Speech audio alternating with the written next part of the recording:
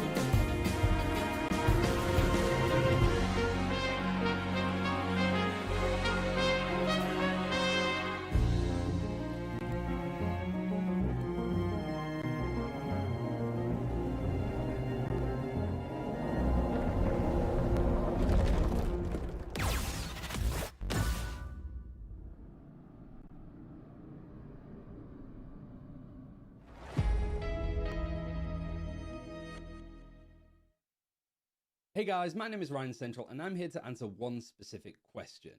What's the meta? And I would answer, I don't know, what's the meta with you? And I will continue to use that joke until I'm about 90, even though I look about 90 now. But in all seriousness though, I do want to talk about some of the data that we've seen from that first week of action in EMEA and Americas in Ignite. Bear in mind that the players played on an old patch. It was the hotfix that came out on March the 19th. So the White Fox buffs that we're about to see, the Deadpool mobility and Elsa having less HP, we are going to see that in action this upcoming week. So stuff is a little bit different. And also, as the pros will say, they're still working out the meta themselves. Lots of stuff is going to change and we're still building up the sample size, which includes adding China and Pacific to the action this week too. But there is a very easy place to start. Elsa versus Gambit. Which of these characters is the most powerful in a competitive sense in coordinated play?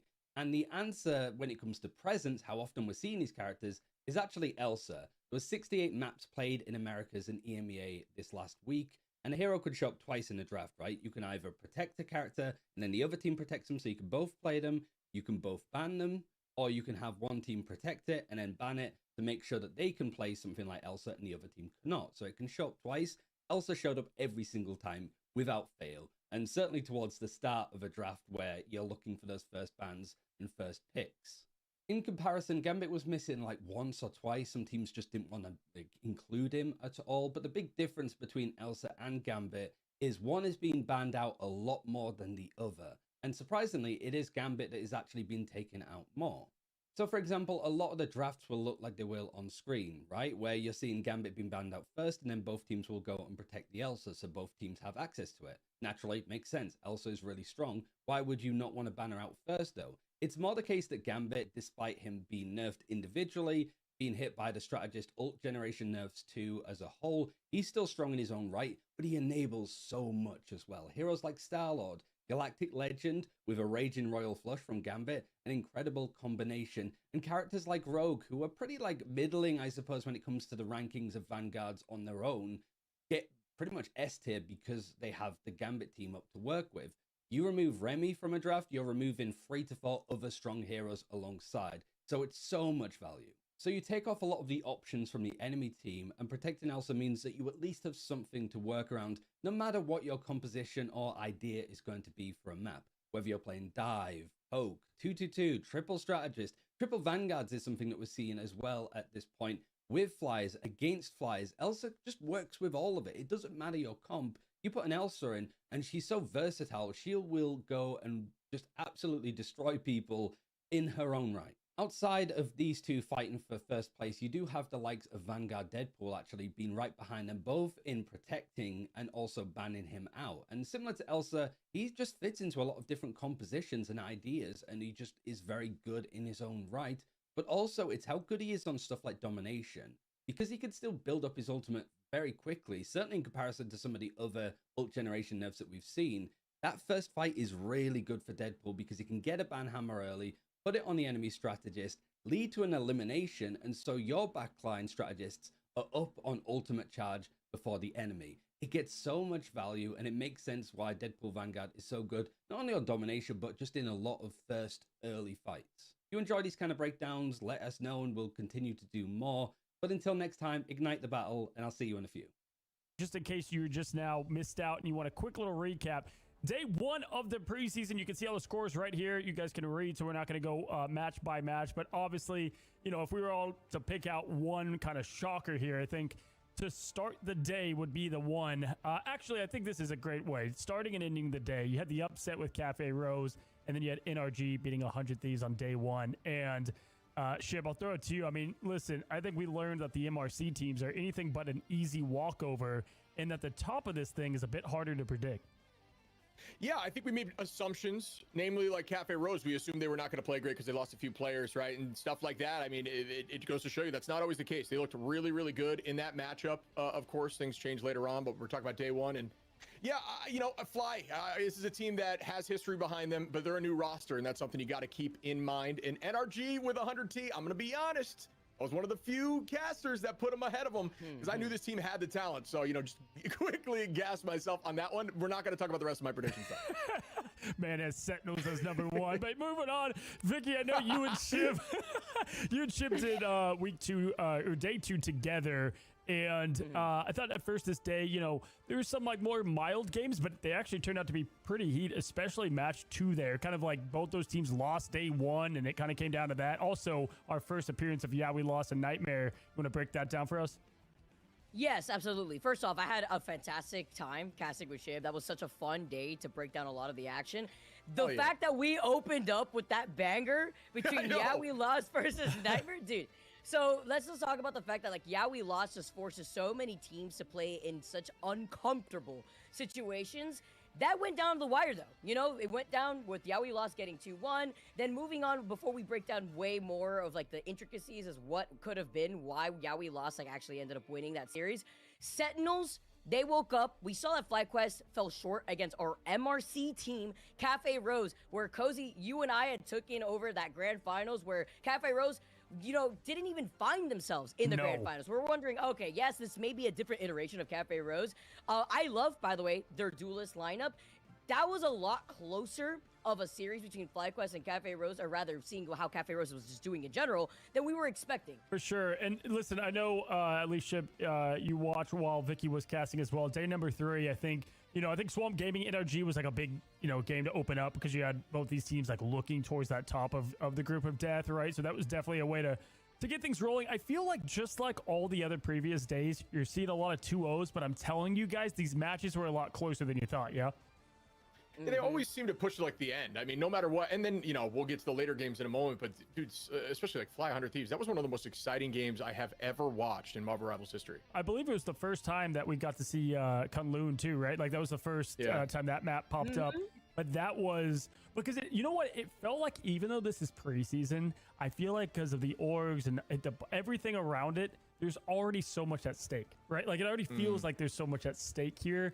And that's what happens when you have an org like FlyQuest, for example, opening up, not getting a win. It just has them that much more determined to bring everything they have against the wall. So I felt like every day had something, even though some things were kind of clinched already and we're starting to figure things out. But all this means, of course, we have a lot of great matches for elimination contention in week 2. Don't go anywhere. We've got a lot coming at you. Alrighty, guys, week 1 has concluded. Week number 2, we've got a lot of banger matchups, and we want to highlight the key players, kind of the anchors of some of these teams that we think you should keep a special eye on. And we start with SSG versus YWL.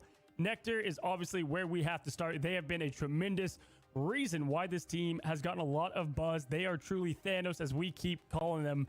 Elsa Bloodstone getting a lot of playtime, obviously there. but also Star-Lord popped off in the neutral. We saw that early in day one, week one. Nectar, I think, is a big backbone, obviously, to this team, and they've got to play at their top level if this team wants to advance and get to that next stage.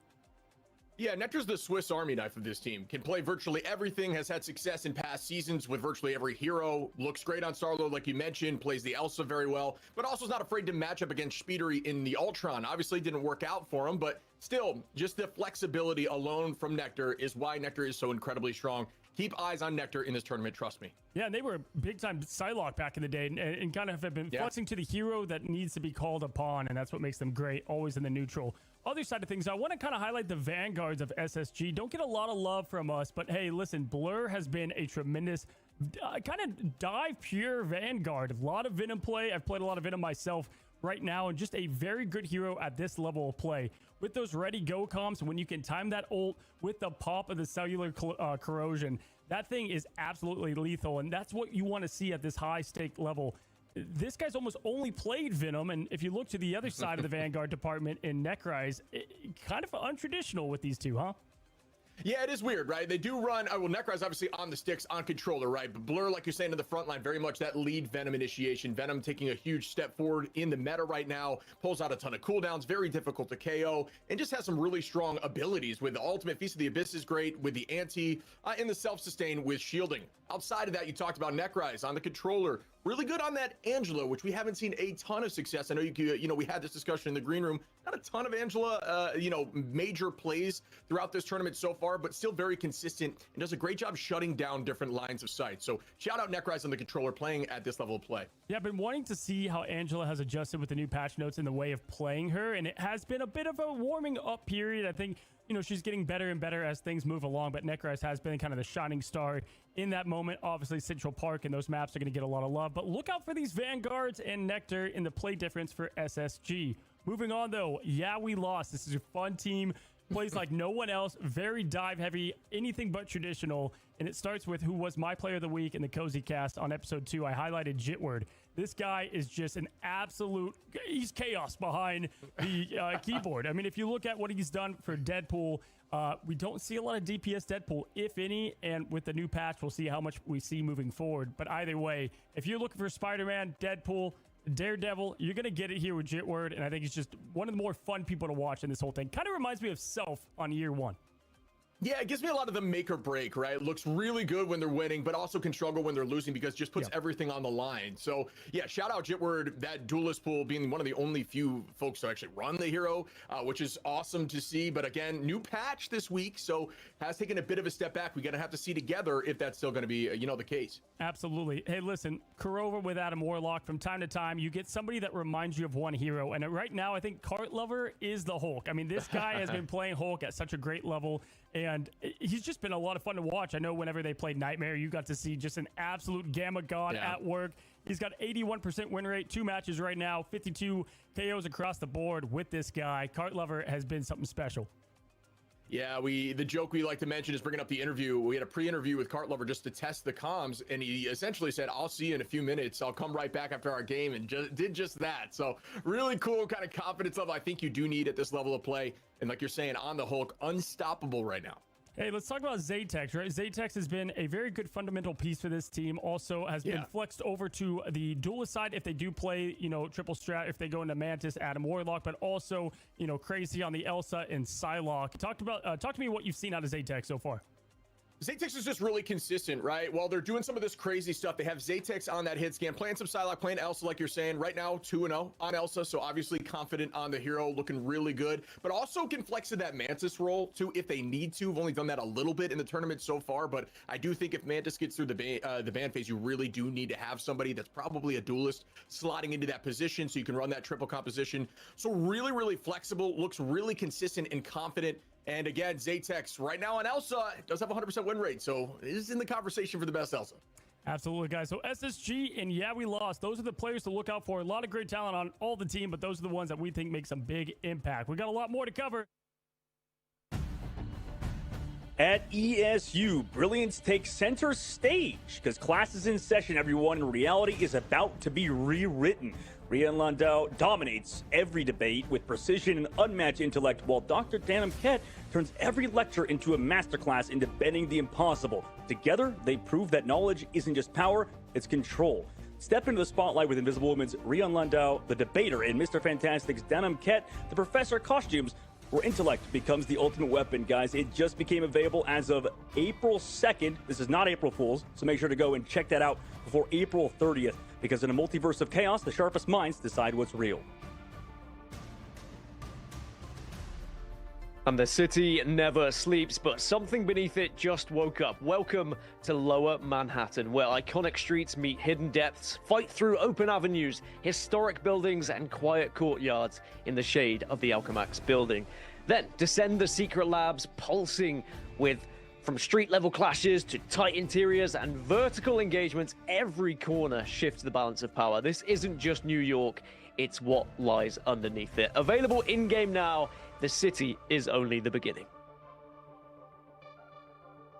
And folks, we have brand new Twitch drops arrive with the Ignite preseason. Tune in right now to participating channels and watch your favorite streamers to earn exclusive rewards, including a spray nameplate emotes, and of course, the exclusive Gambit costume. Again, it's going on March 27th to May 30th, and you can watch, support your favorite teams, and follow the road to victory as the Ignite preseason heats up.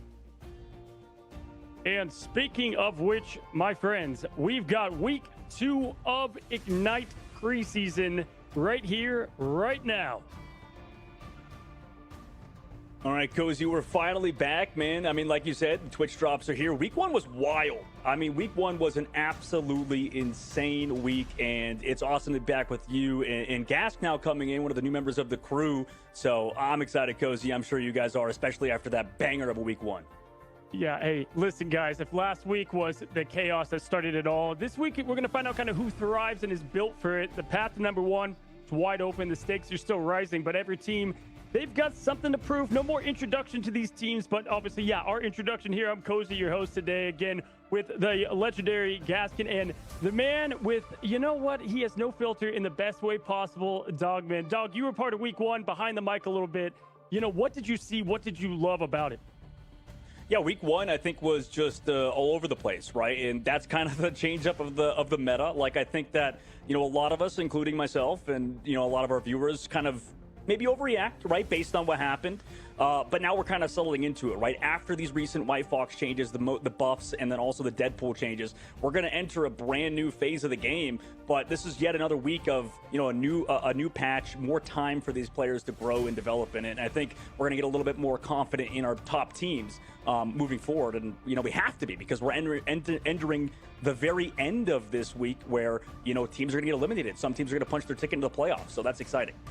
Yeah, for sure. It's a great time to be a Marvel Rivals player. Gaskin, it's great to have you here as well, buddy, as we look at our preseason schedule. Obviously, we've got the group stage going on right now into the playoffs. I mean, I know you weren't behind the mic there last week. We have you for a lot of days coming up now, man. What was kind of the most biggest wow factor of it all for you?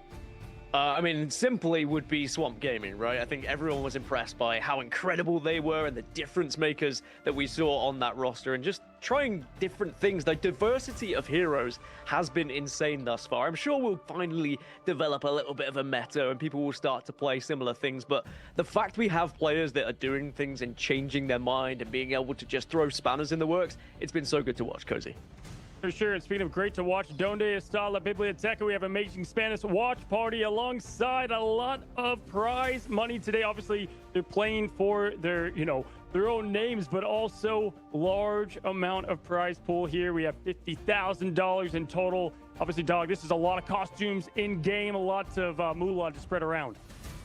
Yeah, I mean, sometimes you need all of that, right, to get the skins you want. You know, if it's a specific event, right, with Invisible Woman and the wedding skins with Gambit, right? Like, for sure, you definitely could use all of that USD, all of that money gained, because in North America, I mean, not only are they playing for the playoffs, like you mentioned, Cozy, but also, yeah, that money in the bank. And we're just getting started here. This is obviously the preseason. There's so much left for competitive play. We've got a brand new map pool ready. Obviously, you guys know and love these maps with our new introduction to Shin Shibuya coming back into the fray. We obviously have seen a good amount of it so far, actually, thus into week 1. And this is, some people definitely love it. Some people, maybe they don't think it's the greatest map. It's pretty defensive heavy at times, but we've seen just about every map in rotation thus far, Gaskin. And, I think for you, if you were to pick one that you'd like to see more of, what would it be?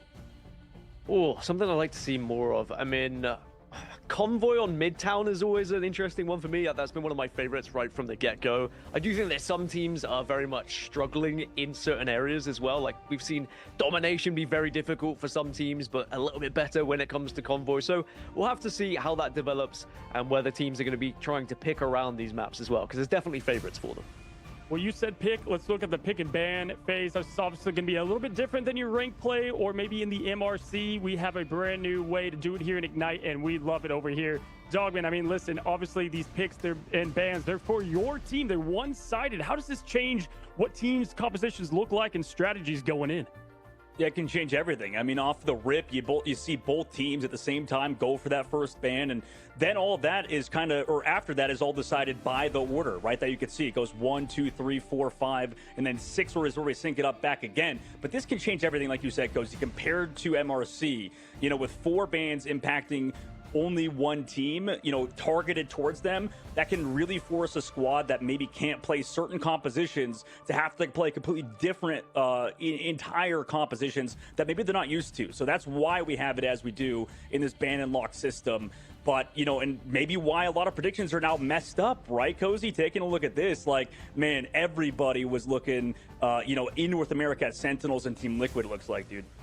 Yeah, for sure. If you look at the group predictions here, this is where everybody's got them at. Maybe your predictions are looking better than others as we all continue to learn these teams. Obviously, we see over there in Group A, Swamp Gaming down there as the 3rd spot. I think that might move up if we were to readjust some of these. TLC obviously looking really great as well, but you can see EMEA and moving forward to our Asia and OCE regions. Anything jump out to you here, Gaskin? Who'd you have taken number 1 in the America region? I mean, I don't want to talk about it, to be honest. I had FlyQuest on Group A. That's not particularly gone well for me thus far. However, my Group B predictions are looking a little bit better. I think if SSG beat YWL today, I will actually be bang perfect. So at least Group B has been good. But yeah, sadly for me, FlyQuest just haven't lived up to my expectations. Or maybe I cursed them. Who knows? Hey, listen, that's Marvel Rivals, right? There's just any given day you can win, and that's what makes things interesting as the team rankings overall. To this point, we had preseason week 1, and this is how things have shook out. Obviously, Swamp Gaming, they've got their 3 points. They're ready to get into the playoffs.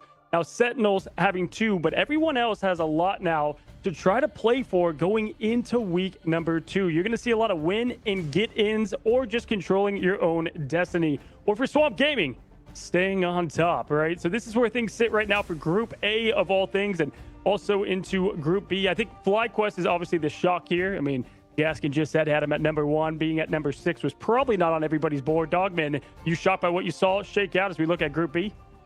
I think so, yeah. I mean, it was just a wild week. And then, even for the other side, for Liquid, Citadel, they kind of, they 2-0, and it's tough to really critique that. But it was, I'm not going to say the easiest of 2-0s, even versus Lunex Gaming in their very first day. So, I think this still is a pretty wild Group B. Same thing with Group A, like you said, with Swamp Gaming's thing on top. But, it's still up for grabs. Even Lunex can come back. And then same thing for Nightmare. I think I rated Nightmare very highly going into the last week, and then they just had some really tough matchups versus good squads. So I think it's as I think Gasklin pointed out, SSG looks pretty good, and that should be a super fun matchup the very first one of the day, right? Between SSG and Yeah We Lost is going to be a really decisive match for this Group B.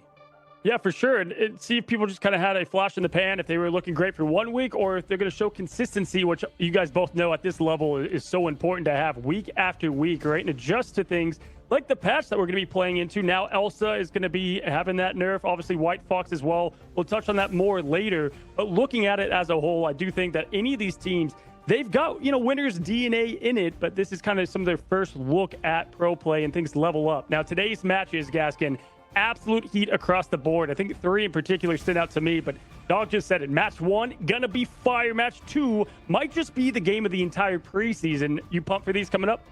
I'm in for good reason. You've got the team that was #1 in America last year against the team that is currently, in a lot of people's eyes, the #1 team in America right now. How is it going to be in terms of developing the meta with SG trying a lot of different things that are a little bit off meta against 100 Thieves who like to be a little bit more structured about their approach? Now, I think there might be a little bit more triple strat coming into effect here today, which might be great news for 100 Thieves. Yeah, for sure. And if you look across the other side, even though they're not winning, man, that's when I think games are so exciting. When your back's against the wall, FlyQuest, you know, they're 0-3 right now. Clearly, now you're playing for heart and effort and everything to show there. But then you have Lunex and Nightmare that are at the bottom of Group B, and they obviously need to play just to showcase what they have moving forward, because players, positions, improving it to your org is just as important here, obviously, as we look into the preseason. So there's money to be played for, but not just at the top end. I think at the bottom end, there's a lot of gains that are going to really speak to these teams. And we start out, obviously, with what we just said, guys. SSG versus YWL. Yeah, we lost. Starting off with Space Station, Dog. This team, full of a lot of talent. Obviously, Nectar being the Thanos, as we like to say. What do you see in this team?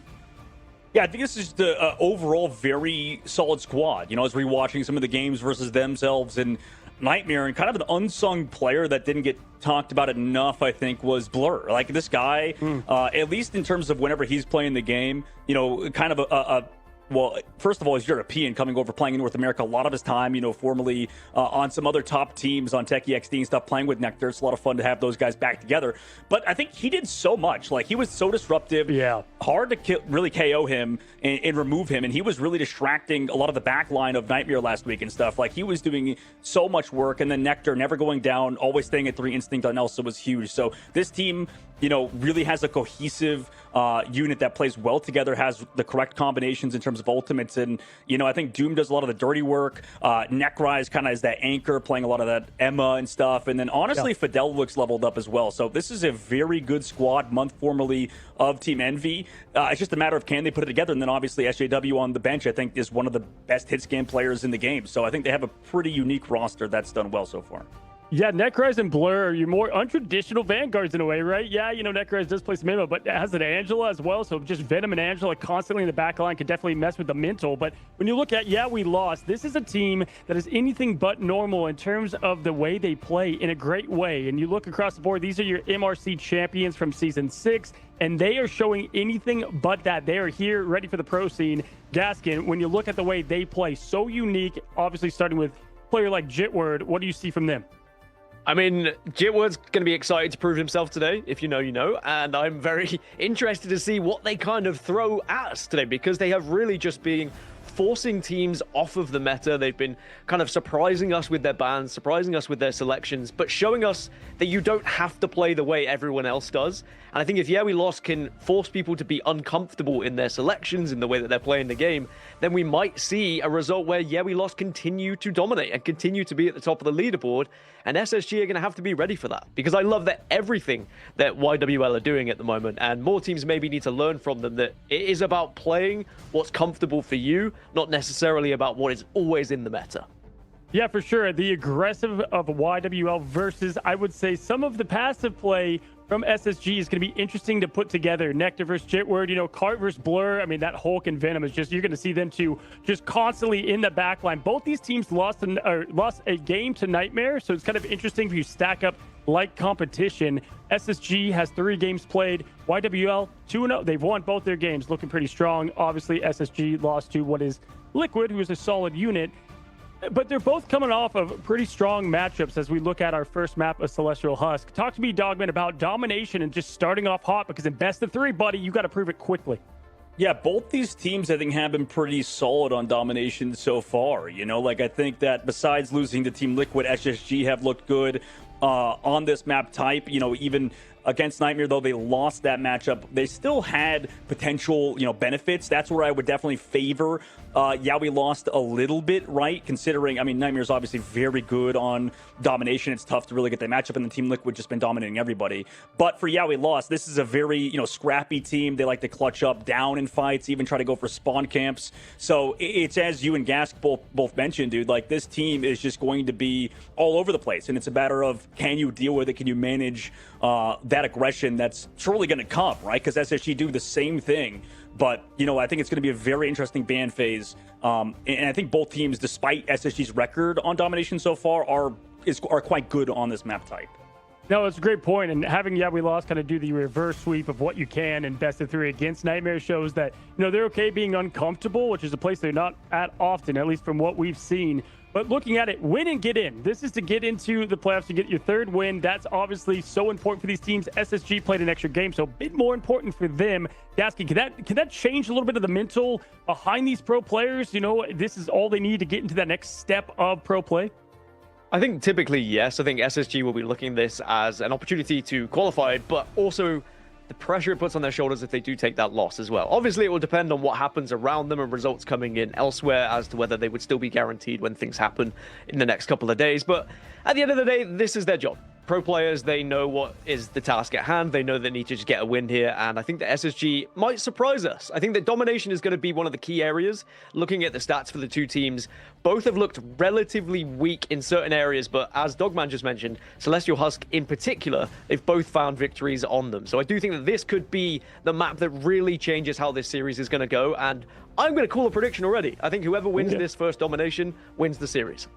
Oh, just keeps with the momentum. I like it. Guys, you're in for a treat. I've got to say, the first couple of matches, if you've come here right on the button when this thing started, week 2, we've got a lot for you in the preseason. Guys, last week we weren't on the current patch where you had the Elsa slight nerf.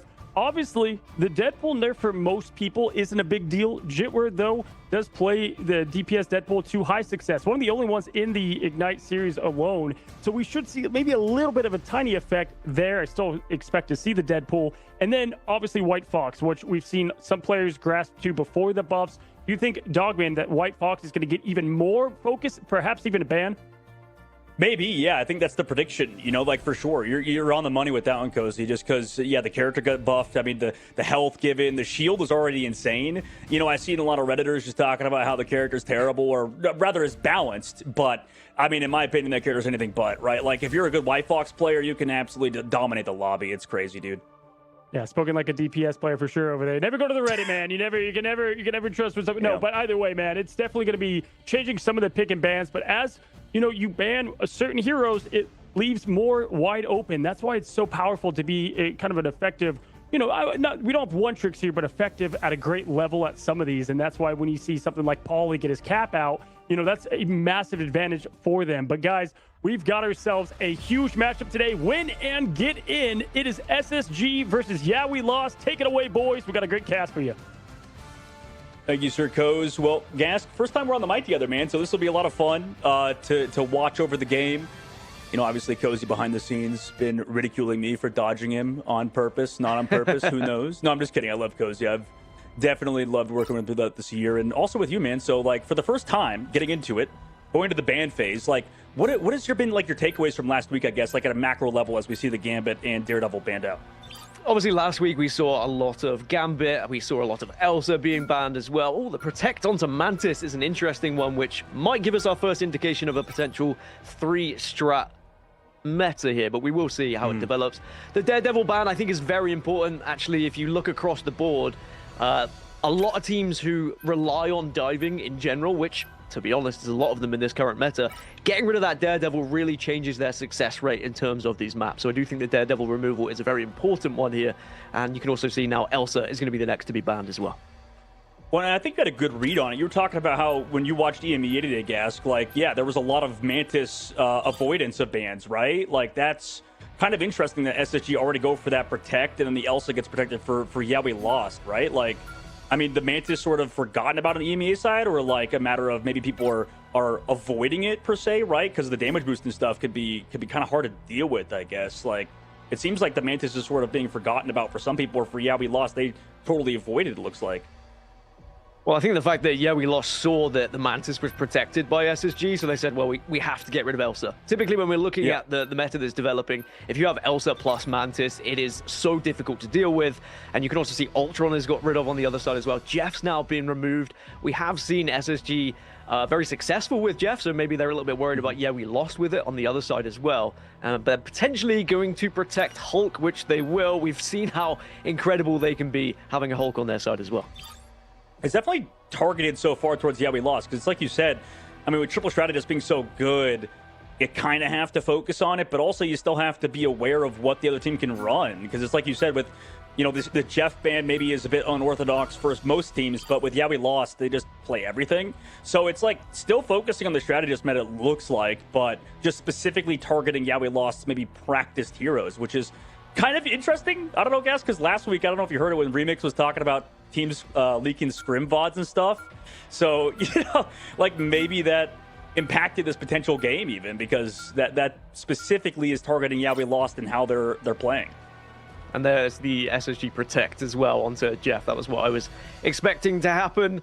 But when we look across, yeah, we lost when they did actually lose a domination. They had Daredevil, Rogue, Mantis, and Elsa removed away from them. They've been able to hold on to the Elsa here, which I do think could be massive for them. The fact we've only got one Elsa in this game, and it's on the side of, yeah, we lost, I'm a little bit worried for SSG, I will say. But we'll have to see how it's going to affect it. You can see potentially a 3-strat being locked in on both sides here with these two teams. This was my... I don't want to say it was a concern coming into today, because I'm quite excited to see how the meta does develop, but I did have a feeling that with the changes, with the patch that's come through, we might see more 3-strats coming in. Yeah, I think that was a good read by you, just because, I mean, in general, like, yeah, the strats are just so, like, oppressive almost, because they do so much healing and, like, don't lack in too much of damage. I think the only difference between... I guess when we look at, yeah, we lost later on, as we take a look at the overall map. Game number 1, by the way, which is going to be the start of an incredible day for sure to see who gets locked in between, yeah, we lost and SSG, but also, like, I don't think a lot of teams prioritize, like, support pool that much, or strat pool. A lot of teams sort of have been focusing on other heroes, but it's interesting as well. I don't know about Gas, like, we're still not seeing that White Fox ban come through as well. That still actually slipped through in this series when everybody was sort of, that was a talking point, I think, moving forward.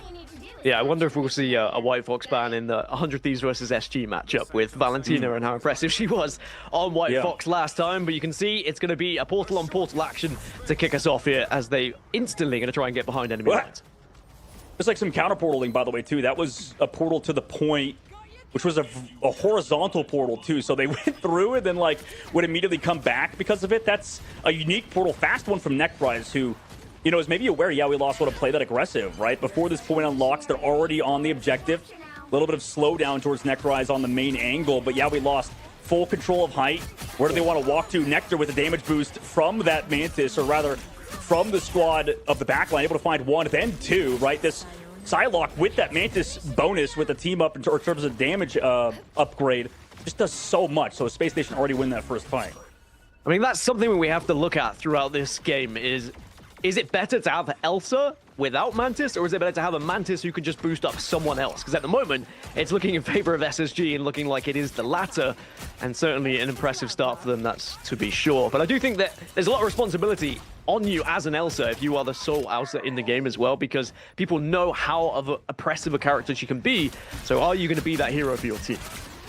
Yeah, excellent point. And I imagine for, yeah, we lost side, they think they can maybe take over this backline. So it's a matter of SSG, I think, have a very solid backline. So it's going to be interesting to see if they can take out Doom, because I know that'll be a target of focus. But they really haven't been able to get much done. I mean, Kart's here on the top right, able to take down Blur. They counter the dive out of the character, or out of the player that was very annoying before. You also have the Deadpool ultimate committed, but Mask goes down with it while up. So trading it 1-for-1, still in control of the point is SSG, and Doomed takes down Kart out of Hulk form. Now here goes Nectar, in with the Dance of the Butterflies. Nothing to counter it either in terms of strats, because Mask has to swap over to White Fox now, and SSG, I mean, they look great so far in these team fights. I mean, a lot of talk coming into this one was Nectar versus Jitwood, and who was going to be able to be the biggest influence right now. Definitely Nectar. Neckrise has Eye of Agamotto available ready for their next fight as well. Certainly, something I've noticed statistically from SSG is their Vanguards survive a lot more than, yeah, we lost. They are very good at avoiding fights, getting out of dodge. As I say that, Jitwood is able to get behind enemy lines and will take down Vital.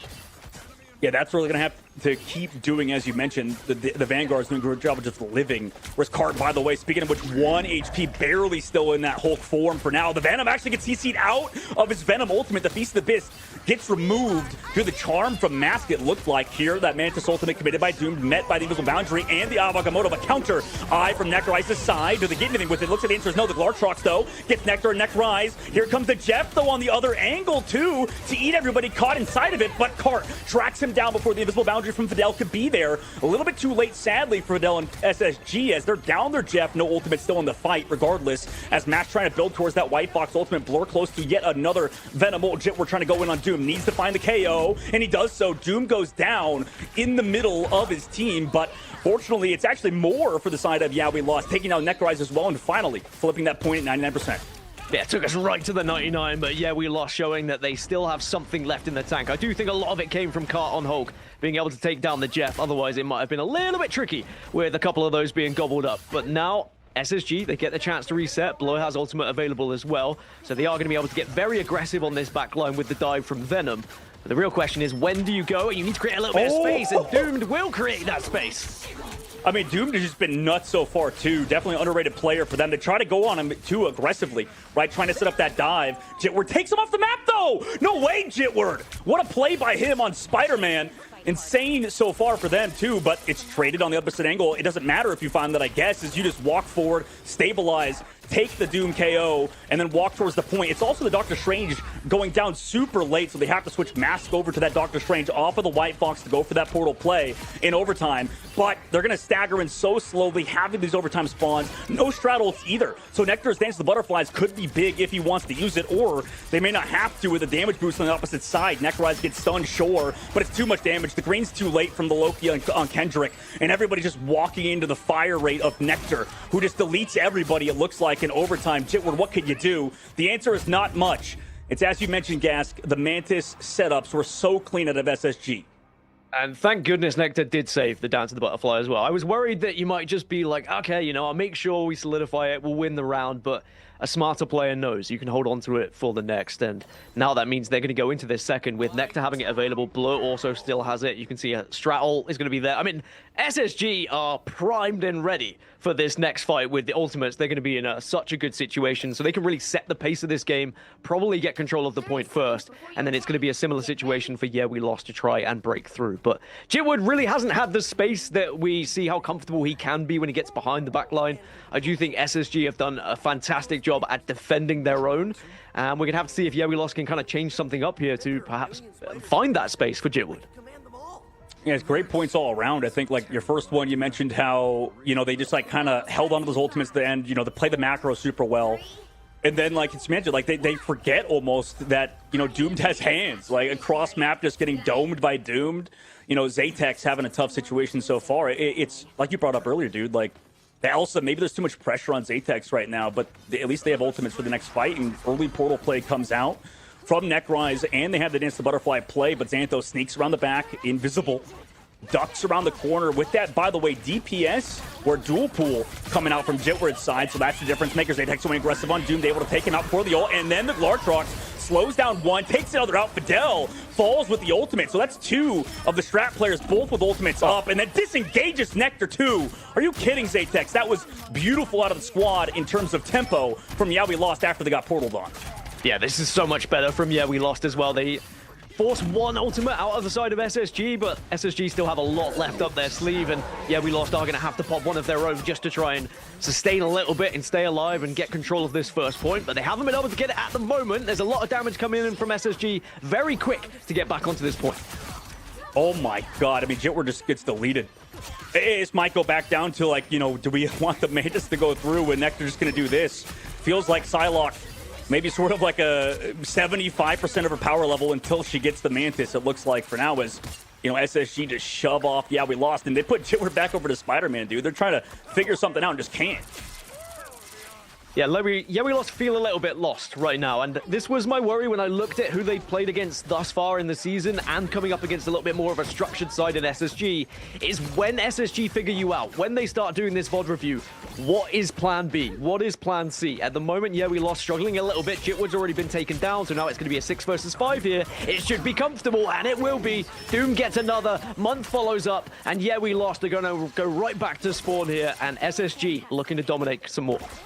Oh yeah, this is the tough part, man. With like you mentioned, with the Mantis going through and then the Elsa, just because I mean it's so much more brutal now. After Elsa now loses 2 instinct when going down at 250 HP, and then Jitwood when he's being focused this heavily. Like this is some clean play from the macro level of it from SSG. Xantho trying to sneak in for the dive. I mean, they try to set up an aggressive play, but is it going to work out? Here comes Car on the Doom with Xantho, by the way, the flank Invisible Woman. That's what they've been doing throughout their matchups. Able to find one, but Nectar with the Dance of Butterflies takes down one due to that flank play, and that was the support, the strategist of the backline, the backbone for the side of We Lost. With both of them removed, that's 2 ults gone. I mean, Kendrick, Month trying to get out of there too, by the way, just trying to duck back around, not go down to Kendrick's ultimate or to any other ults on the backside, but SSG still in control of that objective, right? Making sure Kendrick doesn't give it ult, and he goes down. Oh my goodness, Kendrick wasting that ultimate, sadly for him. Gonna go over to Magneto now. And SSG, it just feels like We Lost. They're playing right into their hands. It's how well they're staggering We Lost as well. They'll get those initial 2 picks, and then they'll wait a little bit before they push the charge, get the rest of the team, and they continue that team to be staggered as well. We Lost, they tried to retreat, but really struggling to do so. And it has been the Nectar showcase all game long thus far. And We Lost, they're going to throw everything at the point to try and survive here, but I'm not sure it's really going to work out. Jitwood does get one. Nectar's gone down. That's certainly the first attempt here. But Doom trades it, sadly, for Jitwood. And for SSG, they can maybe get an eye on the backside. Doom gets downed at least on the backside. Same thing with Fidel. Is that enough? It looks like maybe the answer is yes at the current moment, but that was a lot committed from the side of We Lost in that fight. We'll see what happens in the upcoming one, though, as overtime ticks. Blur goes down. They got 90% of the board. Come back into it yet again as We Lost finally stave off to SSG. This is looking better for We Lost. They've got a far healthier ultimate pool now available for them. SSG are going to have to wait a little bit before they have at least one strat ultimate that they can use, and Car's going to get aggressive and go in with the Venom as well. This is what you need from We Lost. You need to be diving on the backline. You need to be making SSG feel uncomfortable. That's when We Lost are at their very best, when they make other teams uncomfortable and not in the structure that they want to play. So that's better from YWL. Yeah, the Venom swap has enabled them to play aggressively, like you mentioned. Off of that Hulk, Blur able to back away as well. But Nectar in these neutrals, what could he do? Xantho, meanwhile, on the right side flank, has to back away. Has Atex still there as well. But SSG biding their time, playing it slow. Here comes the Glartrox in the back angle into the Mantis ultimate. Jitwood able to find one. Fidel falls too, so the Mantis ult can't keep the backline healthy. And now they can't trade it because they have no healing. Another fight win for We Lost. They could potentially come back here off of a nice, well-placed Glartrox and Venom.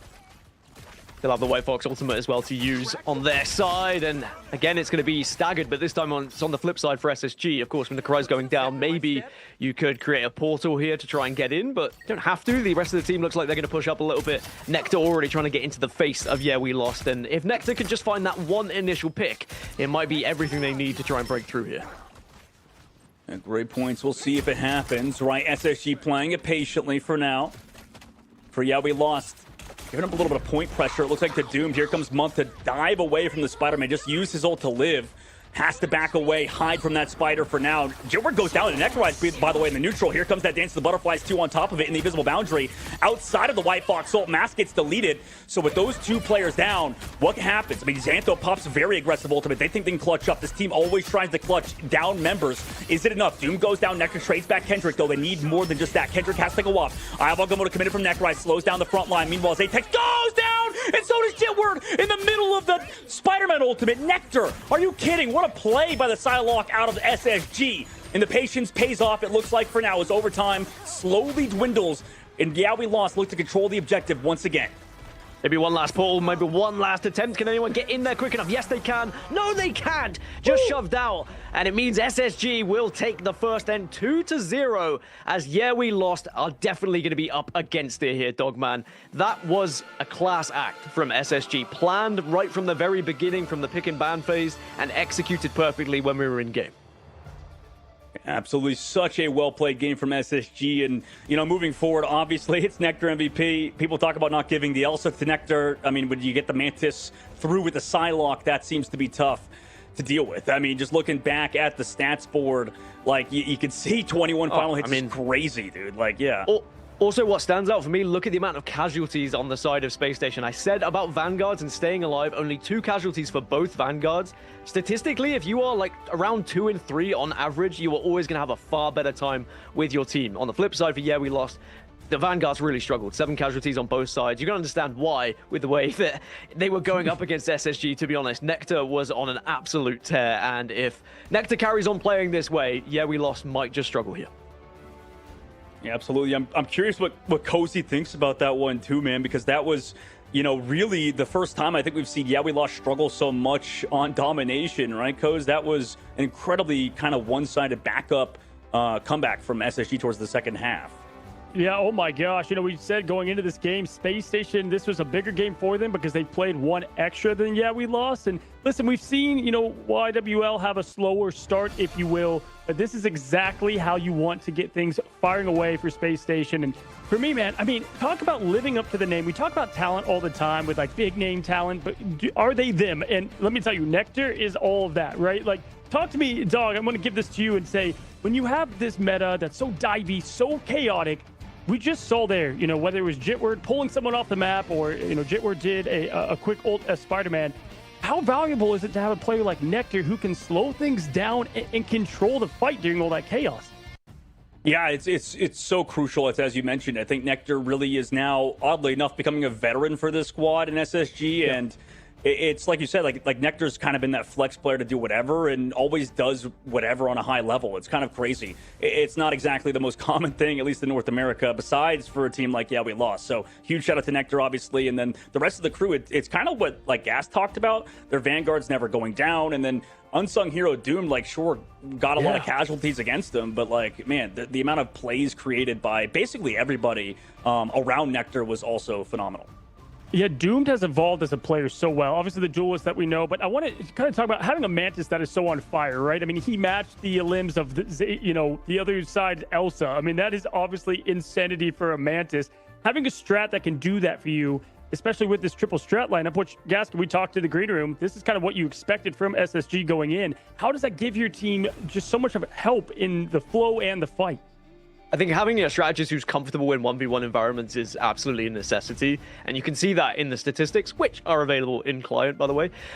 Very good at solo KOs are the SSG strategists. Like, if they get pushed on that back line, they're very impressive at being able to take those fights. They're not scared to take those fights. A lot of strategists will just retreat and try and get out of there. Of course, it depends on which hero you're going to be playing on, but they just seem to trust in their team and say, look, I will take this fight. If you're able to trade with me, that's fine, because then at least we take out either a Vanguard or a duelist, and then we might have an advantage going into that fight, especially because we're on the 3 strat.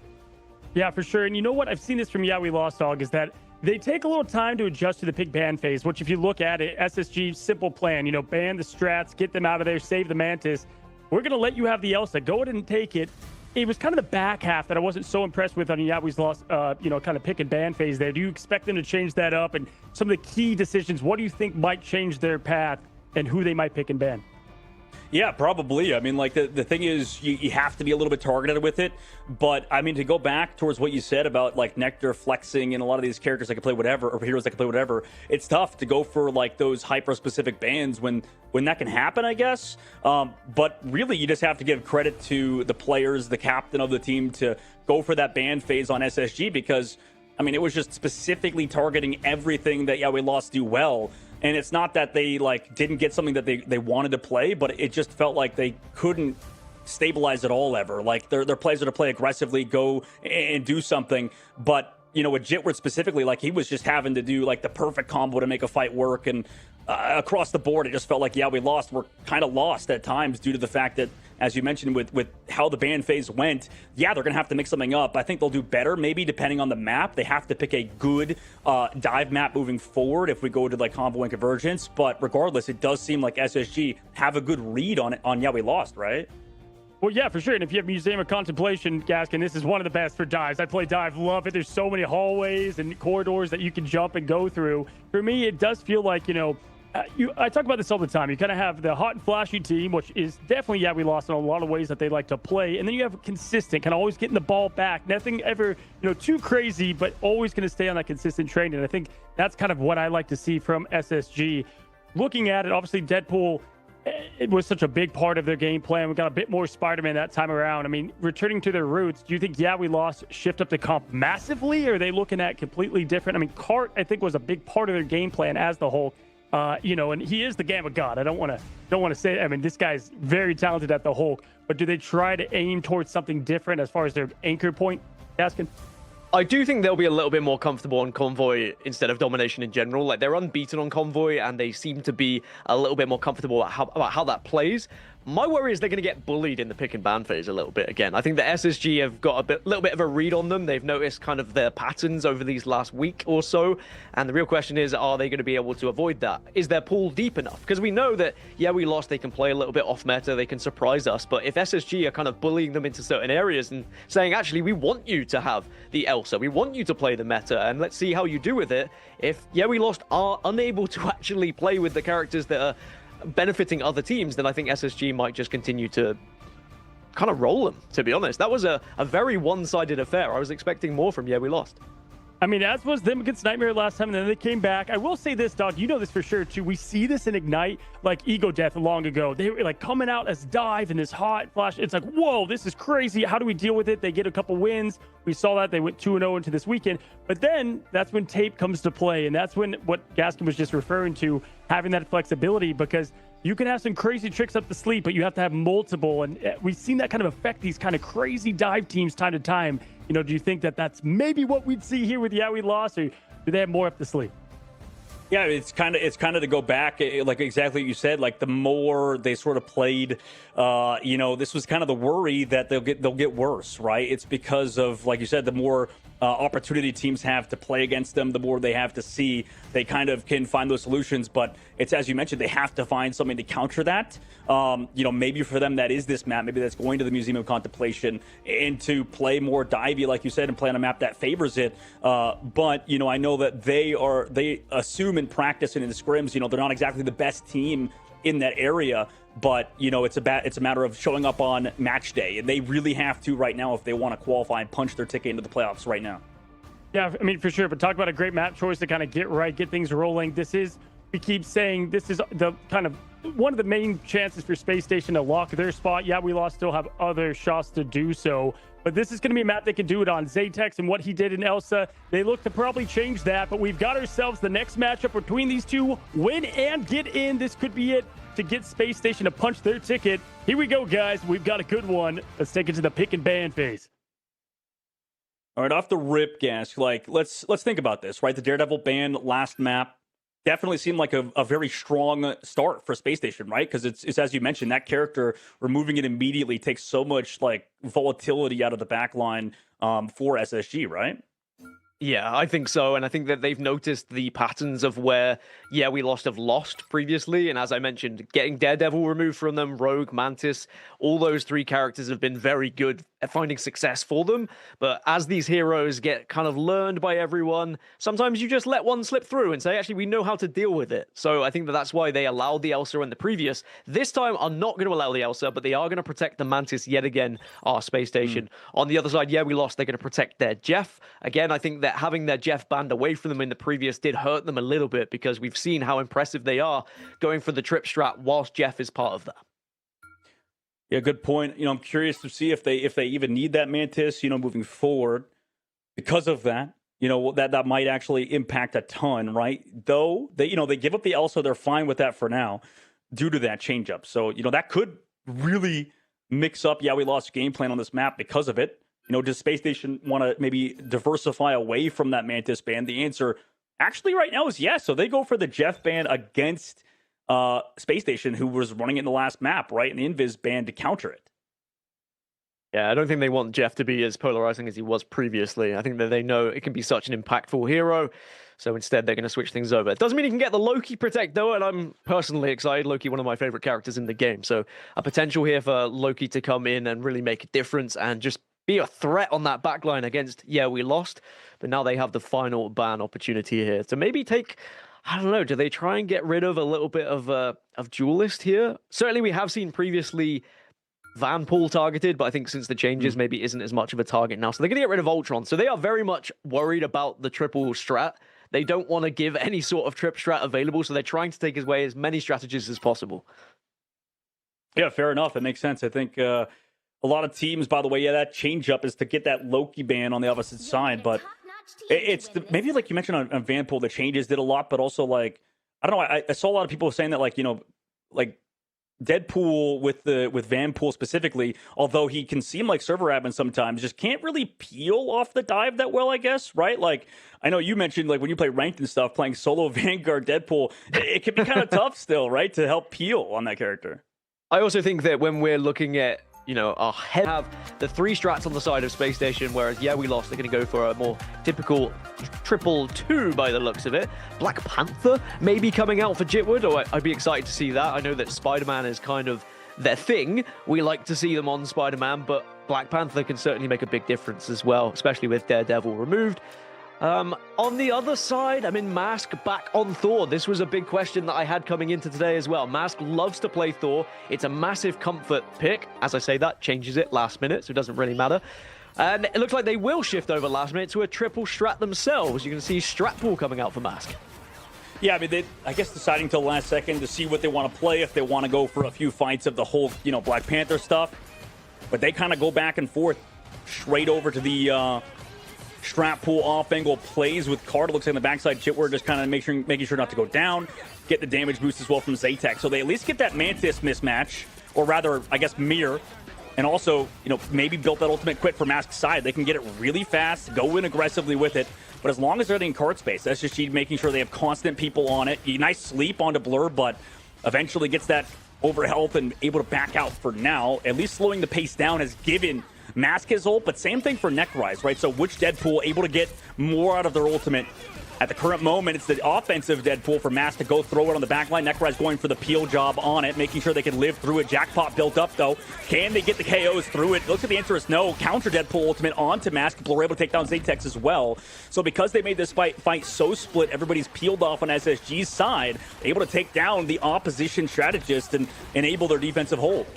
Space Station are doing so well at prioritizing their targets in the moment as well. As soon as they notice that someone is slightly peeled off, someone is vulnerable, SSG will pounce. And we lost struggling with that. Now, if my ranked teammates are anything to go by, we lost should win this game because they have Gambit, right? That's how it works. But the real question is, can Xantho make the difference? Will pop the ultimate, and it is going to be a chance, and now it will allow Jitwood to really get up in the face of SSG here. That poor Doom just got taken off the side of the map due to Jitward's push, just flank fast with that Gambit ult, but do they have the portal play to come back? Nectar is the one to switch to Doctor Strange, but can they get the portal play off in time, as somebody's going to have to touch before them? It looks like it is Blur at the current moment, but here comes Doomed. Ultimate soon, by the way, in the Invisible Boundary committed by month. They still have Fidel's afterwards and Doomed, but it's a matter of, are they reading Kendrick, right? Is this Doctor Strange ultimate going to be big? It looks like it's on the backside. Angle blocked partially, though, so nobody goes down. Month still alive. Able to dodge back and forth. And that was kind of the big deal, though. Jitward comes in with the Spider-Man ult. Actually onto everybody in the background. And the Deadpool as well from Mask committed. That's enough of a job done from Jitward to fully capitalize and move into the second phase of the map. Yeah, they just need to give Jitwood the space to shine like that, and we lost will have so much success. They are so much more comfortable on Convoy instead of Domination as well. I do think that structure is something that SSG, I keep saying structure, and it's going to be my buzzword for this series because SSG are very well planned, very rigid, like their structure, so Domination is perfect for them. But when it comes to Convoy, it can be a little bit more all over the place. There is certainly a lot more areas you can be vulnerable for the peel and for getting caught off guard as well. And we lost. They kind of thrive in this chaos as Xantho gets one onto Doom. Maybe your ranked teammates are right, Gas. Coming with Xantho, setting up these antes. The follow-up is there. It looks like most of the time Jitward goes down, but Spider-Man can come back quickly from spawn, so it's even for now. Cart, nice job to pop the ultimate. Switch before he goes down. Everybody making sure they can come and peel off Cart, but Cart can maybe find the KO until Doom pops that ultimate. Needs to get it off in time. Blur goes down to Jitward, by the way. Peeling on Spider-Man. Don't really see that in rank necessarily, as that's actually a very valuable trade-off to happen, as Nectar came back on Phoenix, by the way. Nice flank angle to take down Xantho, who's playing aggressive. And then another one removes Cart, trades their lives, but I mean, that was so much value in that flank from Nectar.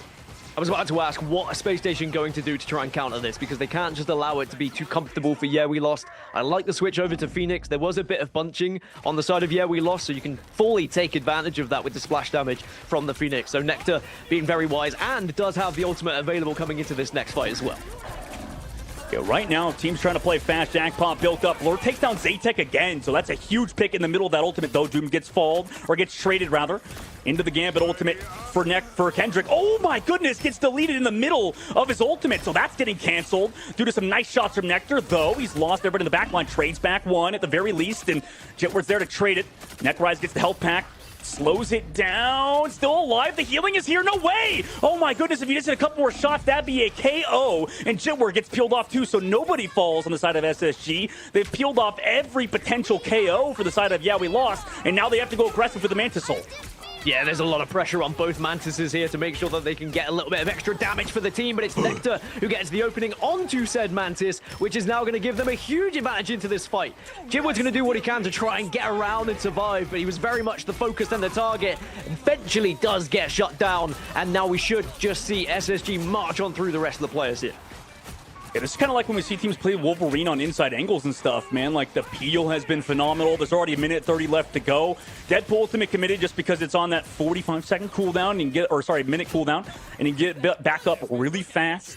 But for Yeah We Lost, I mean, that's tough, right? Multiple fights in a row lost, and now they have to kind of come back into it onto Space Station with Nectar in this damage boost, and they've just not missed a single shot throughout, dude. Like, this has been beautiful. Mask does commit that ultimate on the backside, but can they find a KO off of it? Everybody coming back to peel. Jitward with that damage boost is going to be scary, but the invisible boundary by Fidel gets pulled out of it and is barely still alive. Peels off himself, and the heals are there, but is there anything else to follow up on Yeah We Lost side? Phoenix from Nectar goes back towards the cart, removes all of that over health and the shields from Yeah We Lost, but they're still nice and healthy at the current moment. But Doom commits the ultimate. Nobody down so far, and this has been falling apart for Yeah We Lost, though. They commit that Gambit ultimate. It looks like it got CC'd or canceled, though, to some degree. No, never mind. It does get off, but can they find the KOs afterwards? Mask able to take down Nectar. That's a huge amount of damage removed for the side of SSG as they get walked upon by the side of Yeah We Lost, who need to keep finding these KOs, but it's been slow. Portal blocks come through from the side of Kendrick for now to block off that left side, but they've gotten through with Blur, and you talked about him before, has been so good at living, but eventually will fall. Necrise with the ultimate has to pop it, does so before going down, but do they find the KOs? The greens have been used from from the side of SSG, and can they find any KOs with 0.10 meters left to go? Looks like the answer is yes. Jitward goes down, but Mask and Kendrick trade it. I have Algamoto committed just cause you might as well at this point of the game. Necrise does trade out JTEX at the very least, but they're still stalling, dude. Like, this has been an insane amount of stall from SSG despite what's happened. This has been a ridiculous fight thus far, into overtime now as well, as SSG just refused to go down, but now surely, Yeah We Lost will have enough to punch through and power through here, but with Blur back on the scene, surviving yet again, Yeah We Lost just need to find a way to try and shut down. This fight is crazy! They just keep coming back, like just holding onto that point with an absolute death grip right now as here comes Jitward, months aware of it in the Loki coffee. We'll have greens in a second, but can they peel off that Spider-Man ult? The answer is yes. The CC's not there. Mask can't find anything. Everybody's still peeling. Blur's still touching the cart. Nectar's back on Daredevil. They've switched to basically everything. Gambit ultimate committed, but it's maybe too late. We've lost 2. We've lost 3, and Yeah We Lost with 0.03 meters to go. I mean, the last person to go down is that Doctor Strange. That portal now has to be committed by somebody coming back from spawner. No, he used it the portal block earlier, so they have nothing to touch. And SSG, an absolute miracle hold. Get it done. I mean, if you want a lesson in how to survive a fight, how to delay a fight as long as possible to get your teammates back in, and also knowing when to switch onto what heroes that can get back into the fight as quick as possible, that was perfect from SSG. And that is going to be so frustrating for Yeah We Lost as well. Are we witnessing already the beginning of the end? Potentially, we'll have to see. But, I mean, I was just frustrating on both sides for both teams, I think, because they were looking at it and they were just struggling to try and get that wipe so that you can have that breather and that chance to actually think about what to do. Yeah, absolutely. And this SSG team is looking so good, dude. Like, I mean, who knows? You know, maybe going back to last week with their win over Nightmare. You know, maybe we're not going to give enough credit to Nightmare considering how SSG has looked so far. I mean, this team, like, they peeled off that so well. I'm curious what We Lost could do. You know, going back to the ban phase, you know, does that Mantis potentially enable a lot of this stuff, right? Like those peels from SSG? Or is it just like how strong Triple is right now, Gas? Like, this feels like SSG have just figured out the playstyle of YWL. Well, I think that going back to like a triple strat meta is always going to play into the favor of the teams that were playing a lot more throughout the 2025 season, right? Because it does feel like watching some of these fights, I'm like, what year are we in? Because it's like taking me right back to when Triple Strategist was at its very core. And now on the flip side for We Lost, we see Adam Warlock coming out. So if you wanted to be back in 2025, even more so now. Is the revival going to work? Can the Calming Revival be the difference for We Lost? Because in a fight that was taking that long, perhaps that could be what helps them in this one. Yeah, they're trying to find answers. You know, can they, right? Because I feel like if a team like We Lost have given up on that Mantis damage boost stuff, right, they've have to switch to this sort of Adam Warlock res, and immediately Zektex goes down, has to use the cocoon, though Mask does use the ultimate, not enough. He goes down immediately. Everybody's just trying to go for a quick first fight, it looks like, for YWL's side, for at least that portal play, but that's a first fight win for SSG as the counter portals come through from Necroz, maybe off map. He's going for him. I mean, that was a valiant attempt to start with from We Lost, but again, we are now going to see SSG just being able to show us what they're made of when they have that structure available to them. They control the convoy, they're starting to push it, and now We Lost going to have to try and go for something a little bit different now. Absolutely. It's smart from We Lost, I think, to walk all the way there, understanding that counter portal's coming through, so they just block off the choke partially. Here's Nectar lying in wait. Damage boost over the height. Slowing down Blur's dive, but there it is! Zatex get blown up by the height, by the dive of Blur and Nectar. So, with that player down of Zatex, you lose that damage boost, by the way, off of switching off of Adam Warlock. You do also have that Feast of the Abyss available. No straddles for We Lost side. I mean, they're on the Black Panther now, trying to go aggressive, maybe, but it seems like the triple comp out of SSG has been so good. Doomed again. Now here comes that Gambit ult. Nothing on the side of the defensive angle for We Lost because of that first KO, and no portal play is going to happen here, Gas, because we move to second quickly. Very quickly indeed, and I think we are seeing a lesson being delivered to We Lost from SSG here. And the fact it's the ultimate usage and actually the economy of the ultimates that we're seeing from SSG. They are very patient with them. They're not just popping them unnecessarily, which I would expect from every team by this point. But there were certainly times where I personally would be like, oh, you know, I'm panicking, I should pop it. Down to 50 HP was Blur at one point, but he held on to it, he waited, and he was able to get the support. They trust in their teammates to SSG right now, as We Lost, now looking to try and take them off the convoy. Yeah, they've had to slowly figure out what SSG are doing, but Visible Boundary popped by Fidel quickly and early to make sure they can't find anything with this Gambit ult, but I have Agamotto to slow it down. Blur trades back Zatex, Doom goes down. That's at least a trade, considering Doomed has been so good so far. Jitward trying to get some bounces with the jackpot, able to get it off of Nectar. The Devil will not be let out today as Nectar's ultimate gets canceled and sent back away.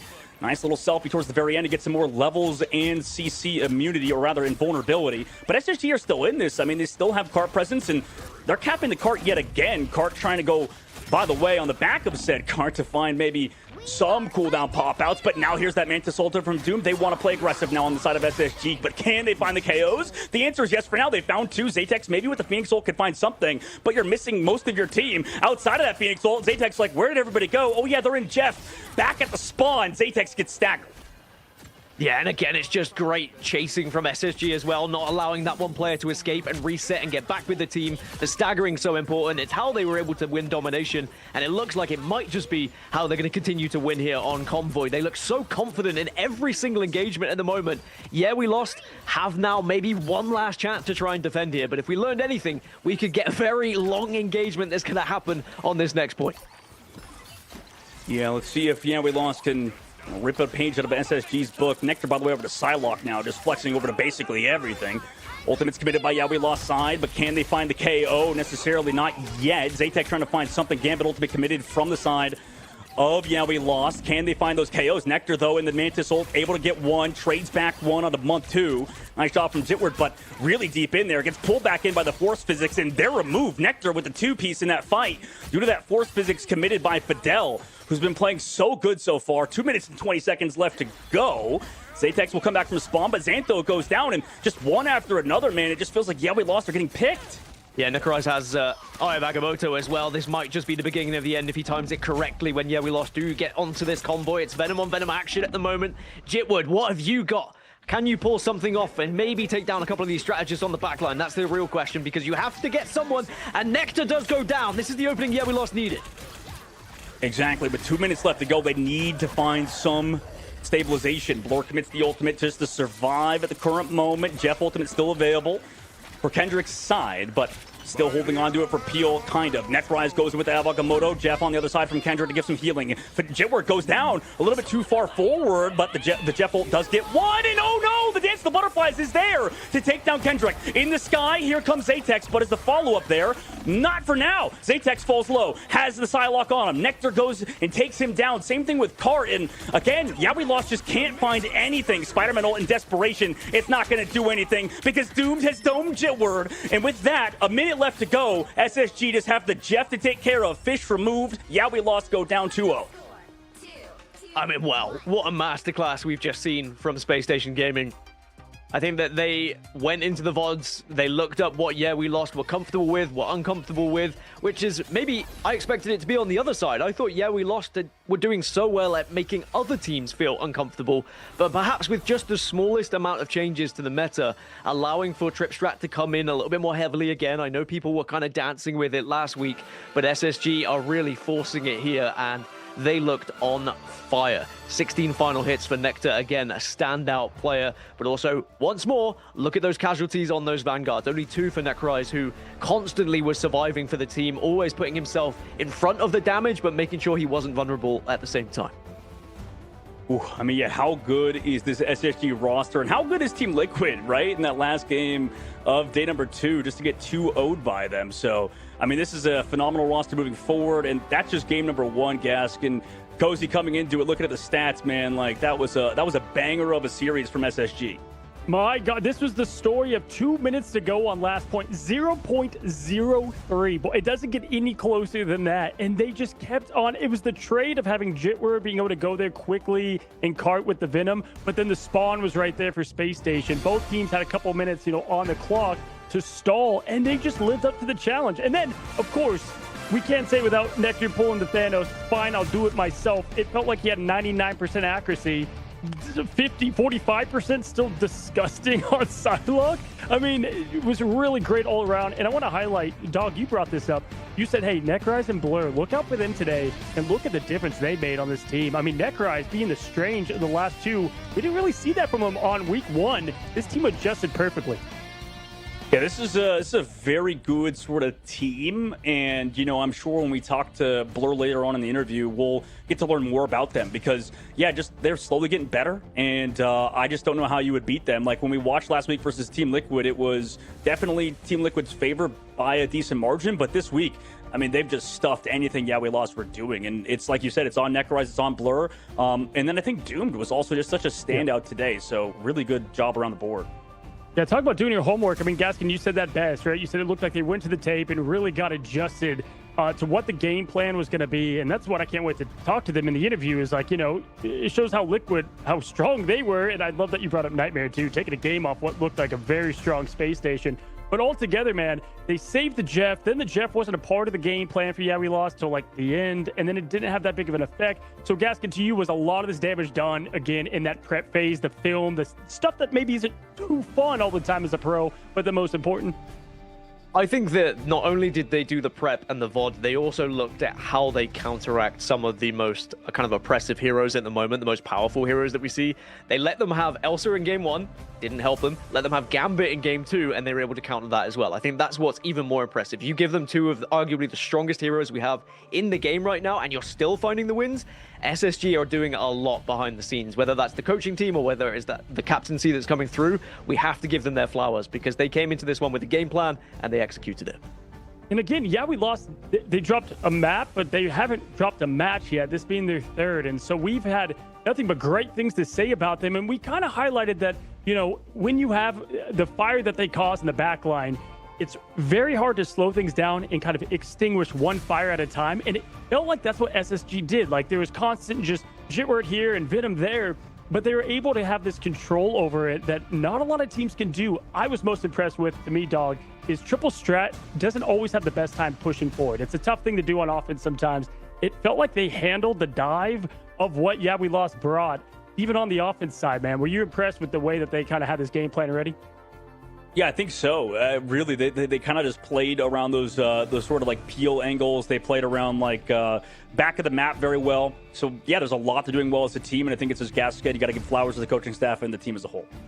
Well, let's welcome in our interview today. We have one of the main vanguards, the Venom himself, right now, and that is going to be Blur, who we're going to be welcoming in and asking him, I'm sure, tons of it. First of all, congrats, Blur. Good to see you, man. I mean, you were locked in when we saw you in the green room a second ago. You're coming off now a 2-0 clean win. I got to ask you, man, first question. You bounced back in a big way today. You know, how proud are you the way that this team responded after going against Team Liquid? And does this show that SSG can truly compete with just about anyone? Thanks for the congratulations and everything. Our team is, I think we're kind of getting used to, like, I don't think that we went through like a really sluggish period of struggling versus like almost everyone basically, right? And it started off slow whenever like I first joined the team and things like that, like a month and a half ago. And recently it's just picked back up, and especially after like playing our first official versus TSM. And then even though like it didn't go well versus like Citadel, it was like enough proof where like we feel like we perform well enough in officials. It's like a massive difference compared to like our usual like scrim game compared to like officials. Like everyone's giving their 110% and everyone's feeling good. So even though like we lost really badly to Citadel, I think now we've realized we should just play for, like, I mean, you've seen today, right? We just first protect Mantis and just play comfort, especially into a team like this. Like we thought that it was really good because we scrimmed Heretics, who I mean, basically we just scrimmed Heretics for 2 days and realized Mantis is broken, and we was like, yeah, we'll just do this. So that's basically the thought process behind it. But yeah, we're feeling good about everything. I'm looking forward to the next matches. And that Awesome, for man. you, Blur, I mean, like you were playing a lot of that Venom so far, right? And just kind of living, like, I don't know, like, can you maybe describe for a lot of those like dive players that sometimes it feels like you're on an island? I mean, like, how are you even alive for so long versus their backline and stuff when you're just like relying on your backline to outlive, kind of? It just felt like you were never kind of being traded. Like, are you doing something specifically, or is this more of like a standout performance from your strategist players? I think obviously, like, especially like second map, right? Like whenever we have like Mantis Loki, like Month is like on his comfort pick of Loki, and it's also just running any type of triple, especially into a team that likes running like Spider-Man and you're first banning like DD. Like they don't really have a side player either, so they can't really hard commit on a dive. And whenever they do try and commit with like a Spider-Man, triple support's really good at like peeling it. So it's good on like my backlane, obviously living and fighting and doing everything correct. But I think it's just the fact that like I don't think they can really play the comps that they usually play into like a triple with Mantis. It's like there's like so much risk going into it, right? Like diving into a Mantis, like a damage boosted DPS. But yeah, I don't think there's anything like special, really. Like I think tank, especially in this meta, is just like, I mean, I just play Venom, right? So I'm just a fat guy who people look at, and it's quite boring. It's not really majestic, right? But yeah, I think we're supposed to play really well. I mean, you certainly make it look good, and you have one of the best like survival rates actually in the entirety of preseason thus far, so you should give yourself some credit there. One thing I wanted to ask you though, we saw you lose 2-0 to Team Liquid Citadel, of course. What kind of is the plan now? Because it's a very different team we've just seen today compared to what happened against Liquid. Do you think that you really just kind of developed as a team and you learned from that loss, or is it just a playstyle issue that maybe you're going to have to change moving forward?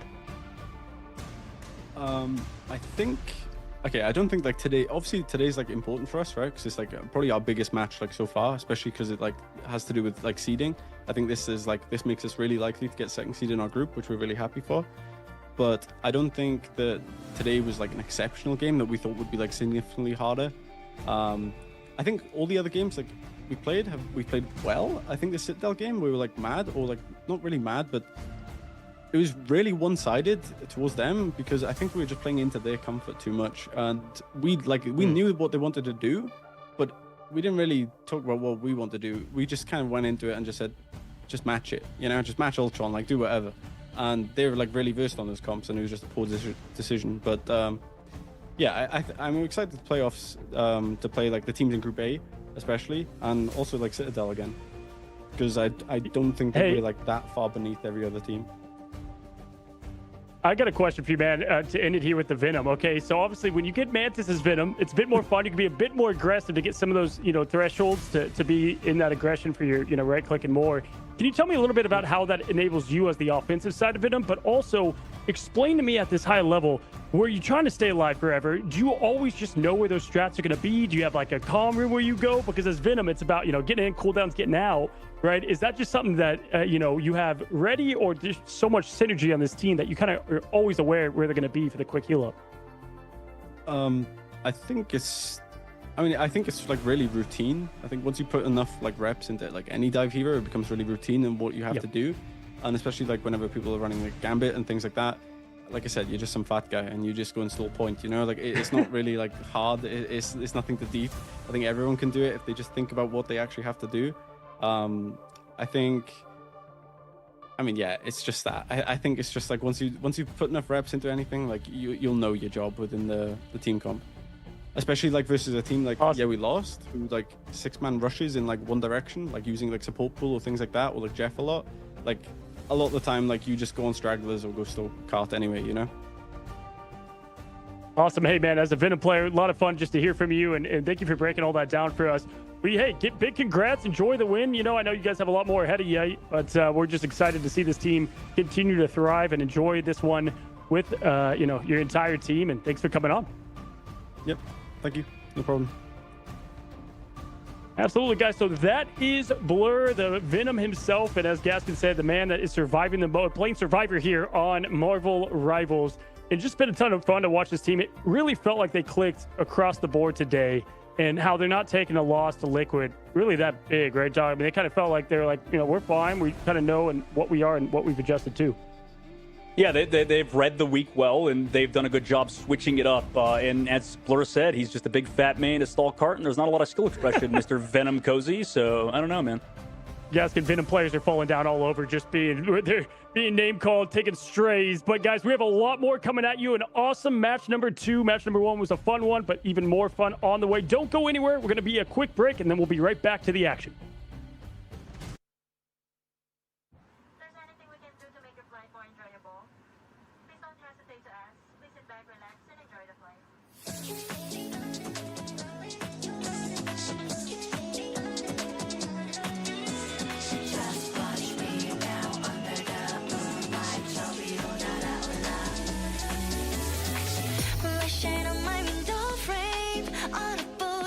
Flame, blinding, shining lights. I bet it's skipping way out of control. Lock in. Oh yeah. We won't stop it.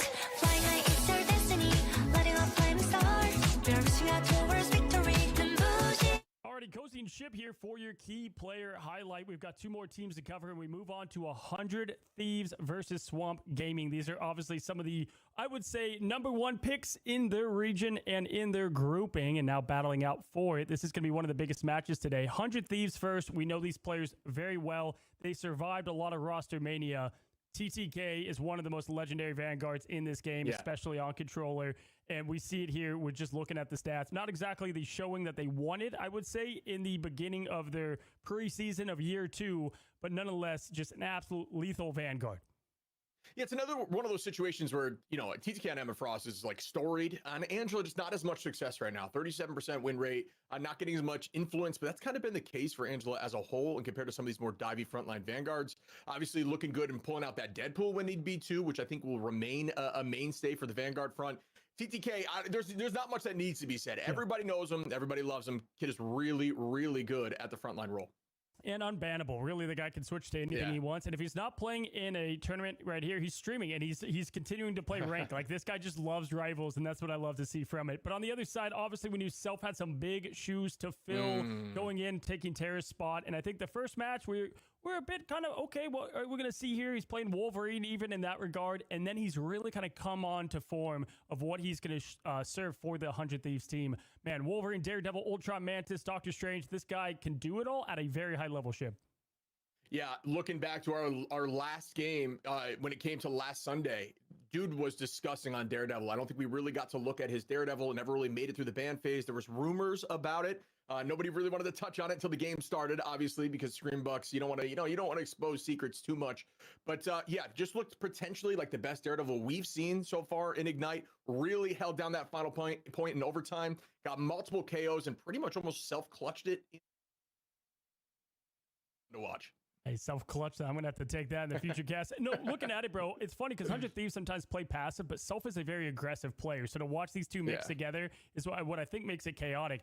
Delina has been the FBS mechanical keyboard god over here. We know him for a long time. Also Bloodstone, Psylocke going back to even the last year. A lot of play there. Phoenix, Adam Warlock. Guy does it all as well. We've heard, coaches talk about if you need to ban either Elsa or Gambit. When it comes to Delina, you got to get rid of Elsa Bloodstone. Yeah, we talked to Coach Fox, who essentially called out Delena straight up and said, you don't want to give Elsa to Delena, who right now, struggling a bit on the win rate front, right? But again, it is a team game and it depends on who they're going against. Right now, we're rocking a 26% win rate, but when he's on the hero and if you've watched any of these games, you can just see the impact. The plays are immense. He looks confident. He's dominating, but still just not quite able to get these wins. Let's move on to Swamp Gaming, who has the biggest rise in stocks, I would say, in the sense of where they land on the power rankings, even in America. This team has looked perfect. A million ways to beat you. I mean, Krasman is crazy.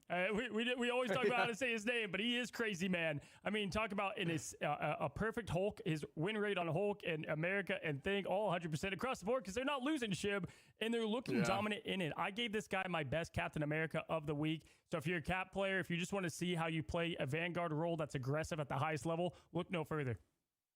Yeah, I was going to shout out the Cap. Like you said, you mentioned the Bruce Banner looking really good, but he just has 100% win rate on both of them, right? Looked really good in both the matches we've seen from Cap and Hulk. Somewhat similar play style where you're going to see Cap be a little more divey. Hulk can peel, play a little more brawly. But yeah, Cap is just really strong in this meta, and there are select few players that play Cap to that extent. And I would say that Kraz is absolutely one of the top 5 and, maybe even higher. I mean, especially not even 4, you know what I'm saying? Top 3. So definitely something to keep your eye on. I'm pumped to see Valentina Eve play White Fox with the buffs because Valentina was playing White Fox before it was cool, and so this is going to be fun to see what has been one of the strongest backline strategists for any team here in America continue to succeed. And these are not just small buffs, these are major buffs coming to White Fox for this server. So this is going to be definitely, I think if they're already looking this dominant, man, it's going to be scary to see what else comes to it. I know this team is in the conversation for the best team in the North America's region right now, which is awesome. Shout out to this team. They're looking amazing. Shout out Valentina, like you said, running Fox before the buffs, 100% win rate. Obviously, the team has not lost yet, but she just looks like an absolute unit on that hero. Maybe a ban target now. Yeah, no, seriously. I mean, and on top of that, Melophobia, not a lot to talk about him other than he's exactly where we left him off last year. Melophobia was always such a kind of shining moment of that team. And it was never, if they didn't win last year, it was never on him really, because this guy always showed up and he continues to do that right now. You can see across the board, no matter what this guy plays in the duelist position, even if he has to flex on over to Vanguard, things are fine. This guy's cooking. A lot of fun to watch him. He's a rising name in the duelist department. So that's going to be 100 Thieves versus Swamp Gaming. Maybe the game of the day. A lot of big players to watch out for. We got more player breakdown coming to you after this quick break. What is going on, guys, and welcome back. This is the match that a lot of us have been waiting for, right? It is who we thought, a lot of us going into the preseason, was the #1 seed versus right now who a lot of people put as that #1 seed. It certainly is in Group A. I mean, listen, Swamp, 100 Thieves. Gaskin, I want to give it to you first, man. What are you expecting out of this matchup? Are you just pumped?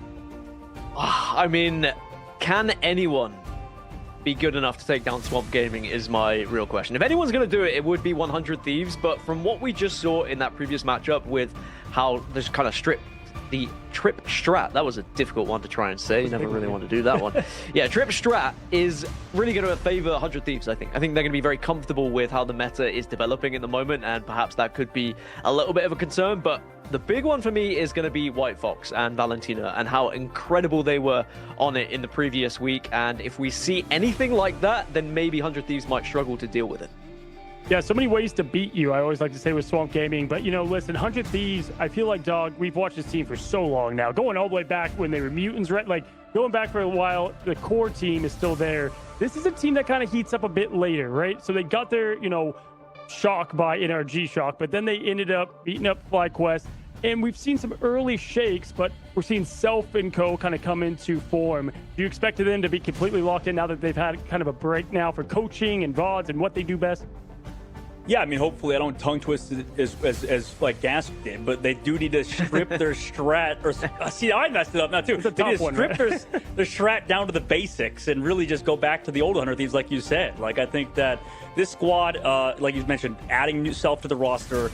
TTK, everybody knows, like one of the greatest players of that squad. Winnie also is playing really good. By the way, speaking of which, Winnie and Vinny on the same squad has been a unique team. But yeah, I mean, like you said, it's going to be tough. And I think it's as Gas mentioned, like this Swamp Gaming team is very good. You know, I know that, you know, some people were maybe underestimating them, including myself.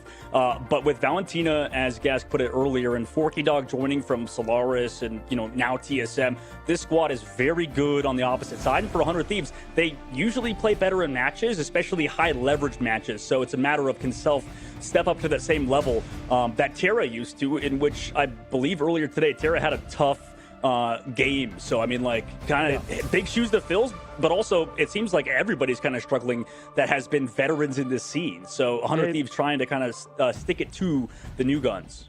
Yeah, I mean, look, we just saw Nectar just so well going from the Elsa over to the Psylocke. Delena has done the same, play Psylocke going back, way back, but we're going to probably see a bit of that adjustment. Self has just been a demon on the devil. We just saw that at the end of FlyQuest in the game that you saw, one of the best matches of the preseason so far, but also filling the Terror shoes of Wolverine quite often. So much to break down to them. We'll continue on that. But yeah, let's take a look at Swamp Gaming. First of all, W having these roster pictures. Glad to see these guys repping the Swamp here.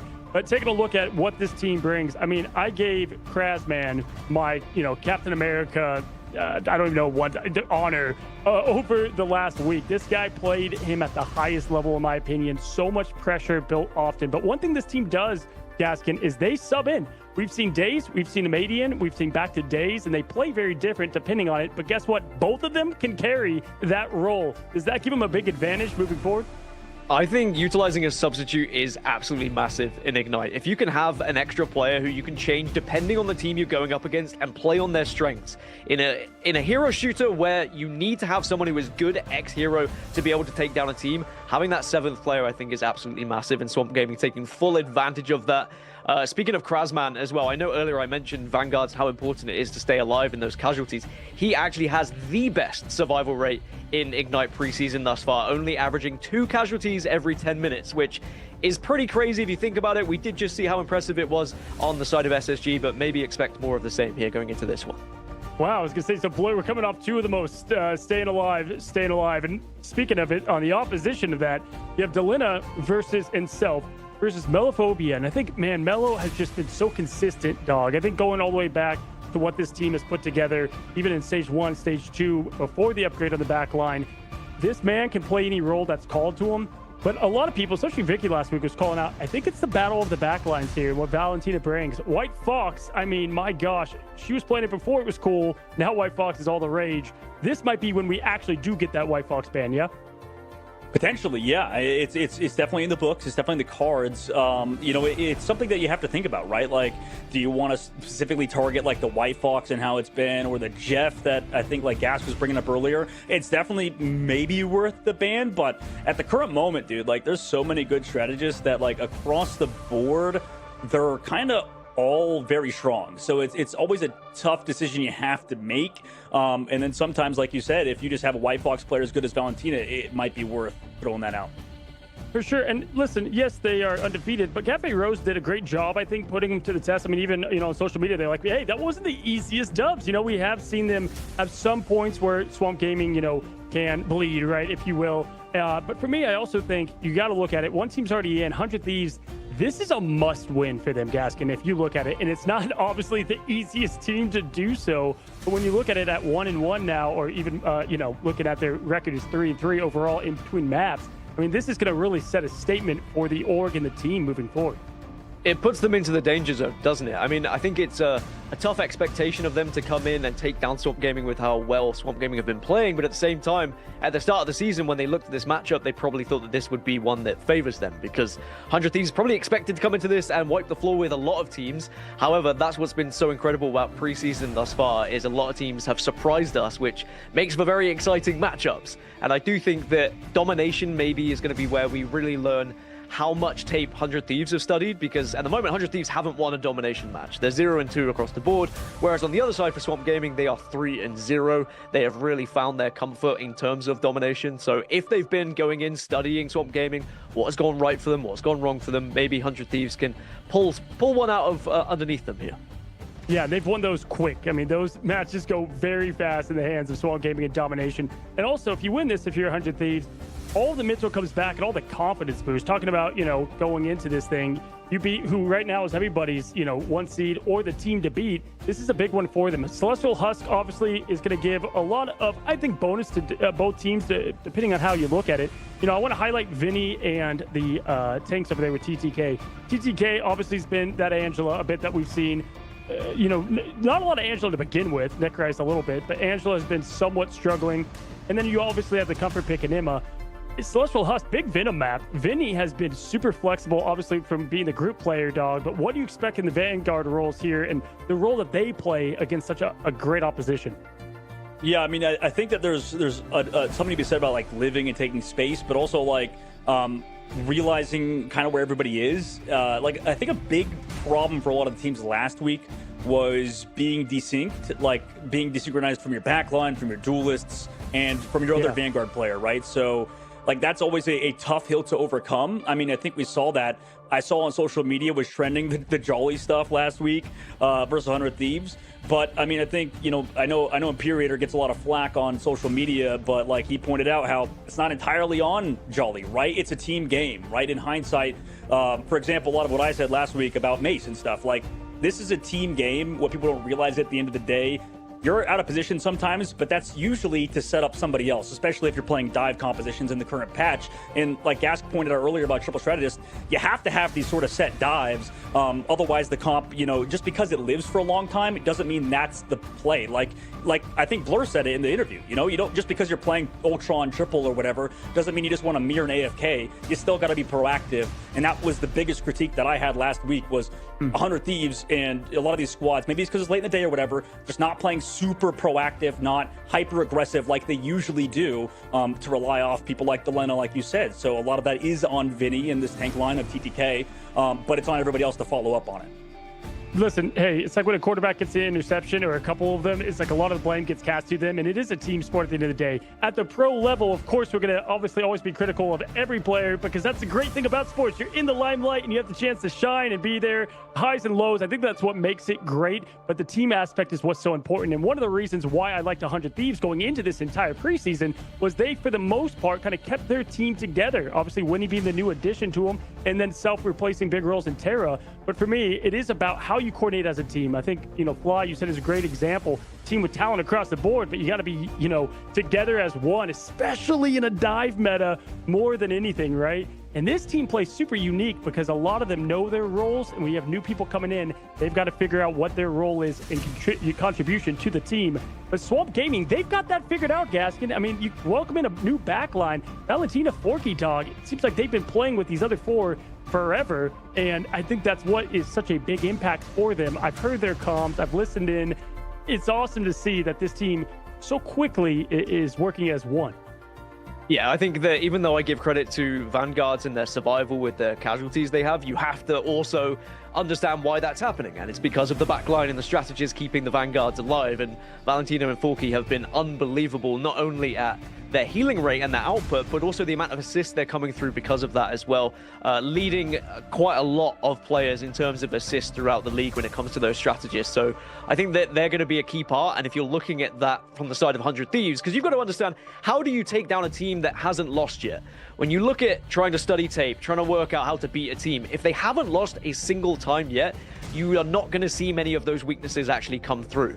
So you have to look at their strengths and how you actually shut down their strengths. And if the strategists are their strengths, then you need someone who is comfortable diving, someone who is comfortable in 1v1s, and you actually just puncture through them. I do think a Daredevil would really help being able to take them down, but I wouldn't be surprised if Daredevil gets banned away from 100 Thieves every single time today, because in all 3 of their losses, they've had Daredevil and Gambit removed away from them, and they've really struggled to be able to kind of bounce back from their strengths.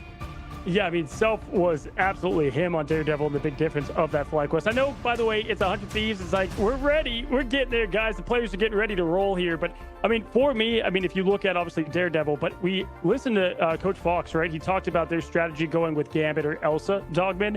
And a lot of it was, all right, we don't want to give someone like Delina Elsa. Did he just give away the plan going in, right? Like, is this obviously what they're going to do? And Delina, does he expect that? Or was that in the last patch? I mean, we just saw Nectar. They adjusted so well to that quick ban on the Elsa. That's all they had under the resume, at least in the preseason. And then when the Psylocke came out. So I think Delina has big shoes to fill here, because you have to be somewhat of a hyper carry at times in that duelist role. Yeah, to take back and take a step back and look at the overarching sort of history of 100 Thieves, you know, it was kind of like Terra that was the star of the team, or at least took a lot of the limelight away from Delena. But he was kind of that sort of unsung player, and then since last week has been playing really well, right? Like, I think a lot of people have noticed how his gameplay is a lot of fun to watch, and I think that he plays a very exciting style for 100 Thieves. Now, it's not like they've won a lot of their games necessarily, just because of the fact that they, you know, had a close series with FlyQuest, you know, and the fact that they've, you know, lost to NRG, a team that a lot of people assumed they would have beaten. But it's still a lot of, you know, potential game plans leaked, like you said. But regardless, what you saw in the last series, and like Askin pointed out earlier, Mantis is kind of a real boon this week, and maybe Elsa has taken a smaller step back. Yeah, I think we're going to see by far the biggest, like, wows to the balance patch of what was White Fox and Elsa in this game in particular. I mean, listen, you said no Daredevil, Gaskin. Give me Daredevil, because Self versus Daze going head to head is just going to be its own, like, spectacular to watch. It's going to be like DBZ going on, just a bunch of crazy combos up in the sky, looking wild. I mean, that's what I expect out of them. But yeah, I'm wondering what team of Swamp Gaming we get, because again, Amadian has came in, and then Days as well, right? But we've got it ready, guys. The yap is over. 100 Thieves versus Swamp Gaming is here for the potential looking best of the Group A. Boys, take it away. We got a good one. Thank you, Sir Coz. It wouldn't be a 100 Thieves game, Gask, without a little bit of, I imagine, you know, discussion over the server, you know, where you want to play, you know, West Coast, East Coast. Oh, and look, instantly 100 Thieves getting the protect onto Daredevil. Cozy gets his wish. We will see 100 Thieves with Daredevil. As I said, in their 3 losses thus far, they haven't had Daredevil. But it seems like Swamp Gaming felt like Elsa was more of a threat. Of course, they follow up with Gambit as expected, but will get a protect onto their own Gambit indeed. So Swamp Gaming at least going to have the Gambit on their side, which is definitely going to be worrying when you look at how impressive they've been from their strategists in particular. All right. Well, we get Cozy's wish, I suppose, with that. And, you know, on the opposite side, what's going to happen, right? Because Mantis was a lot more focused, what Blur said in the interview. But this time, man, like, we're, like you said, diverting immediately into that Elsa and the Gambit. And, well, that game plan that you guys mentioned in the sort of lead up to this, it seems like it is going to be enacted by the side of Swamp Gaming, right? And I think it surprised me to hear about how, you know, we think Mantis is a little bit OP. Mantis is a must pick. In EMEA, we saw Mantis completely ignored on pick and ban throughout a lot of the matches, and it might happen again here as well. Of course, it's only going to be a pick of Mantis, most likely if you're playing the triple strategist meta. So if you are just planning on playing the 222, then maybe you don't really worry too much about Mantis. And again, that's going to come down to preparation and learning about what your opposition wants to do. But looks like we're going to have Daredevil versus Daredevil. So Cozy now is going to be even more delighted with the fact that we're going to get that mirror match. All right. Yep, we get to see it. But it's a lot of focus towards that Gambit comp, I guess. That's like the kind of interesting part whenever we get those Gambits going through, is because, okay, you want to play Star-Lord, you want to play for that fight win with Gambit, Star-Lord, Galactic Legend combination. And then also the Rogue. So you're already trying to prioritize that Gambit composition. But for Swamp Gaming, that's kind of like a, I don't know, almost like a benefit. It's going to be interesting, right? So 100 Thieves go for that Deadpool Vanguard protection. But for Swamp Gaming, I'm curious if they were even thinking about that, right? Like, I know a lot of people mention how good Deadpool is. I know some pros will value that character so highly, even despite, strat pool and dual pool being available a lot of times. A lot of those are also still quite good, especially with a damage boost and stuff that you can get with strat pool. But some focus for 100 Thieves towards that Van pool, see how their sort of change-ups are. We did see that Ultron from Self before, and it's like you mentioned, Gask, no Mantis for either, or rather for the side of Swamp Gaming so far, but this will be very curious to see like how they've adjusted moving forward. Yeah, I do think that if you can get the Gambit through, then you're not necessarily going to go for the triple strat.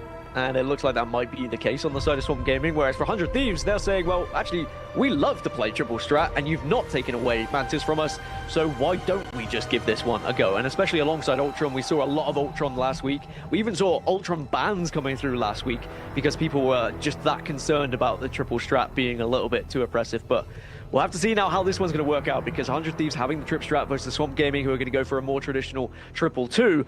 But a lot of it is going to come down to how theirs works on that Daredevil. Are you going to be able to shut down that back line and maybe take out some of these strategists?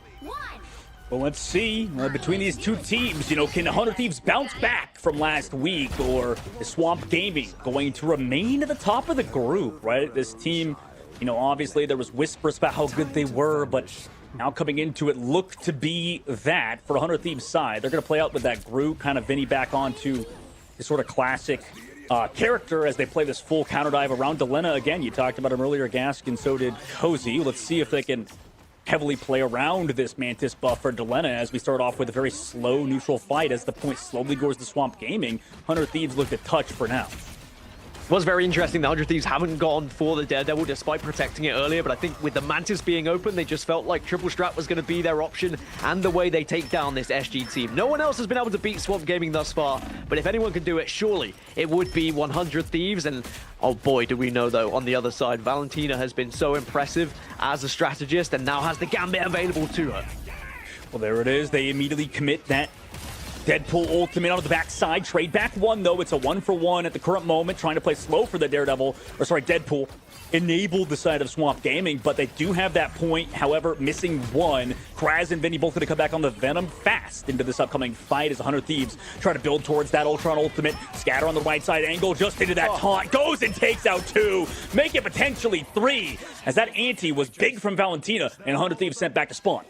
All right, so test one is a failure for 100 Thieves, and the real question is how long do they stick with this before they try and change things up? You can already see TTK switching over potentially to Angela here, maybe feel like you can do a little bit of a difference being able to fly with her and maybe grab one of those strategists on the other side from Swamp Gaming. Delena is going to have an ultimate shortly. That Phoenix, of course, can be a big damage output on the other side as well for 100 Thieves, so can that be the difference maker? On the other side for SG, though, they have two strat ults to work with, so they're going to have a great time defending this one, if I'm honest. Excellent points. 100 Thieves try and take that same angle. Valentina, Gambit, Raging Roar flush to the backside. You got those Loki crystals committed to sustain to the current moment, sort of like a soft strat ult in their own. They try to push forward with that Mantis ult in the backside from the Loki copy. But will they find the KOs? Deadpool committed onto the backside of, it looks like Winnie for the side of 100 Thieves, but he's able to live for the current moment. Self trying to stay grouped inside these drones and the killing from the rest of the squad, but Mello and Daze fine on the 3. And with Valentina, that's multiple KOs for Delena. Unfortunately, Zensong Inferno is going to be all for naught. Only one KO for 100 Thieves side. They're sent back to spawn again, and Swamp Gaming look as strong as they looked last week.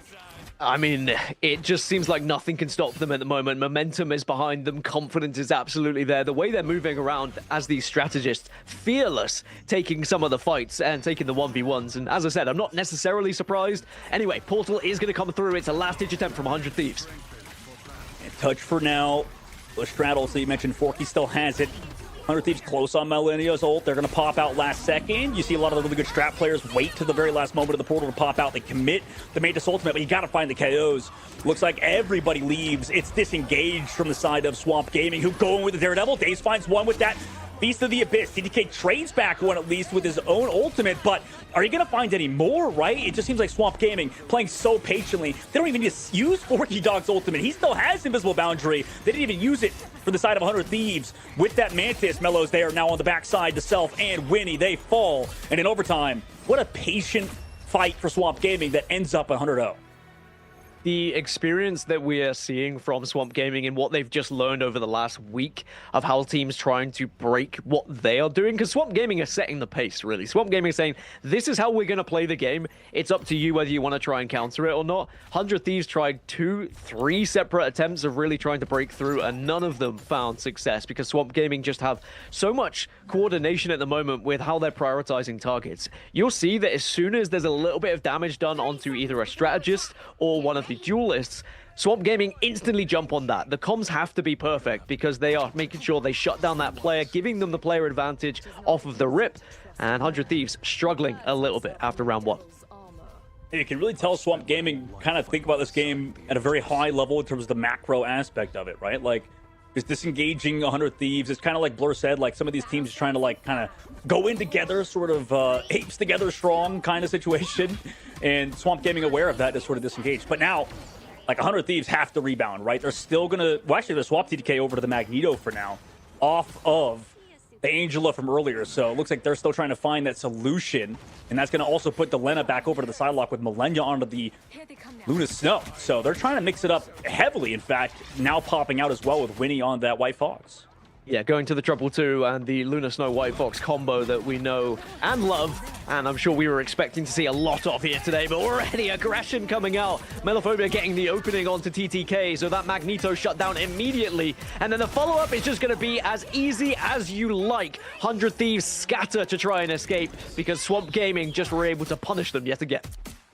Yeah, 100% tough fight for 100 Thieves to win, but Swamp Gaming just commit that one ultimate dive onto TTK, and I mean, that's just going to send 100 Thieves back. Now, 10% on the board built for Swamp Gaming. At least they're down a straddle for 100 Thieves side, and they're not even close to that Luna Snow dance floor just yet.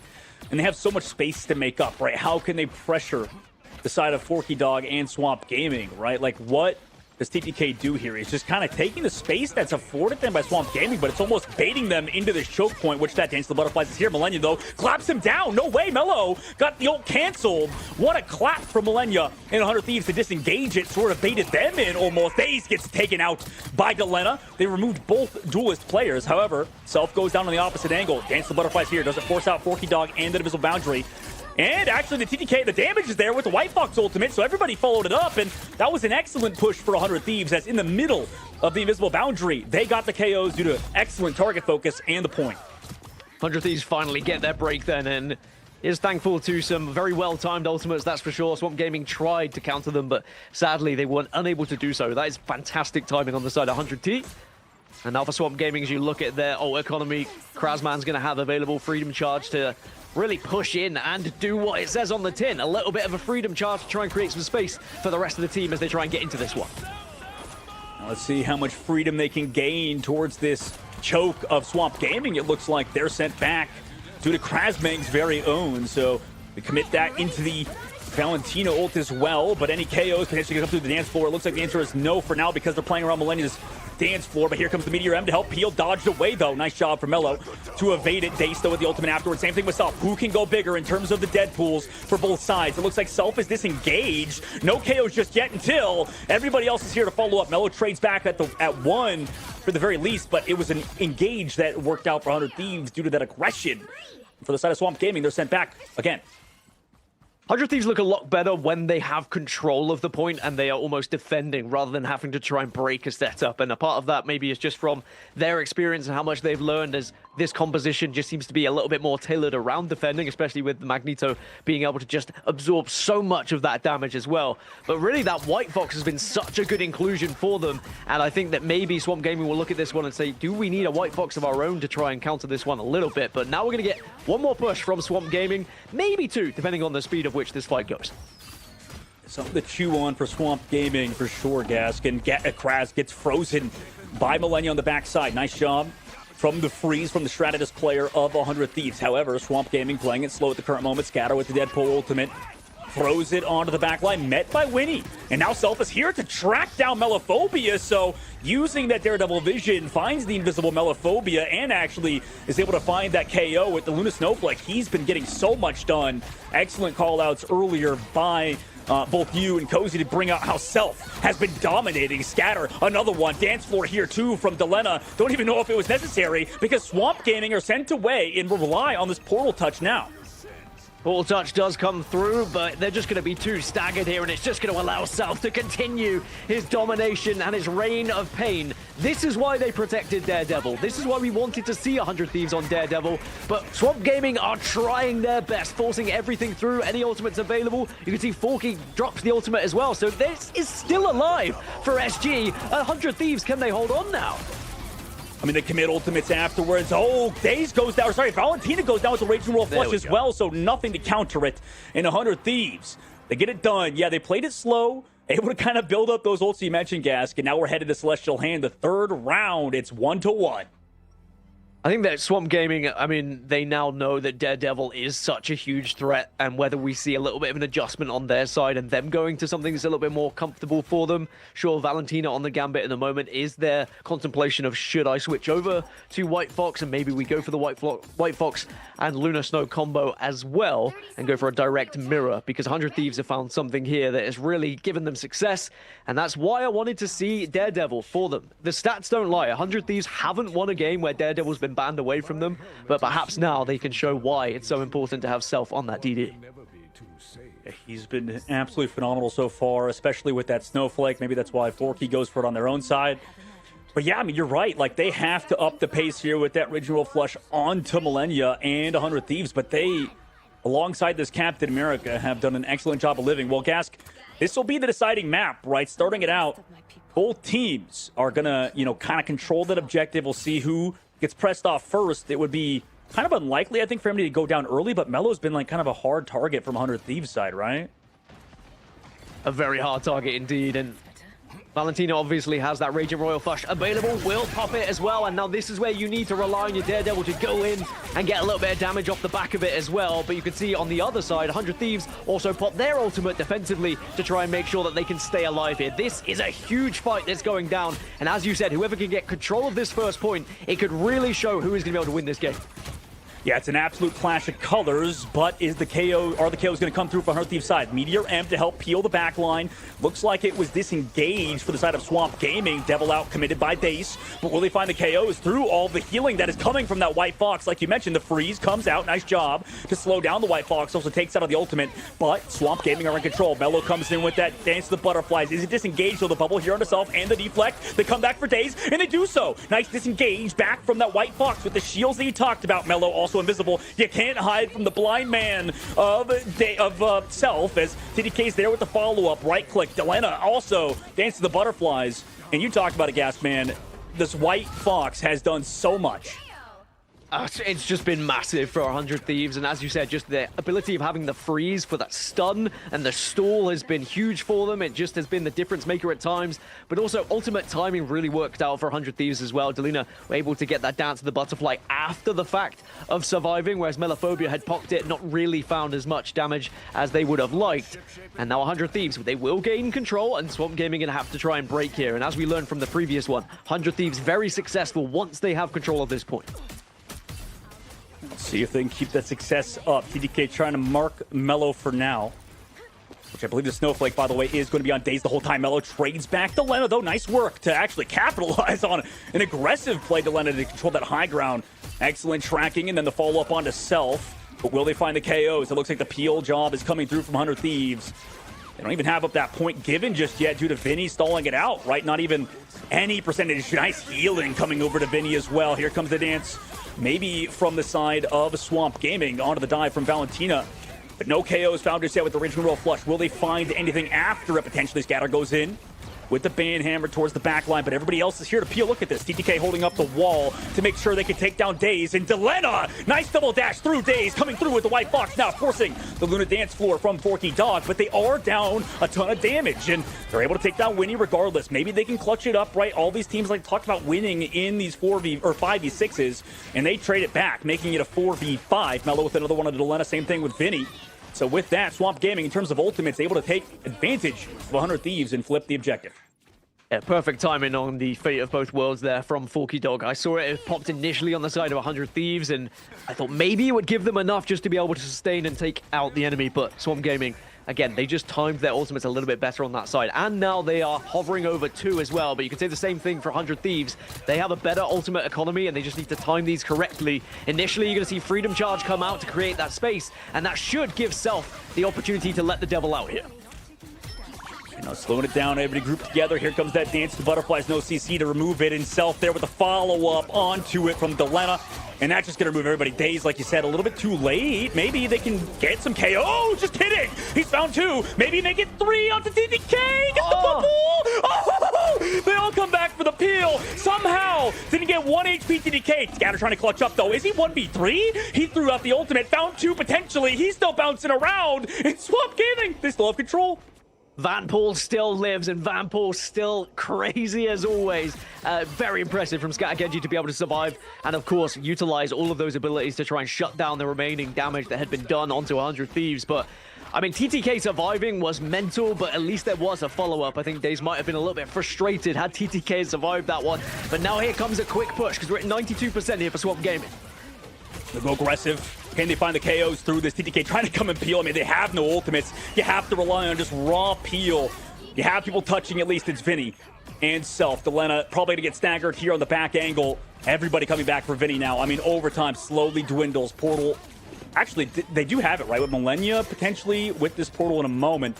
But you're losing everybody in overtime now, 14 seconds. It got CC'd in spawn, I believe. Who is that all the way towards the spawn? It looks like somebody on Swamp Gaming's side. Regardless, they get it done on Celestial Husk. They win 2-1 in a really fun matchup. Oh, I mean, this is the matchup that we wanted with these two teams. We wanted someone to be able to push Swamp Gaming to this kind of level. We wondered how high is the ceiling of Swamp Gaming? Well, I think we're learning more and more. 100 Thieves, they found a way through in round 2, but then in the third, Swamp Gaming had their own answers. They had their way to get back into the game. And again, it comes down to prioritization in their targets. That was absolutely fantastic in those final fights. And also the individual prowess that we just witnessed as well. Dace on that Daredevil showing just how impressive they can be. 21k in terms of damage on that side, but 14 final hits for Melophobia really standing out for me as well. Yeah, absolutely. Phenomenal work out of Mellow. Cozy, what's your overall thoughts from that matchup? Because that was insane. Order in the court, man. I mean, we got the lawyer v. lawyer matchup that we thought we'd see. Complete chaos there. Just honestly, perfect battle of momentum and adjustments. I mean, I felt like with the ult economy, 100 Thieves kind of had that to lose, and it was the Swamp Gaming being the Thieves and stealing that at the end. It's just that sustain they were able to do. I was pumped across. Holy backline. So much to say. Guys, we have another great matchup coming up after this quick break. We'll get right back to this insane matchup.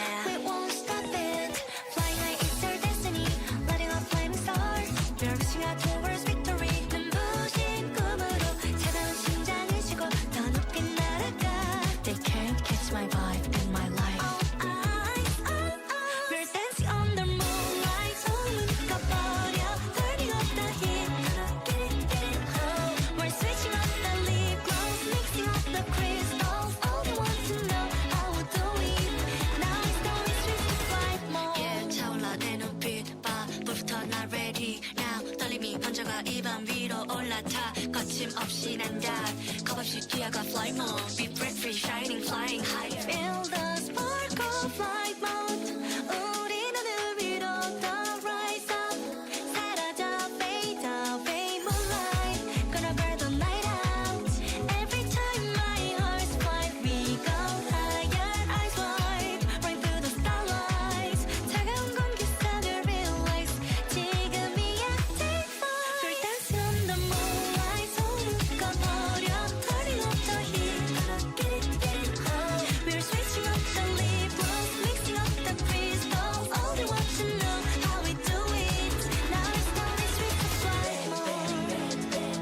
wrinkle, wrinkle, wrinkle, feel it, feel it, feel it, feel it. This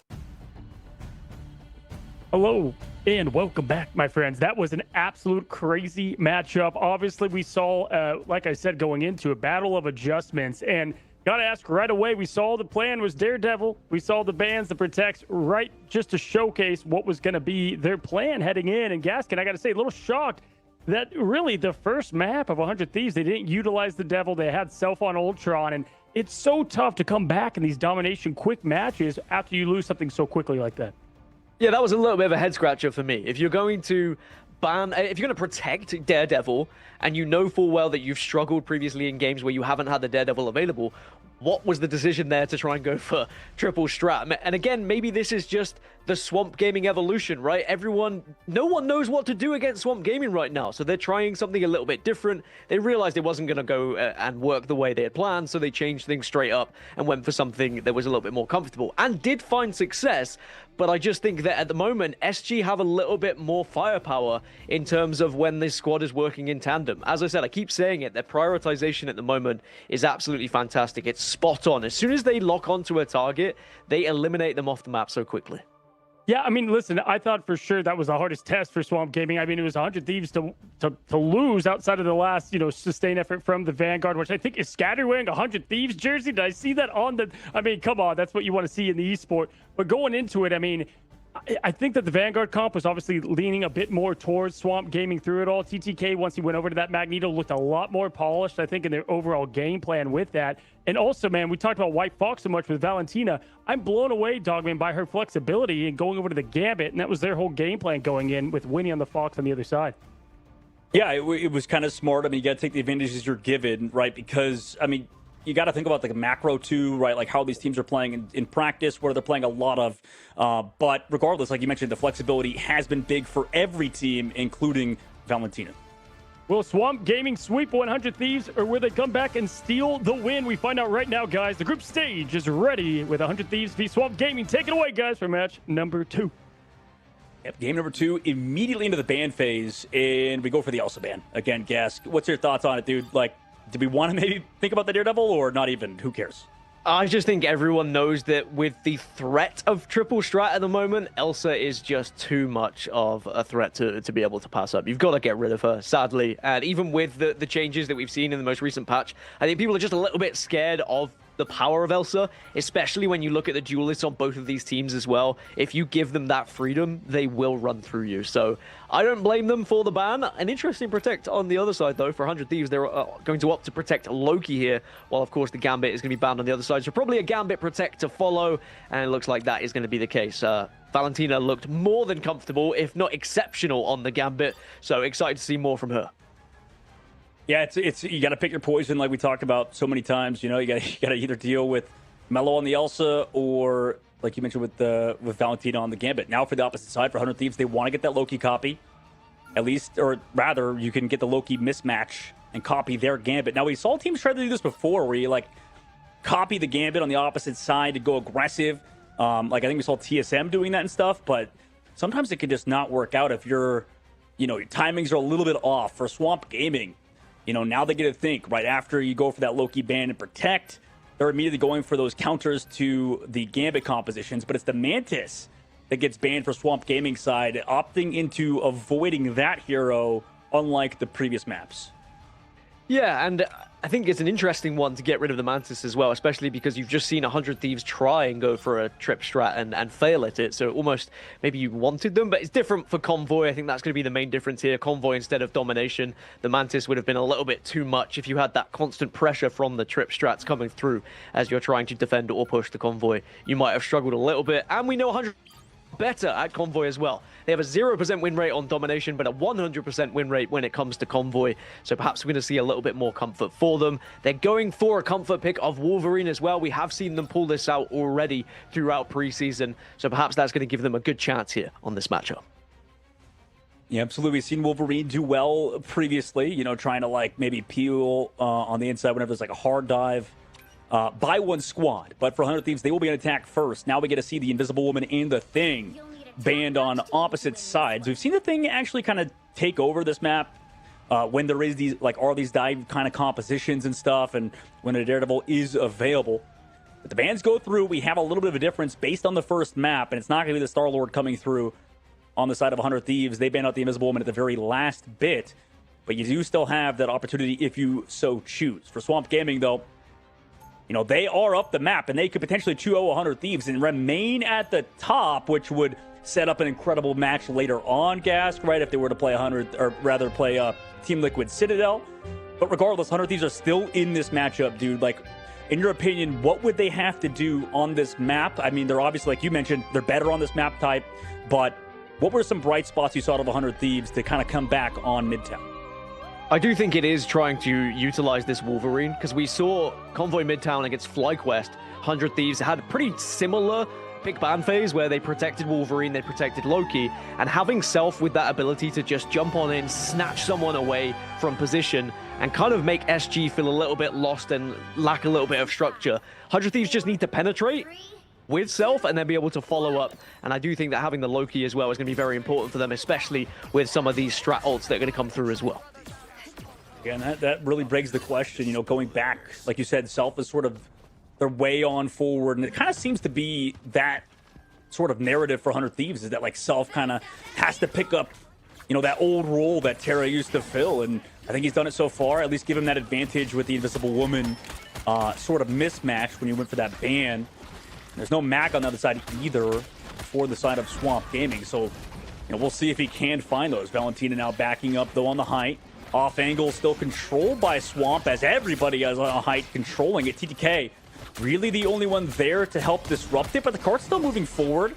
They're building up towards those ultimates. Antis come through. TTK brings back one, so it's both of these pulls coming in from the Angela and the Wolf, but no KOs found just yet, so they're building up strat ults on this defensive side. Scatter also has the Deadpool ultimate available, uses it on the backline. Self trying to find the Daredevil, but cannot. He evades for now. Green's also used on the offense. No straddles just yet for 100 Thieves yet for either.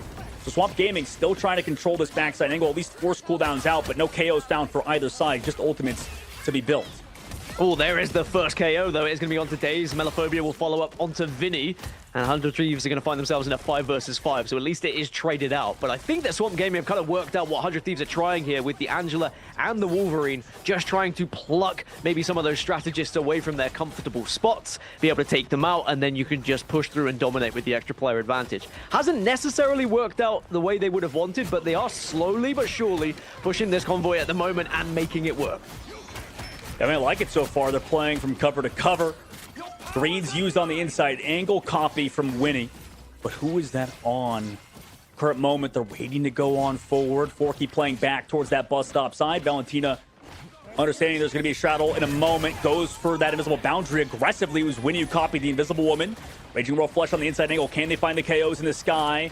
Potentially, it's no! Mello goes down! That combo usually finds multiple KOs, even Invisible Boundary. Nice shots from Dilemma to find the sky-high Star-Lord. Daze goes down as well, so both strats, or both duelists removed. This is the success we saw from 100 Thieves earlier in Celestial Husk, is finding those duelist players in one after another. Forky on the backside does find Winnie on the flank. Kraz is here. They're clutching it up. They've committed the Captain America Freedom Charge. Daze is with another one and Kraz with another, so they might have called it too soon. 100 Thieves are wiped. How on earth did SG just manage to pull that one out? Because 100 Thieves had the openers that they needed. You would thought they were just going to be able to comfortably walk through and clean up afterwards. But SG, I guess, just timed ultimates correctly. And also, again, sometimes you just got to hit your shots. And we saw exactly that from the side of SG as well. Melophobia showing what you can do on Winter Soldier. Krasman also not being scared to get in the face of 100 Thieves as this Captain America right now. Oh, Millennia falls over while Greens are up too. Oh, shoot. Vinny. Or Winnie, rather, in this case, unfortunately losing his duelist, or his fellow strategist player. We also commit TTK's ultimate in kind of a lost team fight after one strategist after another aren't falling. And that's tough, man. That is definitely a mental break moment, potentially, after they clutch up basically 4 versus 6 on you. Well, look at the difference. Swamp Gaming get those opening picks, and they continue to be aggressive, continue to try and stagger 100 Thieves, whereas I think there was a slight bit of hesitation on the 100 Thieves side where they were kind of stuck behind the convoy. They didn't all commit, but some did commit, which just meant there was a lot of vulnerable heroes, and Swamp Gaming took full advantage of it. There was a couple of 1v1s on the map that maybe shouldn't have happened. Anyway, we get another team fight already occurring here, and again, Daredevil is going to be the focus from Self, trying to get any little bit of damage he can, but not able to pick anything just yet. They're walking it up. Raging Roll Flush just smokes him. Oh my goodness. See ya. Back to the spawn. That's everybody. Overtime now slowly dwindles, and nobody's going to give you the portal. I mean, just absolute dominance after that hold from Swamp Gaming as 100 Thieves get held on first point. Swamp Gaming, take a bow. Are we witnessing the start of something new here in Marvel Rivals Ignite? I think Swamp Gaming might just be the team we are talking about for an entire year at this rate from just what we've seen in these first couple of weeks. I know metas develop, they shift, people can study, but people, and 100 Thieves in particular, have had time to study Swamp Gaming coming into this one and are still struggling to break through. If that doesn't scream how impressive Swamp Gaming are at the moment, then I don't know what is. What do 100 Thieves have in terms of defense? Because they did not get particularly far there. Swamp Gaming arguably only need 1, maybe 2 wipes. And not only will this map be theirs, but this entire match will be theirs. Yeah, 100% Swamp Gaming, could be starting. I was looking it up. I was like, okay, what is their phrase? Their hashtag? It's hashtag Fear the Swamp. Is that, maybe I'm not giving any credit, but, maybe, I don't know. I need a better phrase than that, dude. I mean, I would be scared right now of Swamp Gaming, like you said, but Fear the Swamp, is that that's our phrasing? Yeah, I would have gone for something like, what are you doing in my swamp? Or something along those lines, maybe. That's maybe copywritten, though. Oh, yeah, it probably is, but, maybe they can scream it in their comms. That's all that they need to know. Anyway, a chance for Swamp Gaming to show us just how impressive they are on the offensive side. Now, 100 Thieves are going to go for something a little bit different. You can see Adam Warlock's going to be pulled out, so they are maybe worried that they're going to lose a couple of players, might have to get that Karmic Revival. Yeah, we'll see if 100 Thieves have figured out, because the Invisible Woman mismatch has not sort of panned out for him so far, but maybe with Daze going over the Wolverine, you can, but the bubble, nope, no Force Physics. Vinny, goodbye, see you in the spawn. And yeah, that's what happens when you're against Wolverine, and there's a mag bubble on him. Good job by Daze. And that was what 100 Thieves were unable to do on their offensive side. Wolverine just wasn't really able to get that pick, and it meant that Swamp Gaming were able to just constantly back up, get those strategists to level up their ultimates a little bit, and they were just getting stronger and stronger on the defensive side, and now Swamp Gaming can start to tear through 100 Thieves. Valentina has been excellent. Yeah, just playing hyper-aggressive, right? It's just trades after trades. BRB brings them back, and everybody else here on the inside just waits for their demise.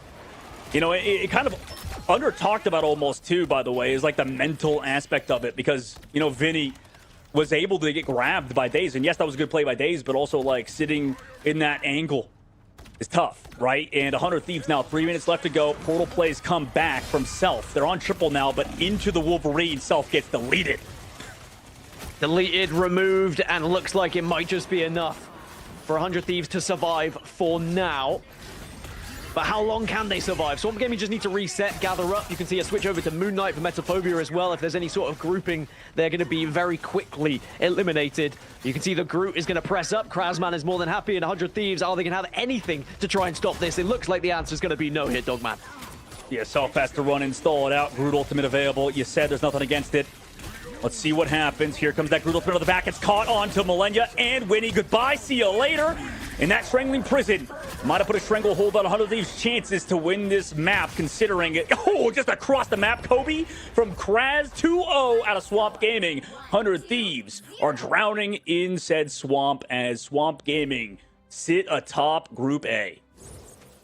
I mean, such an impressive match yet again from Swamp Gaming. Just when you think maybe they're going to slow down, maybe there is going to be a response from another team to show that, in fact, they do have a weakness. They show us that they are the dominant force in this group, maybe in this region at this rate from what we've seen thus far, Dogman, because no one seems to be able to touch them. 100 Thieves, they tried, and even in the domination, they were able to take one round off them at least, and thought maybe that was going to be enough, but just so good from Swamp Gaming right now as we take a look at some of these stats. Yeah, absolutely. Swamp Gaming, I mean, they just dominated in that department. Cozy, I'm sure you're going to walk us through it, dude, because Swamp Gaming, it's as you would, Gask put it, this team is just maybe starting a new book, a new chapter in North America. They have so many ways to beat you. If it's not one, it's the other, right? And I got to say, first of all, bold strategy, giving what is looking like one of the best teams in America, the Gambit comp, into that, allowing Star-Lord to squeak through and really relying on the shots, which the Lina hit, but not doing enough there, right? And it was ultimately just too much for them to handle. I got to say, man, you said fear the swamp. We're going to let that trend, but also I do like get out of my swamp. I mean, come on now. We saw exactly...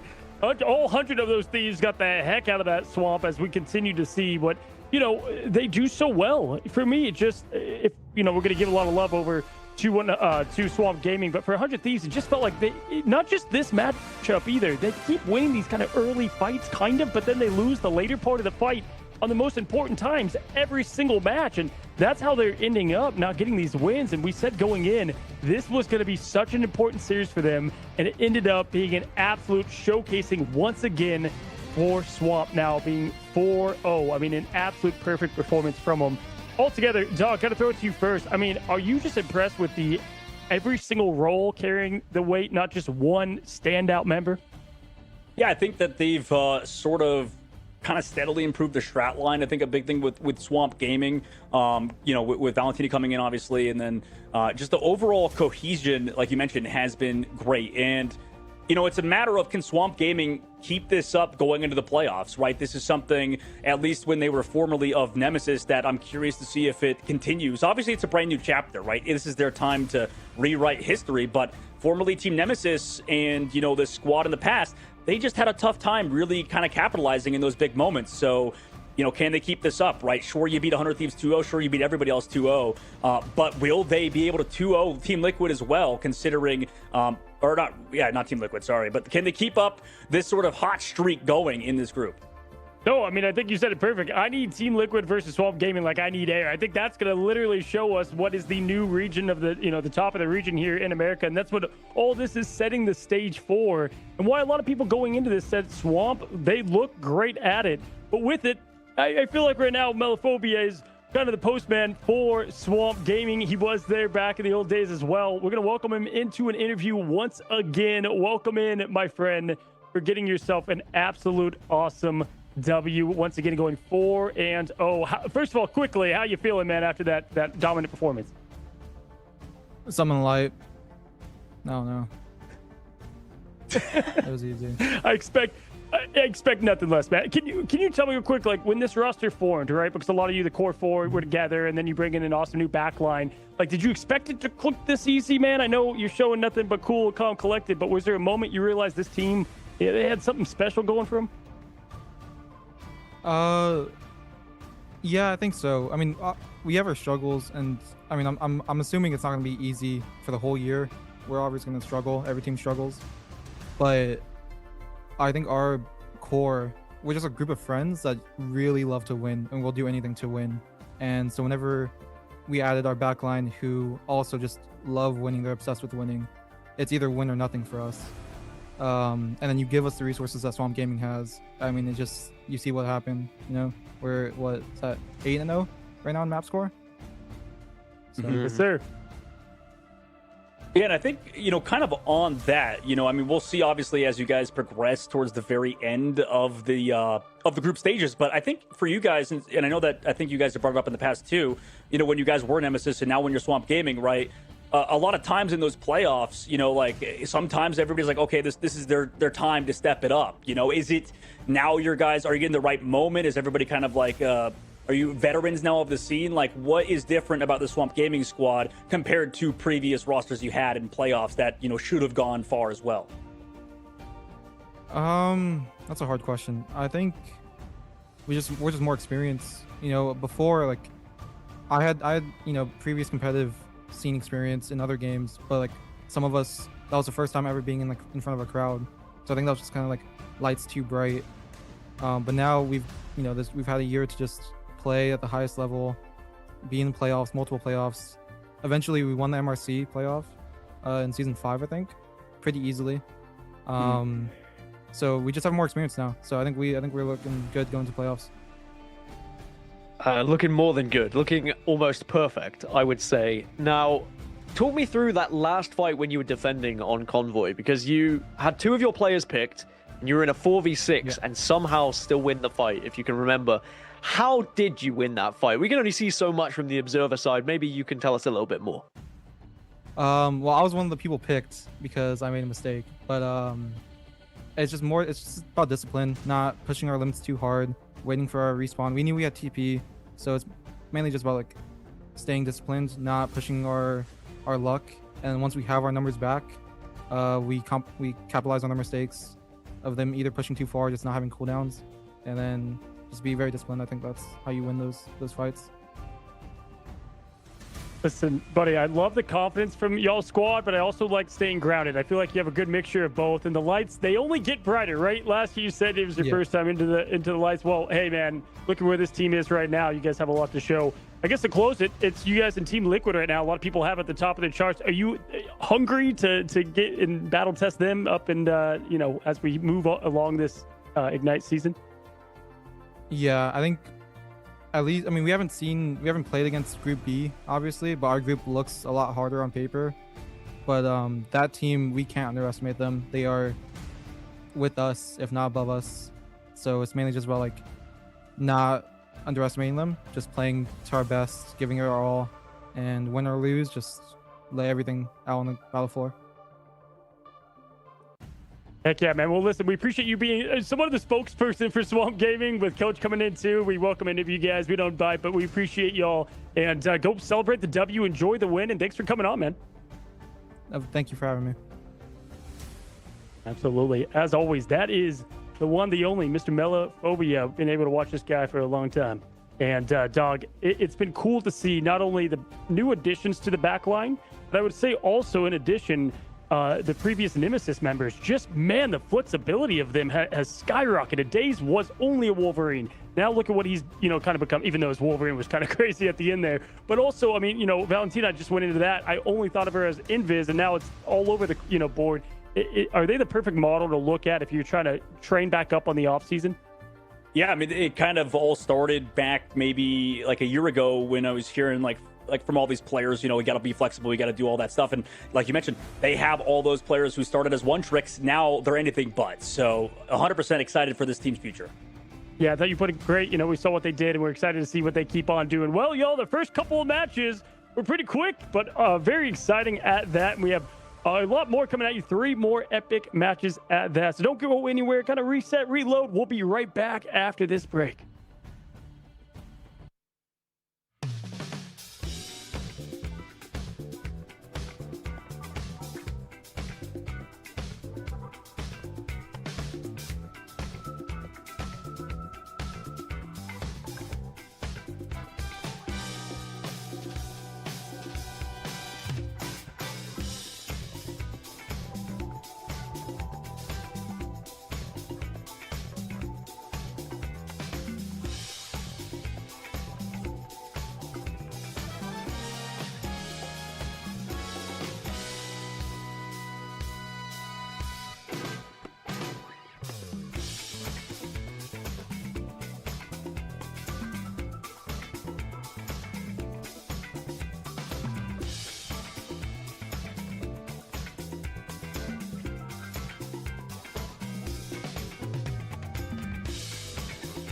What's going on, guys? Welcome to another player breakdown. We've got 2 more teams going up against another. We have TLC versus TSM. And TLC, Team Liquid, has been the team to beat in Group B, and they've got players across the board.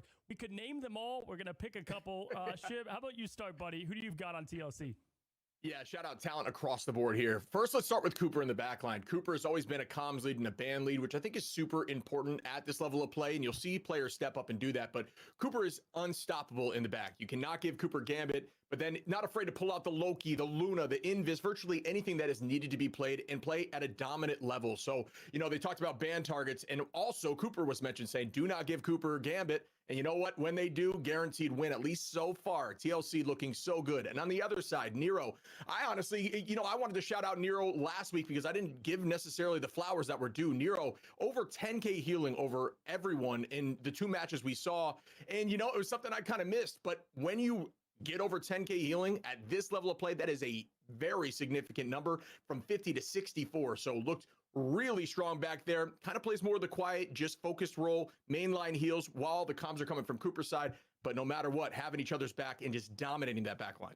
For sure. And when I look at them too, I got to say, like, Nero in general is just, they complement each other well. You look at their hero pools and they almost don't overlap at all, if any. They are able to play whatever they need to. Obviously, Cooper is Loki when I think of it, and Gambit, but Nero can always fill at such a great level.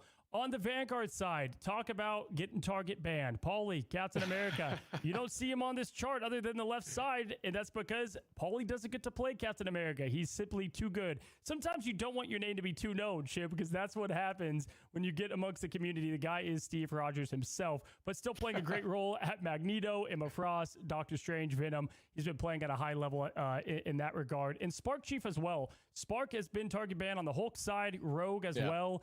But Spark can also play anything that he needs to, but obviously continues to shine at the highest level. It's been cool to see Spark evolve as a player. I think it was someone that, you know, with Vess on his team last year, we gave a lot of love to Vess, and Spark was doing so much for that team.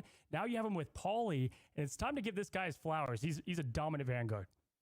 Yeah, I think he's just similar to the Swiss Army knife conversation, where I can really play everything. We talked about it even after winning that map on Hulk, saying that was something like 28 maps straight with the W on Hulk. And I haven't even seen him play a ton of Hulk. You know, I know he does, but I just haven't seen it. So that's just a testament to how many different heroes that Spark can play. Absolutely. Looking at TSM, listen, for me, Gale is the one to highlight. Golk has a 100% win rate because that is where they found their success. But this guy's a true duelist at form and just great at mechanics. He's just been a very steady Eddie when it comes to being a mechanical gifted player. Now, Phoenix, Hawkeye of old, those are kind of the comfort picks, but Gale is this guy who, in my opinion, gets this team out of trouble a lot of times, and it shows it to the biggest degree. What other duelist is flexing to the Hulk to save the day, Ship? Yeah, this team has been struggling because they are definitely more of a poke meta style team, but they're finding their footing with this new triple Vanguard brawl style that really worked for them. Talking about Gulk, we made that conversation looked really solid as soon as they made that switch. Dive really struggled to move the cart forward. They essentially stopped carting every map after that, and it was definitely interesting to see. I'm looking forward to watching more of them. Yeah, and when that space is made, that allows Bedtime Story to tell his own story and really shine, man. This guy on Star-Lord can be a menace, and that was who I always remembered him as, is the Star-Lord. Plays Psylocke at a good level as well. I think this team, once they get their space and their kind of plan together, look out, because they've got a lot of talent their way. They just have to go into it with a bit more strategy. Yeah, 100% agreed. They're playing more of those solo duelists that honestly get more value, like you're saying, Star-Lord, Psylocke, stuff like that, that plays with that triple Vanguard style. And I think if they lean into that more, we're going to see more success. So there you guys go. We have TLC versus TSM. Going to be a good one. We have more team breakdowns coming right after you, coming up next. Well, hello there, and welcome back, friends, to match number 3. And if we just saw from Group A, one of the top of the tops in Swamp Gaming, well, welcome to Group B, and welcome to Team Liquid. This is the other side of the coin that we're talking about, and we've got a matchup between them and TSM. And I've got to say, on paper, could be a scary one. But if TSM really wants to show that they're fighting back this momentum, right? They didn't have exactly the game they wanted to have at the day one time, and they've only had 2 games. The other one, they were able to bounce back, but this is going to be obviously the toughest opponent to them. Gaskin, I want to start with you, man. What do you think it takes if you are the underdog in a matchup before you even go in to really kind of bark it back? And we've seen that a lot from these teams so far. I think it's a lot of studying. That's what we've been talking about all day long, really, is how much you're going to review your opposition and what they're good at and where their weaknesses are. Now, whilst similarly to Swamp Gaming, Team Liquid, Citadel maybe don't have many weaknesses you can actually expose, but again, it's trying to go against the strengths that they have. I think for TSM, they are in a dangerous position because if they lose this game, they then go into that matchup against Nightmare as a must-win. Otherwise, they find themselves eliminated. And you look at some of the players on TSM, there's so much experience there that you'd expect them to be able to give a good matchup here. But I think on the flip side, TLC are just far too strong. I think we're in another situation where at the tippy top of these groups, one team is just dominating the competition. They have figured out the meta, and in this instance, it's Liquid Citadel. Yeah, absolutely. Hey, looking at Team Liquid, if you guys do not know them, there's some of the, I would say most infamous names in the rival scenes in America, but they also got some love from the EMEA, bringing over Paulie. Now, he is known as the Captain America, but has not been able to play it much outside of just the banner to represent him typically because it's banned out, dog. And that alongside Spark Chief, who is nearly undefeated on the Hulk, a crazy rogue. this is one of those few teams that even though you have talent at every position, you have to address the Vanguard line first, and then that opens everything else, down the line. Yeah, absolutely. I mean, like you mentioned, Paulie and Spark, definitely some of the best Vanguards in the entire game. That's 100% solid shout-outs for sure because of how much they've done. And I think this team, it's kind of what FlyQuest wanted to be, right, with their European mixed roster as well, with the EMEA roster. And on the opposite side, for TSM, their opponents, man, they fixed up the roster. They've picked up some brand new players alongside, like these Solaris guys, and then also put Cal in a role swap for the first time in this game, putting him over to Strategist, which is what he was known for originally before Marvel Rivals. So this was a very unique roster, and it's going to be a tough matchup regardless, but they should be able to figure things out eventually. It's just a kind of a tough meta right now, right? It seems to be a very dive-focused meta, Cozy, and they have two arguable hit scan players in Gale and Bedtime Story.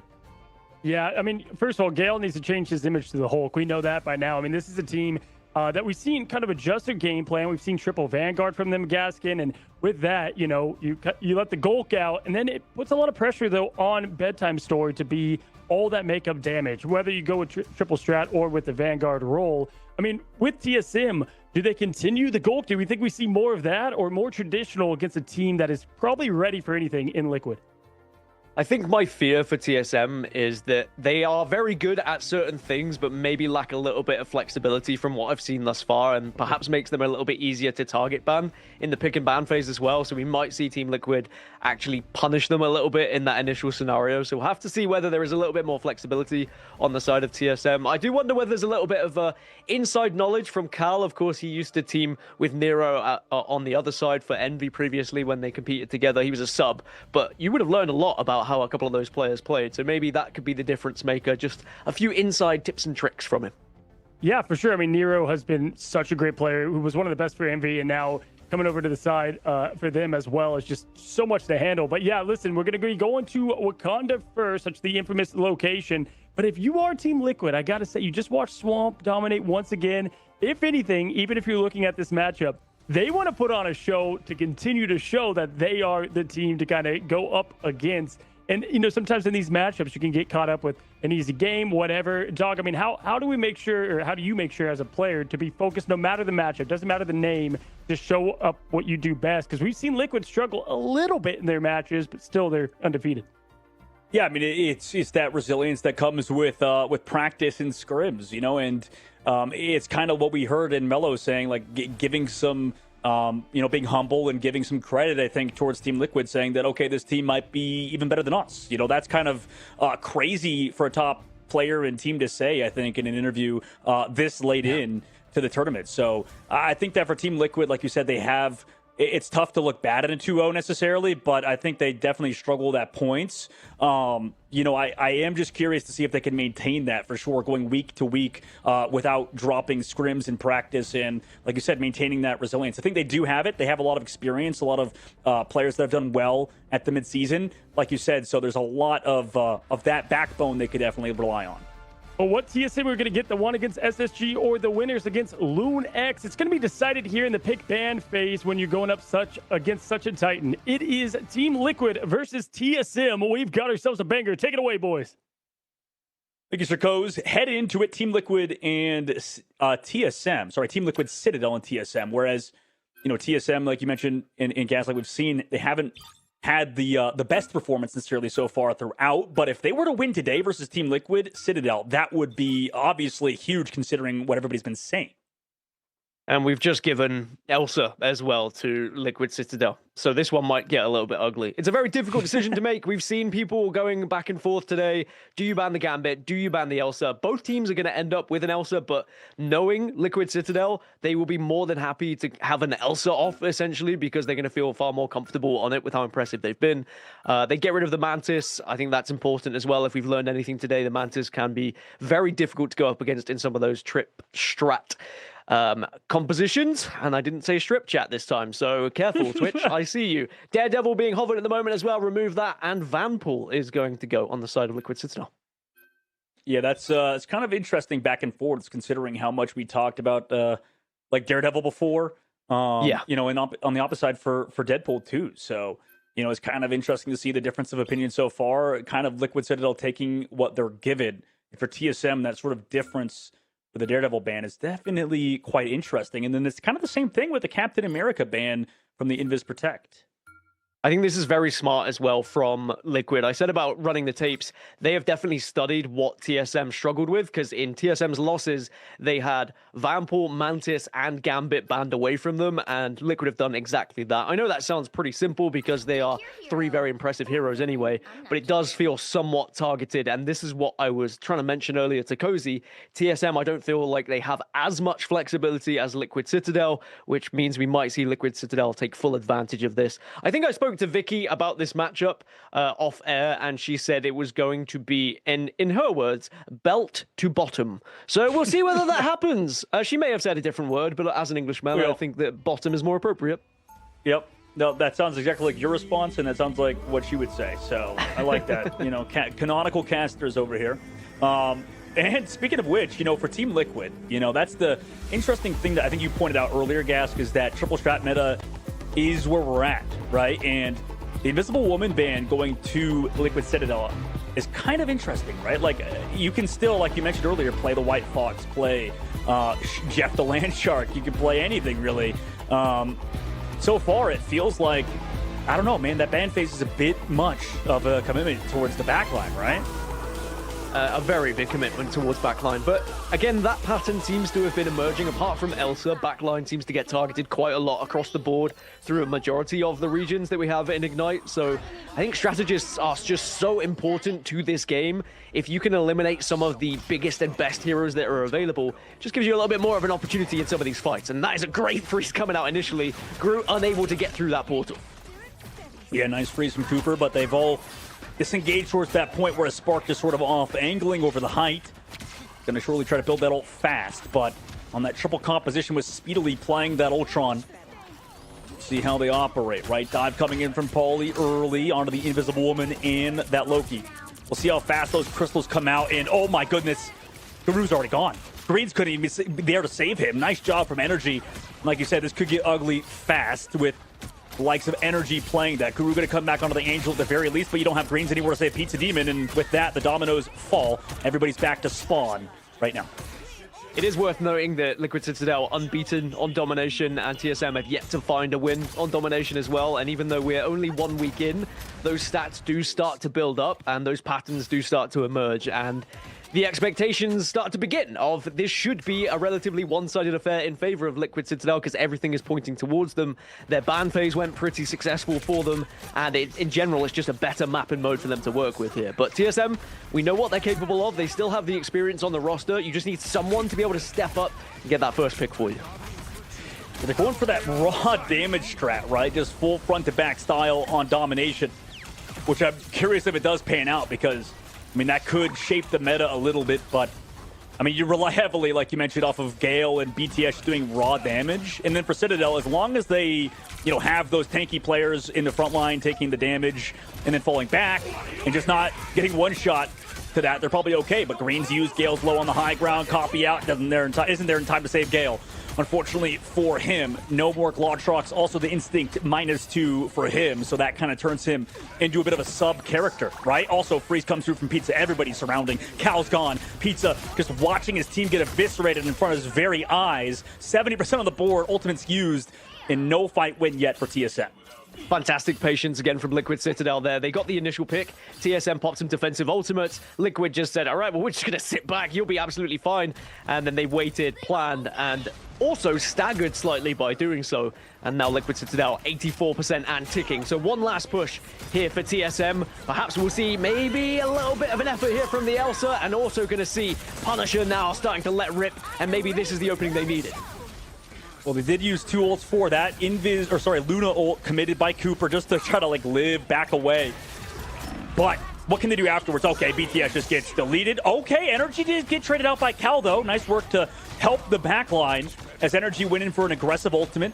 We kind of saw maybe some slight weaknesses out of Liquid Citadel when that were to happen for Energy, but they're still trading, right? Gilbert throws that Meteor Ram, just tries to dunk cross map with that meatball. Freedom charge committed by Paulie as well to help sustain afterwards. Spark Chief has that Deadpool ultimate afterwards. Guru would have to be big coming out of this portal. What do you have for me, Guru, on the Doctor Strange? Freezes have been big from Cooper so far. He could cancel the ultimate or the charm could come out. Guru, does he know? Are they aware? They get one onto energy, but the pocket's there. He does eventually go down. Bedtime Story came back onto the Doctor, or onto the Star-Lord, but Liquid Citadel kind of back it up for now. Overtime, Spiddly does go down. BTS so far. Nice work from him coming out of the portal to find two, and Liquid Citadel backed up for now. As you say, that raw damage coming out from TSM is working out. When they target correctly and they all are looking at the same hero, it is working out for them. So Liquid Citadel just need to be a little bit wise to it. They do have a couple of ultimates that are coming up. Speed going to have that one on the side of Ultron. The real question is, TSM on their side, they've got plenty to work with as well. Of course, Loki having the ultimate available could copy whichever ultimate he wants to go for. And you can see Gale is going to pop his as well. So now TSM are going to try and use this initial damage and pull to try and push it. But Gil goes down in the middle of that fight. The peel job there. Now here comes the Ultron. Backside, no Meteor M to save them, but they do live with this invisible boundary after the copy. Though they use it, Cooper aware. Okay, BTS just goes down. Traded, though. Energy also falls. So both of these Elsas removed for now. At the moment, playing slow right now is the side of Liquid Citadel. Eventually explode out the high ground. Here comes Paulie. Has double pocket with the drone and the snowflake. I mean, just an absolute unkayable demon. Takes down two already, Paulie. Make it three. Huge plays by the Captain America player, who is absolutely pocketed by his squad. And Liquid Citadel reclaimed that objective and the point. Reclaim, hold, and into overtime. And they do have Fate of Both Worlds available to Cooper as well. Won't even need it. And Liquid Citadel will take the first, meaning those ultimates will carry over into round two. I will give credit where it's due. TSM made a round of it there. It wasn't a complete stomp where Liquid Citadel just completely shut them out. TSM were able to bully their way through with that raw amount of damage from their duelists, and also some good ultimate usage as well in tandem to make sure they were able to push together successfully. But Liquid Citadel do what they always do here, Dogman, is they find a way. They are very good at reacting in that moment, whether it is switching heroes, whether it's noticing patterns of play that they can just stop in terms of where people are actually pushing. Liquid Citadel just always seem to have something up their sleeve. Yeah, they've been reading well, and overall, you know, kind of kiting to a very high level. Now, you know, I would say I feel like that last map on Warrior Falls is not the best map if you're just playing this like full front to back, high damage and comp.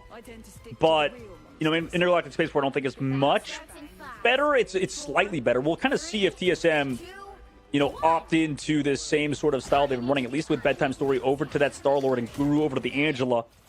They're maybe going to try to mix up the pace for his Liquid Citadel side. You know, they could play aggressive because they have double straddles available. Yeah, Cooper just really wants to hold on to Fate of Both Worlds to be able to pop it as a defensive.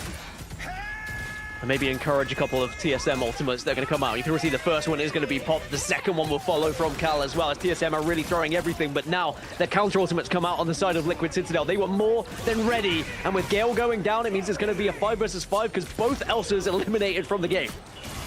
Yeah, and so are both duelists, sadly, for the side of TSM, because Nero whipping out the claws, takes out two, backline removed. Nice job from Team Liquid Citadel, who set up Paulie's flank, found two. Nice fight win out of the squad as Liquid Citadel look to hold it yet again. TSM switch up to the triple comp, try to mirror it at the very least. So now Liquid Citadel, after breaking, are going to be able to hold and again have ults to work with as well. There's the first. Energy going to get that initial pull and actually is going to do a lot of damage on the other side. Paulie waiting with Freedom Charge as well. Not going to use it just yet. Don't really need to because they have the advantage in this fight. TSM very much on the back foot here. And that is just even worse news. It goes from bad to worse here for TSM. Yeah, just a little bit of a high aggressive play from Liquid Citadel. And now, you know, for TSM, they I don't know, man, like mirroring against Liquid Citadel may be a rough choice. We'll see what happens moving forward. Gale, you know, could have a big large rocks to follow up. Needs to be there from the squad, though, as Liquid Citadel can peel it off. Here comes Guru's ultimate with the large rocks. It does find two, maybe three. Okay, nice job, Gale. That was a huge ult with the combination of Guru. But can they keep it up? The Freedom Charge is going to eventually not save Cooper as he goes down. And 60% on the board, they flipped the objective. Maybe Portal could come out. But at the moment, nice fight there from TSM with Guru and Gale. And TSM showing that, you know, Liquid Citadel, they can bleed. They're not unbeatable. You you will still find a way to break through their setup if you plan accordingly. But now for Liquid Citadel on their side, they're going to now have a little bit more ult charge to work with. And now we're going to see good amount of damage coming through and a very aggressive push as well. As they try and take down Cooper, will find the kill on Cooper as well. And that KO will just make they're going to have the advantage. 6 versus 5, and Liquid Citadel might have to back up. Yeah, aggressive play, Ultron, and, well, the Freedom Charge used last fight. So not too shabby from TSM so far. I like it. See if they can do it again, right? 30% on the board. We've seen this out of Citadel fights. They lose these fights so fast that they're not even giving up that much point percentage. But there's the flank play from Nero and his Captain America. They actually get the charm, too, off of Cal, but he TPs away. Has a little bit of self-healing, also commits the ultimate. So both White Foxes just bouncing around, healing and damage. At the same time, Glartrox here, though, is big from energy. Does it get deleted? Yes, it does. So they peel it off for now. Spark Chief finds Bedtime Story, though. And same thing with Pizza Demon. The healing is just far too much. And same thing with the damage of Cooper, as the rest of TSM gets cleaned up towards the opposite side of the point, and it's flipped. Fantastic from Liquid Citadel. I mean, again, just worked so well together to make sure they could eliminate anyone from TSM. It was just one of those fights with very mirrored ultimates happening. You have to wait for someone to be able to expose one member who's maybe just stepping out a little bit further on that left-hand side. And Liquid Citadel now will be able to control, but the portal is going to come through from TSM to go for one last stand here. But back through the portal some went because there was just so much damage coming out on the other side. Polly gets the opener onto Gale. And now TSM, they're going to be at 6s and 7s here because Liquid Citadel are going to have the player advantage. I wonder why Gale walked out so early, but now he's back regardless at being at 0 instinct. Able to get the KO on Spark Chief. Nice work from Gale. Also throws the Glartrox on energy. Does catch on to him. Follow up there from Guru. Also away from the point and the Luna Snow dance floor. Blocking off the healing is Guru now. Gale with the follow up in the sky. Great work from Guru in that fight, and Gale to capitalize. The tandem of these two has been exciting to watch, but can they keep it up? 60% off that portal flip from TSM.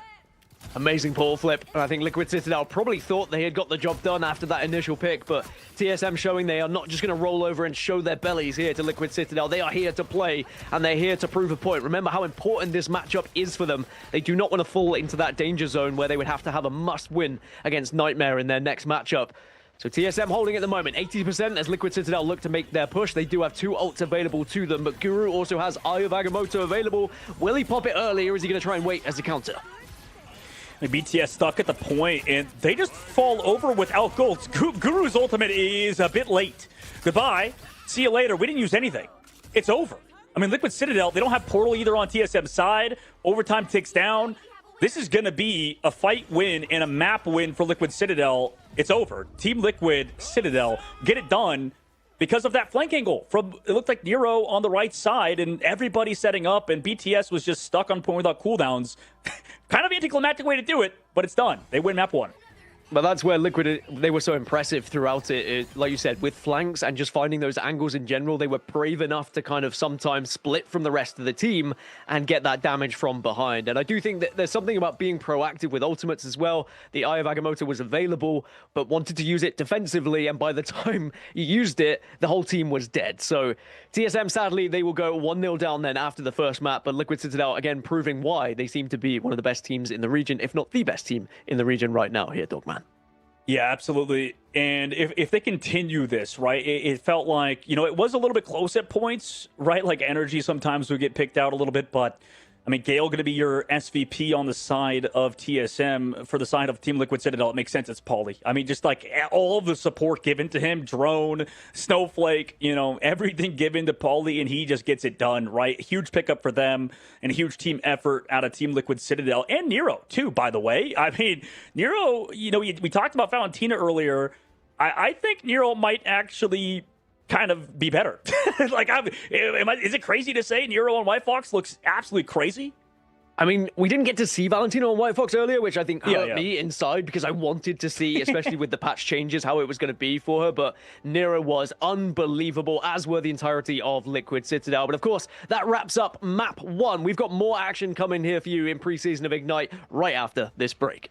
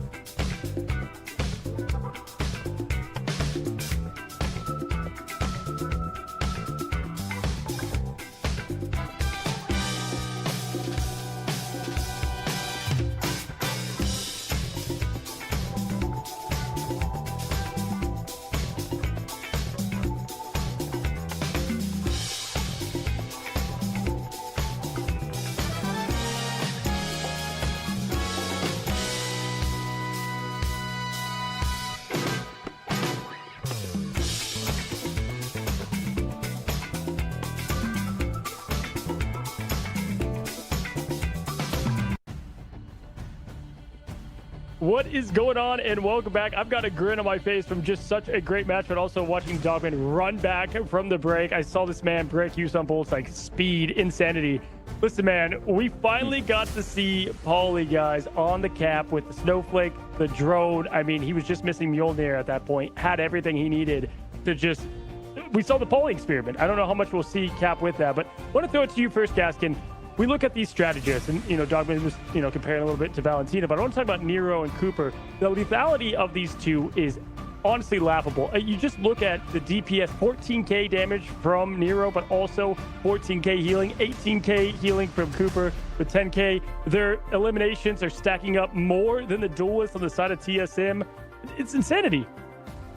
I mean, it's having those players that are comfortable not only with healing, but also winning those individual battles as well. I think Cooper averages around 10 solo KOs per 10 minutes. And having someone with that kind of capability and that kind of firepower on the back line just means that it's terrifying to try and jump on them because you don't know if you're actually going to succeed with it because you're scared to actually take that fight. I do think that they have something special here with their strategists. And I think that's going to be the theme throughout this entire preseason is the battle of the strategists. Who really is better? And we're going to be throwing around these names time and time again for sure. Well, it's the team we compare them to. And listen, Dogman, if we're talking about TSM here a bit, I do think that they showed fight. Like, definitely domination. It's a tough thing to do against a team of Liquid. I felt like they really planned on having this save invis, ban invis thing going on, which I think the end of their draft fell short. So, like, they had a strong beginning. You can't let Cooper have Gambit. So they had to go with the whole Gambit approach. But I think that's where they flipped the script here. Do you think they changed anything up? And what do you think they change up? I mean, they probably, at least, like you talked about it, like TSM, at least they put up a fight. I think you and Gas put it up, mentioned it on domination, especially with those first two rounds. Like, I just think that their comps weren't going to be the best. Like, Punisher and Elsa just kind of struggle on that map, I think, when you get surrounded upon. There's so much places to take cover in. But now, if we're going over to Midtown, at least it's a little more open. At least dive shouldn't be as good if you fight for these off angles. The reason why I think I was so decently high on TSM going into this season is because, they had some really good hit scan players. I think they had also picked up Cal, like we mentioned, going over to strategists. I think there's a lack of really good strategist play, I think, in North America. And when duelist players switch over roles, I think a lot of the times it takes a while. But if they eventually get there, it's kind of like shortstops in baseball. They're the star players. If they figure it out, they will definitely be up there. So TSM, better shot here on this next map. Yeah, but lost Forky Dog, right? And we just saw what Forky did on the other side. So you drop a strategist and they go over 4-0. Love to see it. We got another matchup, guys. Will this be another 2-0 or will we see some bite back? Here is TSM versus Liquid Citadel. Take it away. All right, into it. Immediate advantage of both Gambits again seems to be the thing we're going to see for the rest of the day. Not as much focus towards Mantis, it looks like, in North America. Like you kind of, I don't know, you kind of predicted it earlier, right, Gask? Like the Mantis stuff not really been, except I guess in the first series, as sort of poignant over here, I guess, well, until now. Yeah, until now. And then Liquid Citadel, they hear you and they're like, actually, yeah, we'll get rid of Mantis. Last time we saw them on Convoy Midtown against SSG, they protected Elsa, they protected Ultron as well. So I wonder if they're going to go for something similar here or whether maybe TSM will notice that and get rid of the Ultron. We have seen teams try and target the Ultron away from TLC just because of how good they can be with it. Evident in that first match, how successful it was for them. But we are going to see the Mantis flipped out on the other side as well. Vanpool going to be banned away from TSM again, and it's going to be the same mirrored on the other side. So now there's the Ultron Protect, as we would have thought. So Liquid Citadel, I think they're going to be pretty happy with this pick and ban. They've got the core of what they wanted in their composition here. Maybe we see the Captain America ban, which I guess after watching the last map, I'm not really surprised. Yeah, and they wanted that mismatch for Team Liquid side where they went for the ban on it last time after the Protect. But this is tough because it's, as you mentioned, if you go for that mirror, what does TSM do? Especially if both hit scan players aren't given, the opportunity to do whatever they want, right? The fact that we don't have Daredevil ban is kind of interesting so far. But also for TSM, I just wonder what they're going to do if they do get lost. They go for the Cap Protect this time around.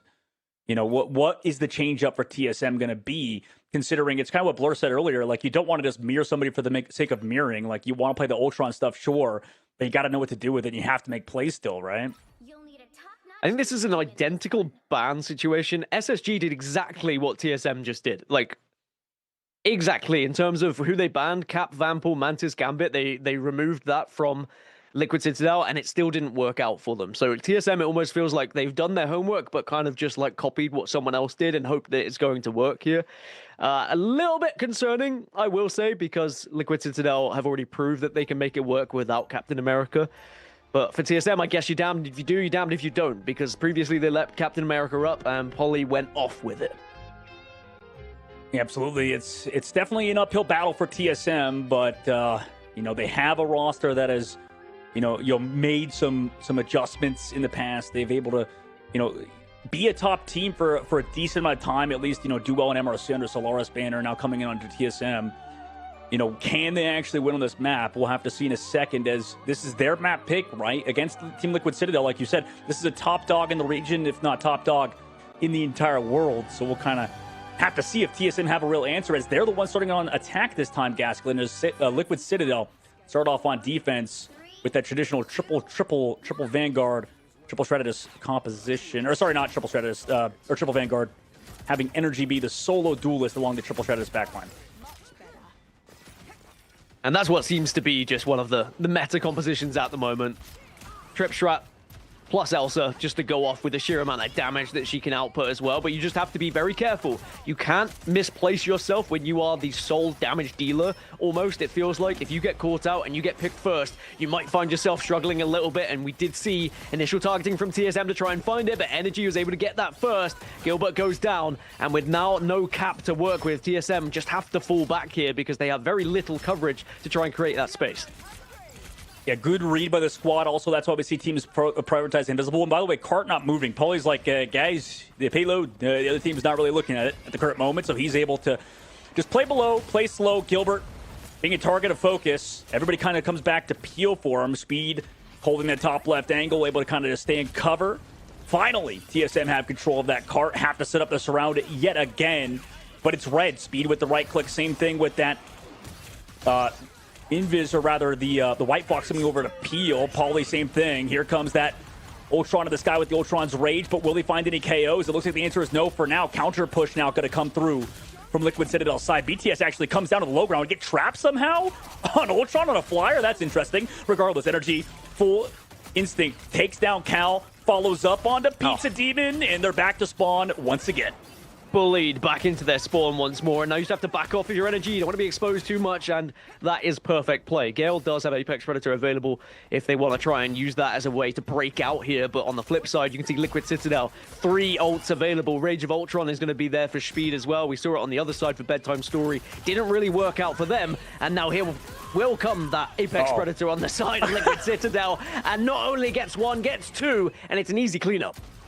I think they're already getting impatient. I mean, 2 minutes off the clock.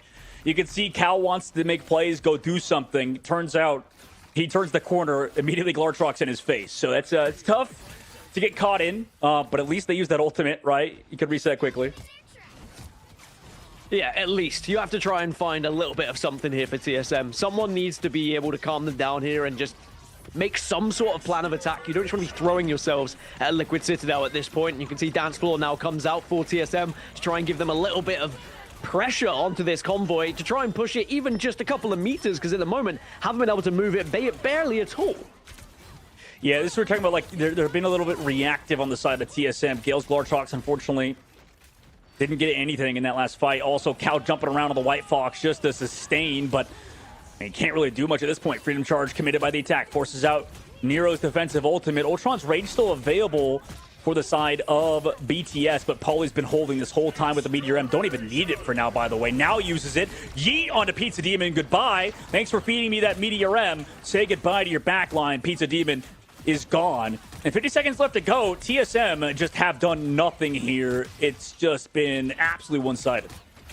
Yeah, and there's little to suggest they're going to have anything to actually break out of this kind of spawn trap that's been set up by Liquid Citadel at the moment. Guru is going to have Meteor M available. Maybe that could be the breaking point. If you can maybe knock one of those strategists off, you might be able to just get a little bit of presence onto this convoy. As I say that, pressure on the side of the flip side for Polly does go down as well, but there will be the counter from the other side as Gilbert falls.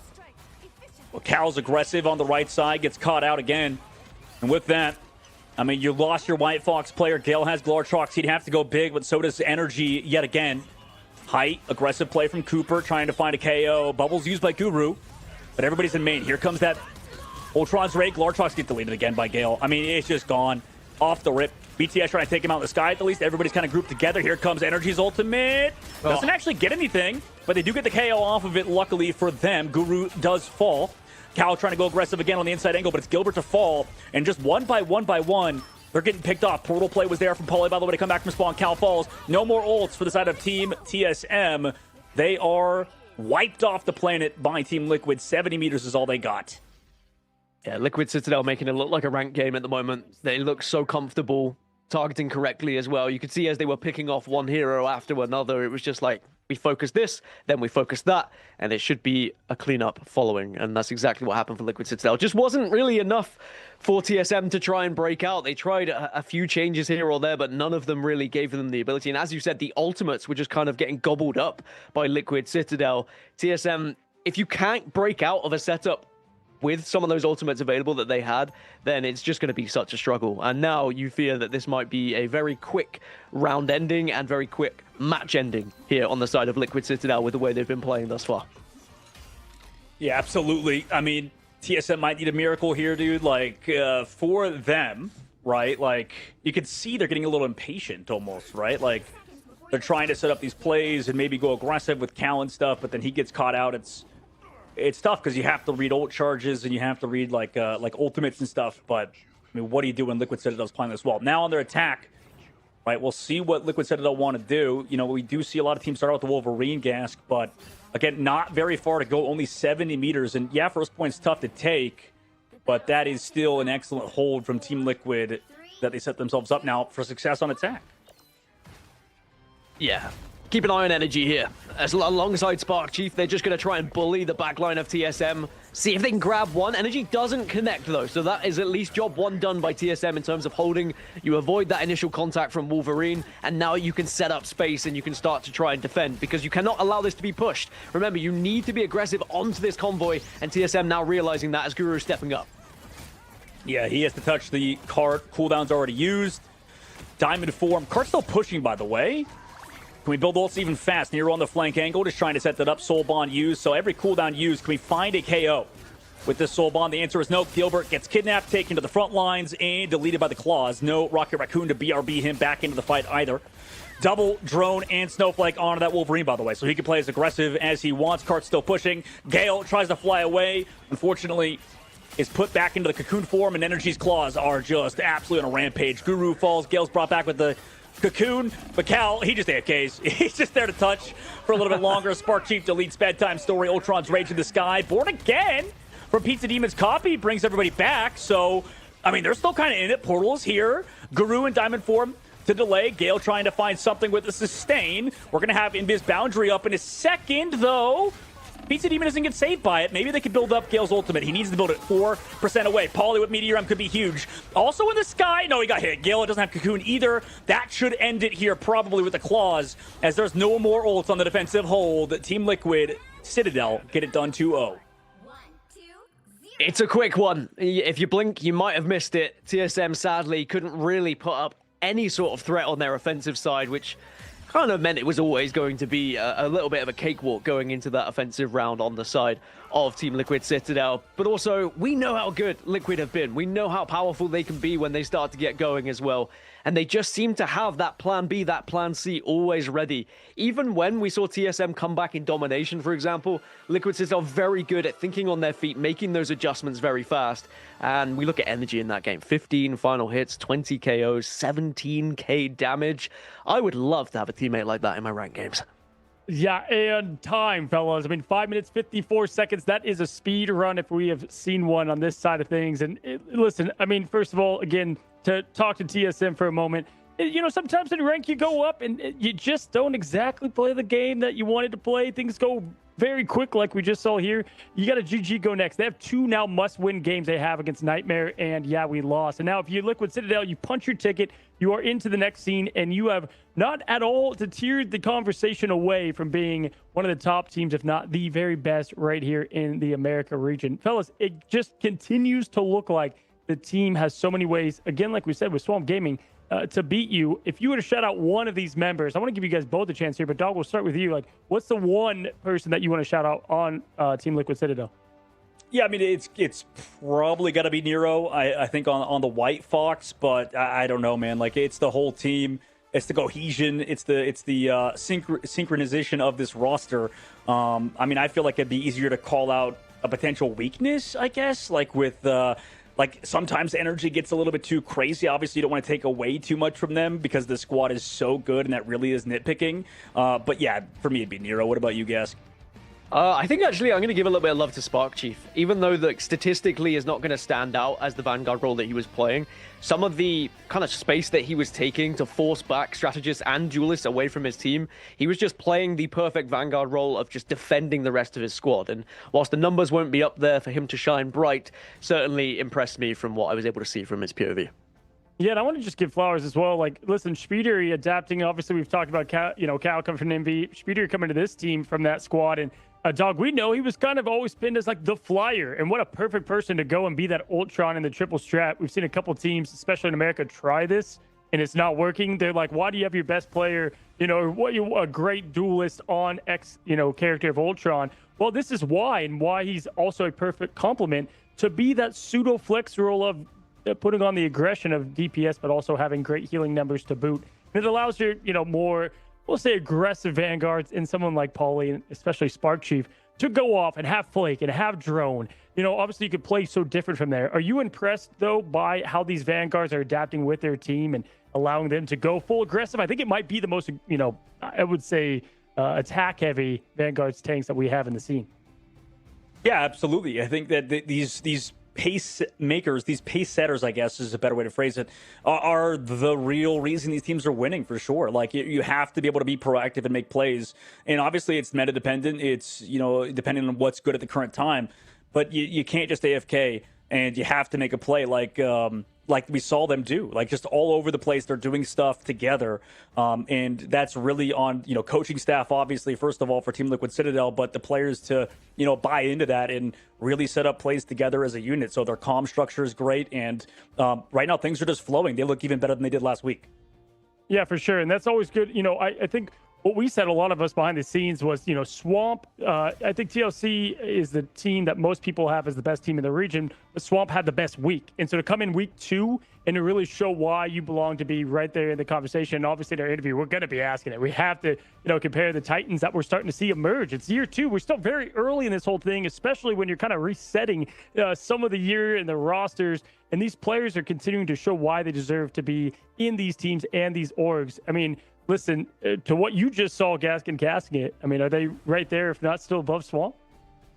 That is the toughest question for me. I think that in terms of picks and bans, TLC seemed to have it locked down. I think that they were able to convince TSM that banning Captain America was going to somehow help them. And I don't know why, because we saw it previously. You try and take that away from Liquid Citadel, it doesn't matter. Their pool is too deep in terms of heroes. Who's better? From what I saw today, I think Swamp were a little bit more solid. I think that TSM were able, especially in that domination, they were able to break through Liquid, which surprised me. I think that Swamp Gaming would have not allowed TSM to break through at all. I think we might have seen a bit more of a shutout. But again, I think that can come down to playstyle. So for me, Swamp Gaming right now, but I am ready to be very much changed in my opinion when we see them play each other in playoffs. Oh, I saw some faces from you there. Any comment? No, I respect it. I think both teams are good right now. Yeah, it's going to be a really fun matchup if we do get to see it, considering both these teams now are both qualified for the playoffs. So, I mean, we're probably going to see it based on how things go if these are the 2 first seeds, if they were to, keep up their sort of fire.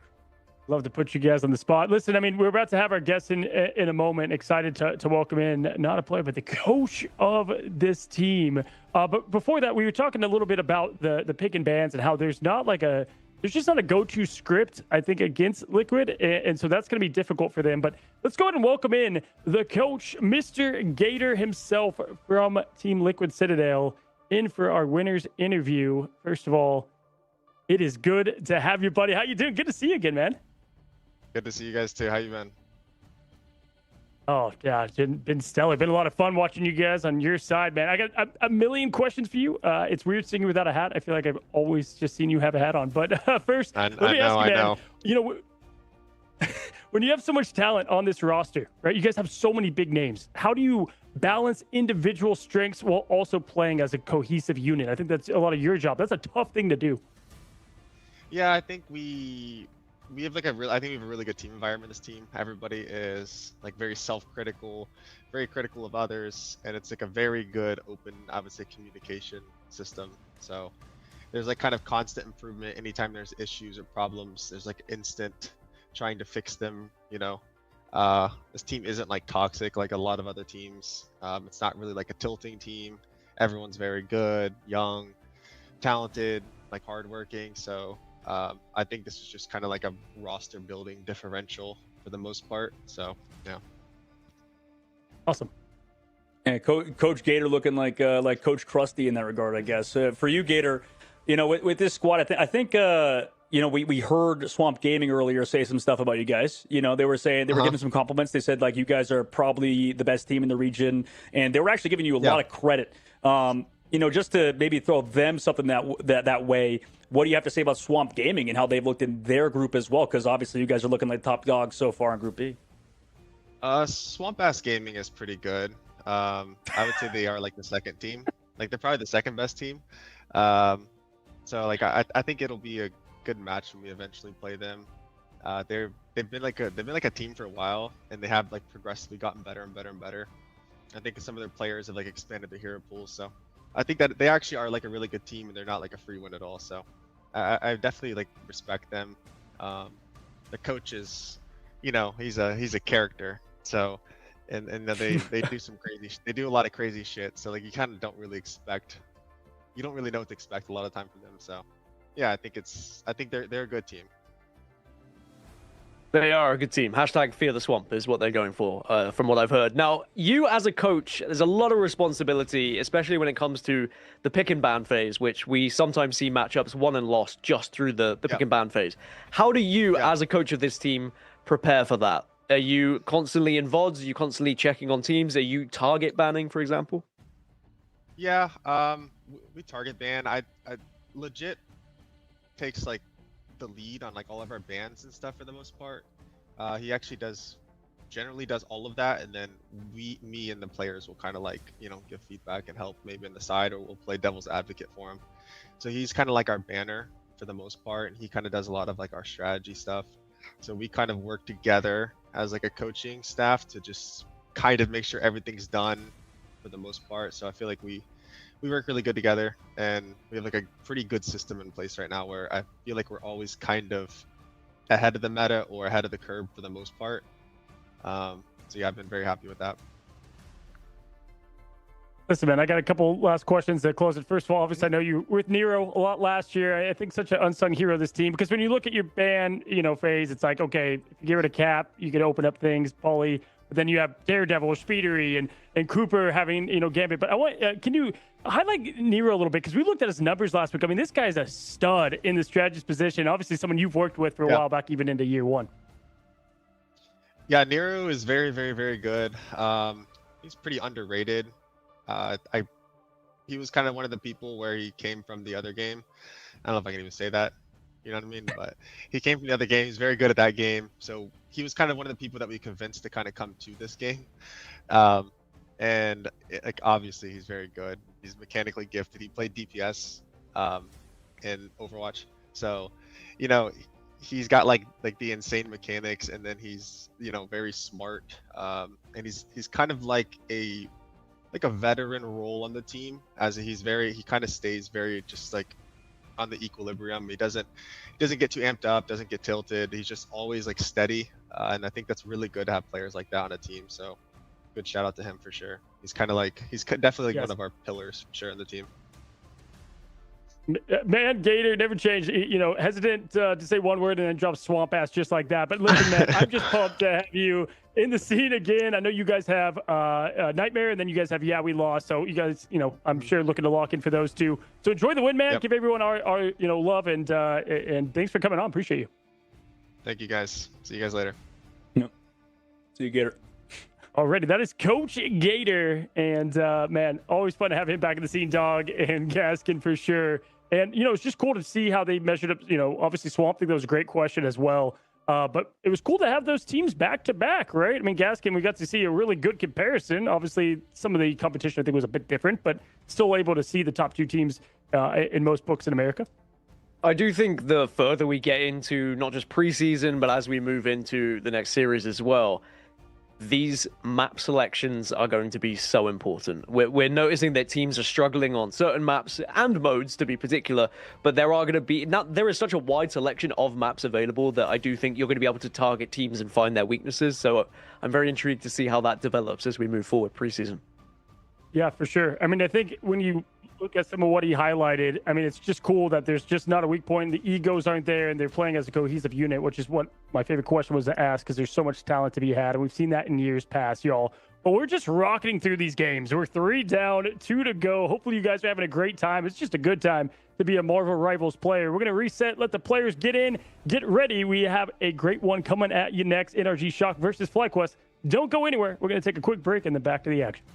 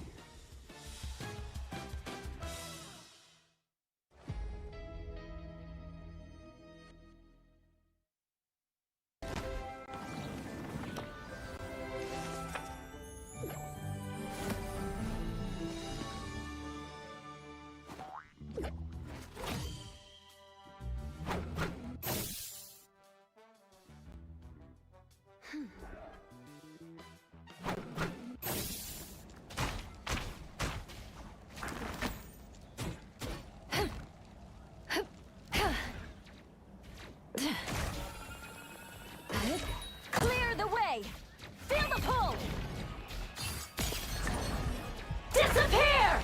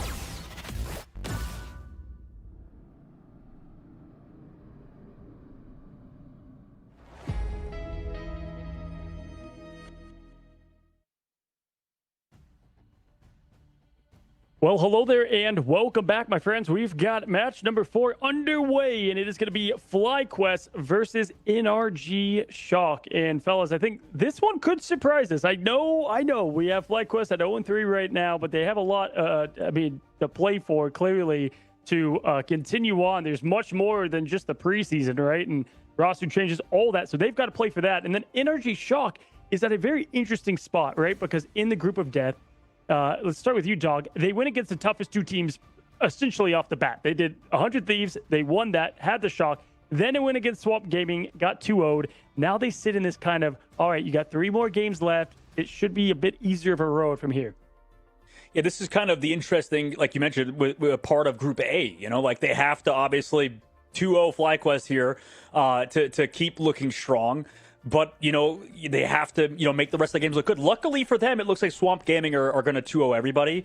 Obviously, there's one more game versus FlyQuest, but as long as that happens, it's kind of like a whitewash. It's like a washover kind of a little bit because, if everybody gets 2-0 by Swamp Gaming, okay, great. That's fine. But if we want to be that second seed, we have to keep winning. We got to keep getting these games back to back to back because, especially with the 100 Thieves and, how they've looked so far, you got to feel confident so far, especially with that head-to-head, right? Because that could give you the edge over them moving forward, and maybe you even eliminate 100 Thieves out of the playoffs just with that early win over them.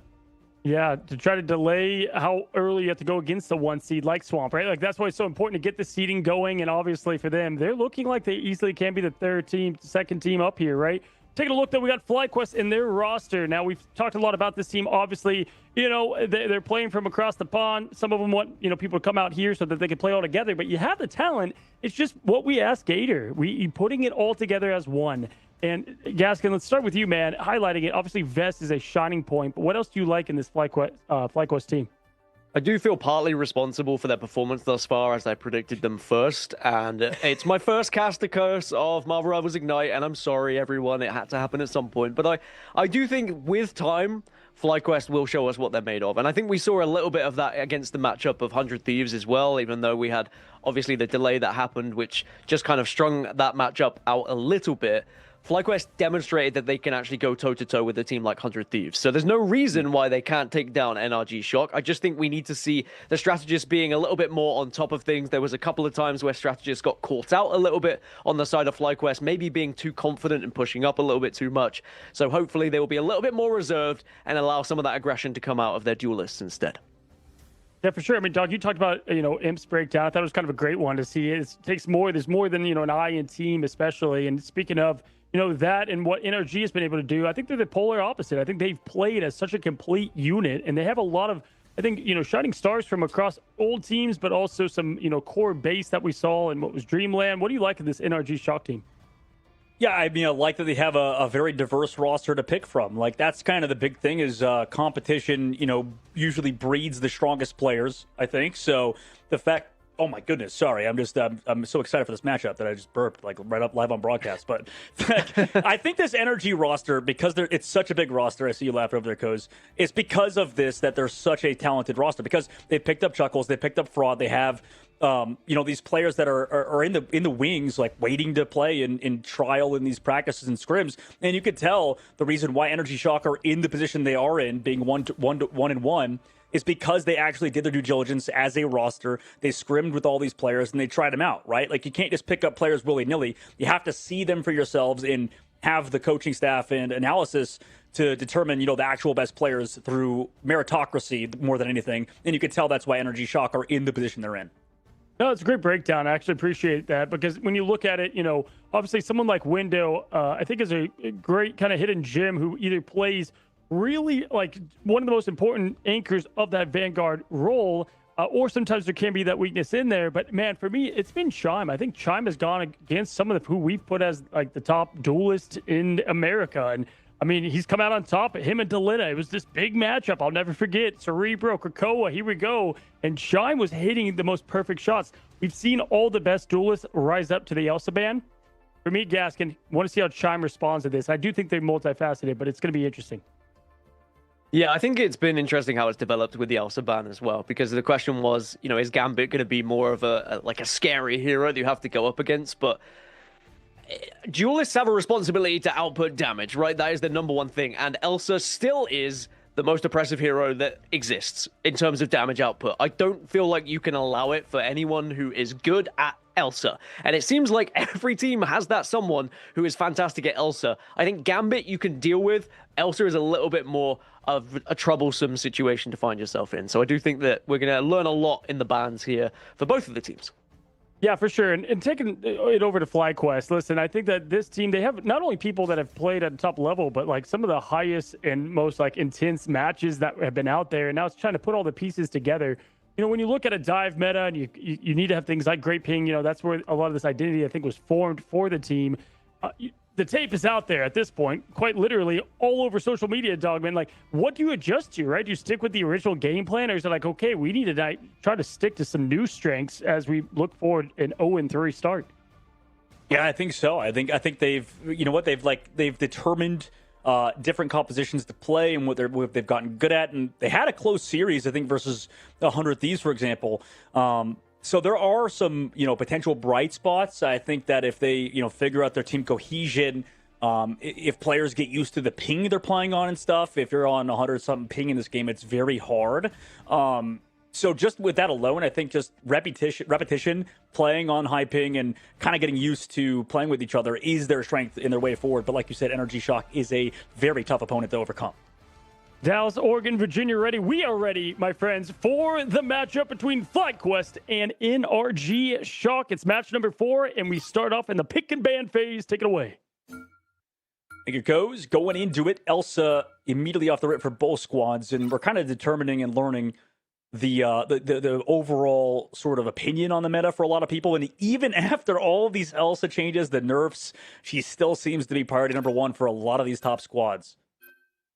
Last time we saw FlyQuest protecting Mantis and Psylocke, if I remember correctly as well. You can already see they are hovering the Psylocke, so perhaps that will come out. Or you just hope that maybe the ban won't come through. But again, it depends how much research NRG Shock have done, because we certainly saw how impressive the Psylocke can be, especially alongside a Mantis as well. Already that happened today, actually, in our first matchup of the day. Vanpool going to get banned on both sides. That seems to be pretty traditional at this point as well. We've seen very little Vanpool today as Rogue gets protected on the side of NLG. Yeah, I think it makes sense based on what we've seen out of that character, just in terms of clutching up in so many fights where it feels like we're just losing them. But that Rogue protect definitely going alongside the Gambit makes sense. The Daredevil band to respect what NRG Shock could do, or maybe to get their own one-sided matchup. But it's mirrored. It's mirrored across the board right now, guys. Yeah, the Rogue Gambit combo just too good to pass up here, as Invisible Woman will be the last and final ban. So what do FlyQuest have? Do they have something to make us think that they have what it takes to get through to playoffs? Remember, if they lose this, they are done. We won't see FlyQuest in playoffs, in preseason, at 0-4, with Swamp Gaming still left to play. Yeah, no thank you. NRG Shock have the chance to kind of bury them in this matchup, but FlyQuest, you just feel like there's still something there for them, and maybe that expectation is going to be there as well. We did see that glimmer of hope during the 100 Thieves matchup, but they need to try and elevate from that. Yeah, absolutely. Let's see if they can, starting off on this domination map that we actually just ended on in the last series. But for FlyQuest, right, that is the number one thing. Can they start, coming back in this group where things have just had a horrific start, right? Like it's been tough for them online, but Star-Lord got through in that, rogue gambit stuff that is always available. So let's see what happens. FlyQuest, can they show us some life? I mean, they did last week at the very end of the week, but it's as Cozy mentioned earlier too, Chime has looked great so far throughout. Apparently he's good at White Fox too, so this NRG squad is definitely not an easy team to bounce back from, Gasquez. For FlyQuest, maybe they have to, figure some stuff out that you talked about earlier. Maybe mixing up some comps could be a start for them. Gambit plus Star-Lord is certainly going to be something to keep an eye out on NRG Shock as well. Once the Raging Royal Flush comes through, Star-Lord turns into an absolute beast of destruction. Not going to have that on the side for FlyQuest though, but of course both teams are going to be running Rogue alongside the Gambit for that team up. And already we're going to see a little bit of just a back and forth here, a lot of poke damage. No one being too aggressive, no diving at the moment. Window considering it on the thing, but of course you have Hulk on the other side. So both biding their time, waiting for their moment, and now we get the jump. Let's see if Melio can hit those shots onto backline. Just kind of free farming, it looks like, over there too. So has been relatively uncontested. I'm surprised that he's not being marked by basically anybody that is building up straddles, playing it slow. Right now, FlyQuest are actually the ones closer towards that Phoenix Ensong Inferno. Velocity close to that invisible boundary, so Madara goes so low after diving in, but cooldowns used. Backup. Also, by the way, NRG have claimed that objective first, so they're still in control. They also go aggressive with invisible boundary if they want, but they know they don't really have to just yet. Meanwhile, with the triple Vanguard composition, they're getting Rage Royal Flush to pawn. Here comes that Ensong Inferno with Melio not able to find a KO through that. Too much health pool to chunk through on the side of NRG. They're still in control of the point, but they lose Renko in the back to Vest, who went aggressive. Melio's there with the follow-up, and they might have anchored a little bit too hard on the inside angle because FlyQuest have actually won the first fight.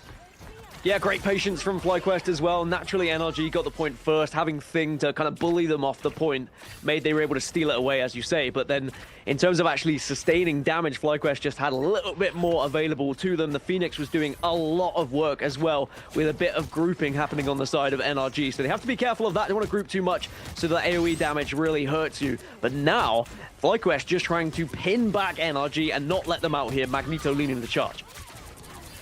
Big points all around. Here comes Vest towards the back line. Dives immediately on to the gambit. Goodbye, Renko. Okay. Goodbye, another one. Vest just absolutely putting the carry pants on. People have talked about this guy being an insane player for FlyQuest, and that's exactly why he just removes the ult charge in that fight. Another win for FlyQuest. Yeah, that one looked pretty easy, didn't it? And it starts with someone just leading that charge, but also having the ability to trust in your teammates that they will follow up as well. You don't want to be discombobulated and one person starts to push and the rest don't follow. They all seem to be working in tandem at the moment, and NRG Shock need to find a way around. They're going to probably go for a similar approach here of trying to bully their way through. They do have ultimates to work with. Is Elvios marking the flag. Here comes that Meteor M. Actually, it's Madara to dive deep onto Ken, who had that gambit. Ultimate, the Raging Roll Flush was available, but here comes Jolly on the backside. Velocity goes down. Can he find any more? Meteor M from Snickers. Are they going to find a KO through it? It looks like the answer is yes. Renko trades it with Vest there with another one on a Stinker, so it's back and forth. Scrappy at the current moment, which favors FlyQuest, it looks like, although Madara with the ultimate pop tries to find at least something, maybe gets rid of some ult charge on the front line as well, but everybody backed up. Raging Roll Flush still available. Didn't get connected on by the Rogue of the other team. But when does Ken want to pop it? Do they even need to? Window falls low.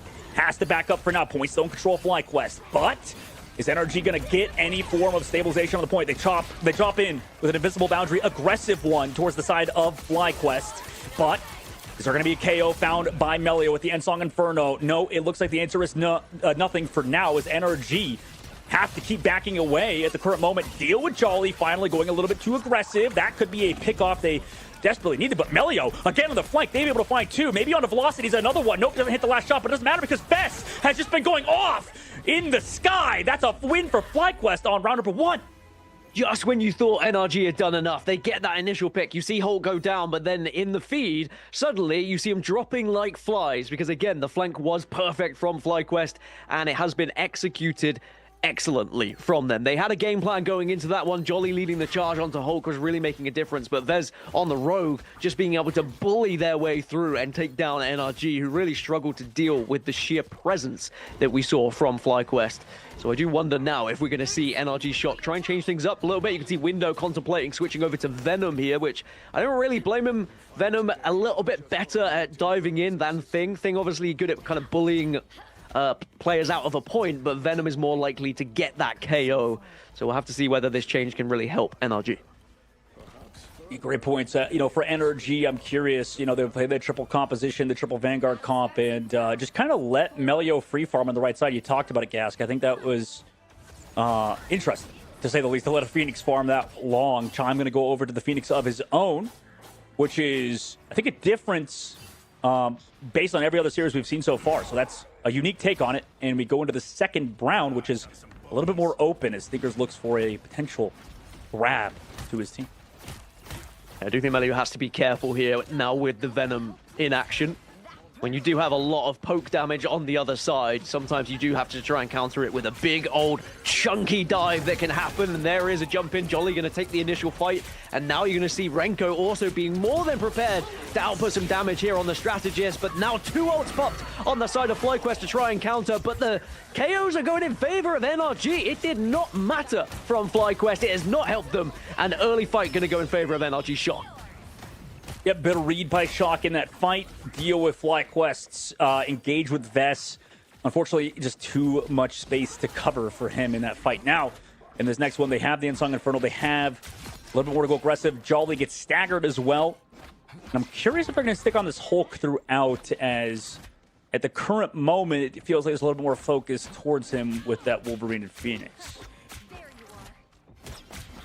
Heartbreaker is going to be available for NRG Shock as well. So they are going to have the slight advantage in terms of ultimate economy, but not far off, because FlyQuest will be able to build it pretty quickly when this engagement does happen. But there is going to be the opener. NRG Shock going to be the first ones to kick off with that Heartbreaker that I was talking about coming through. And now FlyQuest have to respond with one of their own. Meteor M does connect. Velocity has gone down, and FlyQuest have the openers. They have the advantage, and NRG Shock on the back foot. Yeah, great work from them so far from FlyQuest in that re-engage. Just pace of play changed, flipped on its head. And now for FlyQuest, pretty excellent fight. Can they keep it up, right? They use that flush that you mentioned. They use the Meteor M.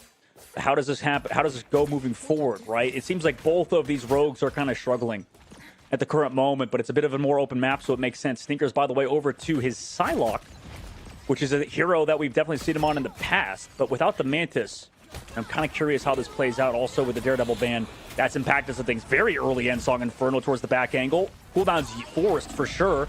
Oh, counter End-Song Inferno. Go to Ken. He got the ignition sparks onto him, and he's going to get taken out. Nice job by Time to mark him before flying in with that End-Song. Now Jolly tries to trade it, but they're already lost Melio. Window trying to find something on the back angle. Oh my goodness, almost dies. No, actually does so. Too far to go and travel under the seas in that case. But Renko on the Jolly. Even though you found one, it's not enough for the side of FlyQuest. It looks like as the stagger KOs come out, NRG Shock clean up FlyQuest.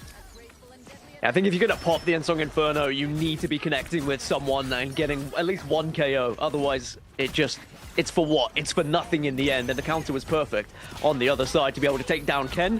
A little bit of aggression coming through now. The KO will be found onto Melio, so we are going to see try and get that initial, and FlyQuest are going to be in again a 2-player disadvantage now, as NRG Shock have really been able to stagger them and take full advantage of said players just being a little bit too late to the fight, and that will just slowly add up to the time they're having. Of course, FlyQuest were leading initially up to 70% now, so it's not all doom and gloom just yet for FlyQuest, but they do have to be mindful of some of these staggered pushes here. They TP'd in just to stall at the point, and at least they get up that Raging Royal Flush, to get up the Psylocke ultimate for FlyQuest side. I'm sure they feel not too shabby about that, but it's a matter of what they do in this fight, right? Tuzi, by the way, going over to the Angela, going back to their triple composition. They did on the previous map, except with the Angela as a bit of a difference maker, and also to not be on the triple strat of this comp, just to play with Melio on this Phoenix. But what can he do? Look for Stinkers, who backs away. Tuzi caught out on the right side. Oh no. That's a brutal start for FlyQuest, who, had ultimates going into this fight. Best tries to go too far. He goes down as well, and trying to make a play results in nothing now. 5% away. They don't have Portal. They have to touch last second. Can they even do so at 3%? Everybody's getting stagger KO'd by Chime and crew. It's done. Energy Shock have won this round on Burn T'Challa versus FlyQuest. Yeah, tied us up. Send us to a third round then.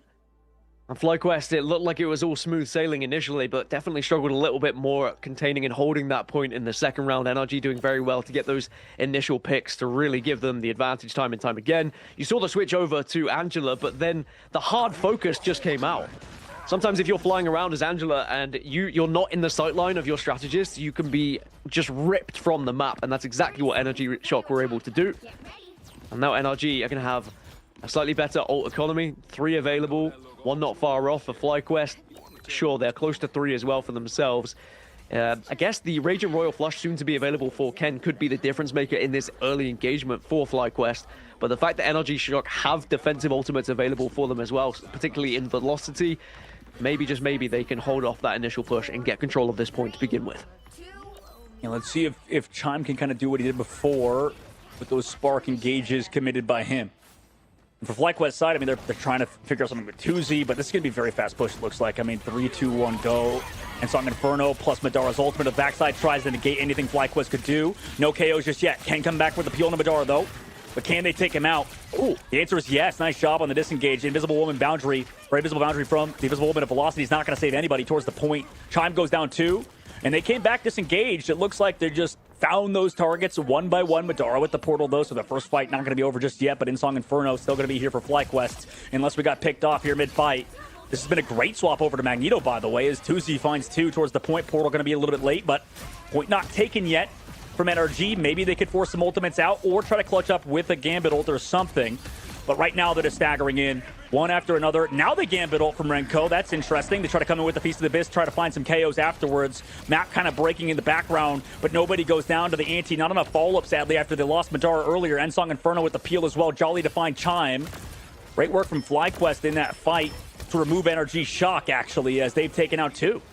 Yeah, that's a tough one for Energy Shock. Saving the Raging Royal Flush and then trying to use it to stop the initial grab of the point. You thought it in theory, should work, but FlyQuest too good on their defensive side, able to just sustain and heal their way through the damage that was coming out on the side of Energy Shock as well. And now, NRG are going to be behind on that Gambit ultimate kind of economy here. And we really have seen just how impressive FlyQuest look once they do get it, and now they're going to get aggressive again once more here to try and find that extra little bit of damage, and will find the initials. Well, Energy Shock get 1 as well, make it 2, and 3 are down on the side of FlyQuest, so surely Energy Shock can clean this one up, and it looks like the answer is going to be yes, as Chime finishes off Milio, and now FlyQuest on the back foot. Yeah, the target focus just a little bit off for FlyQuest's side, though. Window goes down, point still in control. Tuzi's coming back with the portal, so they might have a shot here potentially to win the fight still as Jolly gets staggered out. Ken got hard dope on last fight, by the way. It was a tough fight for him. Falls back all the way to the health pack side, by the way, as real quick swaps back and forth to make sure he can get back into that Hulk form through the portal. So FlyQuest still in control right now. Energy Shock, it was a decent fight, but could not get the KOs. Yeah, very surprising, actually. With those initial KOs, you thought that Energy Shock should be able to just bully FlyQuest off the point, but actually it was Jolly on the Hulk who was doing all of the bullying and ensuring that no one was going to be able to take that away from them, and just being very impressive and taking them down as Velocity is going to fall first, followed by Window and Renko, and FlyQuest on fire right now. Are Energy Shock going to give this one up? They might. I mean, the portal play isn't going to be here either for them. I mean, 90% of the port. You saved Gambit ult. Finally, now, I mean, that kind of staggered from earlier. We have somebody hiding in the height, by the way, tries to touch last second. It's the Psylocke after using Invis. But did they even get the touch? It looks like the answer is yes. Back to the health pack side. Renko with the ultimate onto the right. How many people even got hit by it? Chime, nice shot onto Zellos, who's caught out of position. Jolly does find Renko, though. The Gambit removed is big. But do we have any other ults for the side of Energy Shock's side? Window trades out to Z. Ultimate still available for FlyQuest. I mean, they were holding on to ults, but haven't been able to use them, and Energy Shock actually are the ones to win in the overarching scheme of things. How many times so far this preseason have we seen 99% go to overtime and then finally the opposing team just gets that push? Sometimes you just need that back against the wall mentality of it's do or die here. And NRG Shock just kind of saved those ults for the perfect time and were able to now gain control. So for FlyQuest, they do have 2 ults available to them as well, but NRG Shock could say the same. Freedom Charge available for Window. Maybe we'll create a little bit of space for Chime and Stinkers to do some damage to the back line. See what happens as FlyQuest already get Jolly into Bruce Banner form early. That's a nice pick from Badara and a bit of a interesting position from Jolly. It seems like this team's a bit slow to follow up on him at occasions, but now they're just going to back up for now. They're just going to wait for him to come back from spawn. So already a first fight win for NRG in that case, and Melio's just waiting for his hold to come back. FlyQuest now just grouping up, waiting, biding their time, but now you can see a lot of ultimates just going to be exchanged here to try and get that initial pick, but no one's gone down just yet, and now the Freedom Charge will happen. Shock, though, Freedom Charge is into instant death. It might have been just a panic ult, I don't know, but either way, FlyQuest were able to stay alive. Ken now goes down on the other side, Stinkers falls, and FlyQuest might have just done enough here. They might have. I mean, nice job to take out the cap, countered, and Song Inferno too late. Tuzi's 1 HP, Zelos there with the heals. Jolly came back into the 4 minutes. Best takes down 1. Same thing with another Stinkers. Tries to trade it back. Zelos down. So is Melio. Just in the neutral. With the portal play from Window. I mean, they're still here. Meteor M from 2Z. Is he going to find them until the point? They have no time left, by the way. FlyQuest still in control. At the current moment, Ken, nice job to follow up on the Stinkers, who's been a nuisance for this side outside of the portal. Renko goes down as well to FlyQuest as they've claimed that point, and they're still in overtime. Jeff from Velocities doesn't eat anything. Unfortunately, his mouth is empty. Window comes back with his own portal, though, rather, you have Melio on his side. So they have man advantage currently over the side of NRG as Chime gets dove upon by Ken again, who will just do everything himself, it looks like. Ken has found 2 in this fight by himself. On to Stinkers, who's come back onto Wolverine, but the Thing fists are too much from Jolly as Window and Medora both fall. Then FlyQuest in overtime, just one after another, get multiple KOs. NRG Shock are stuffed. Bernachala is FlyQuest's map. They're up 1-0. Jolly just started to ground and pound as FlyQuest are able to just about inch that one out. And I think they would have been very disappointed had they thrown that one away, considering they'd been able to get to 99 previously. But have to give a lot to Ken on Gambit as well. Not only just being there for the rest of the team as the strategist as you are, but individually matching up impressively against those who tried to take him down. So FlyQuest take the lead here in this match, Dog. And I tell you what, this is a far better matchup than maybe someone expected. This is the FlyQuest that I thought we were going to see earlier on in preseason. Maybe now they're finally turning it on here. Absolutely, man. I mean, like, Melio was coming online. We saw, you know, especially on these like more close quarters maps, Vest was just able to bring it to the other squad. And I mean, the only thing that I feel like FlyQuest, their biggest fault is not even like a lack of skill, it's just a lack of coordination. And, you know, when this team can like go aggressive and make plays, they actually do come out on top a lot. But we'll see if they can keep it up moving forward as we enter Convergence or Convoy. In the meantime, we're going to a short break. We'll come back for map number 2.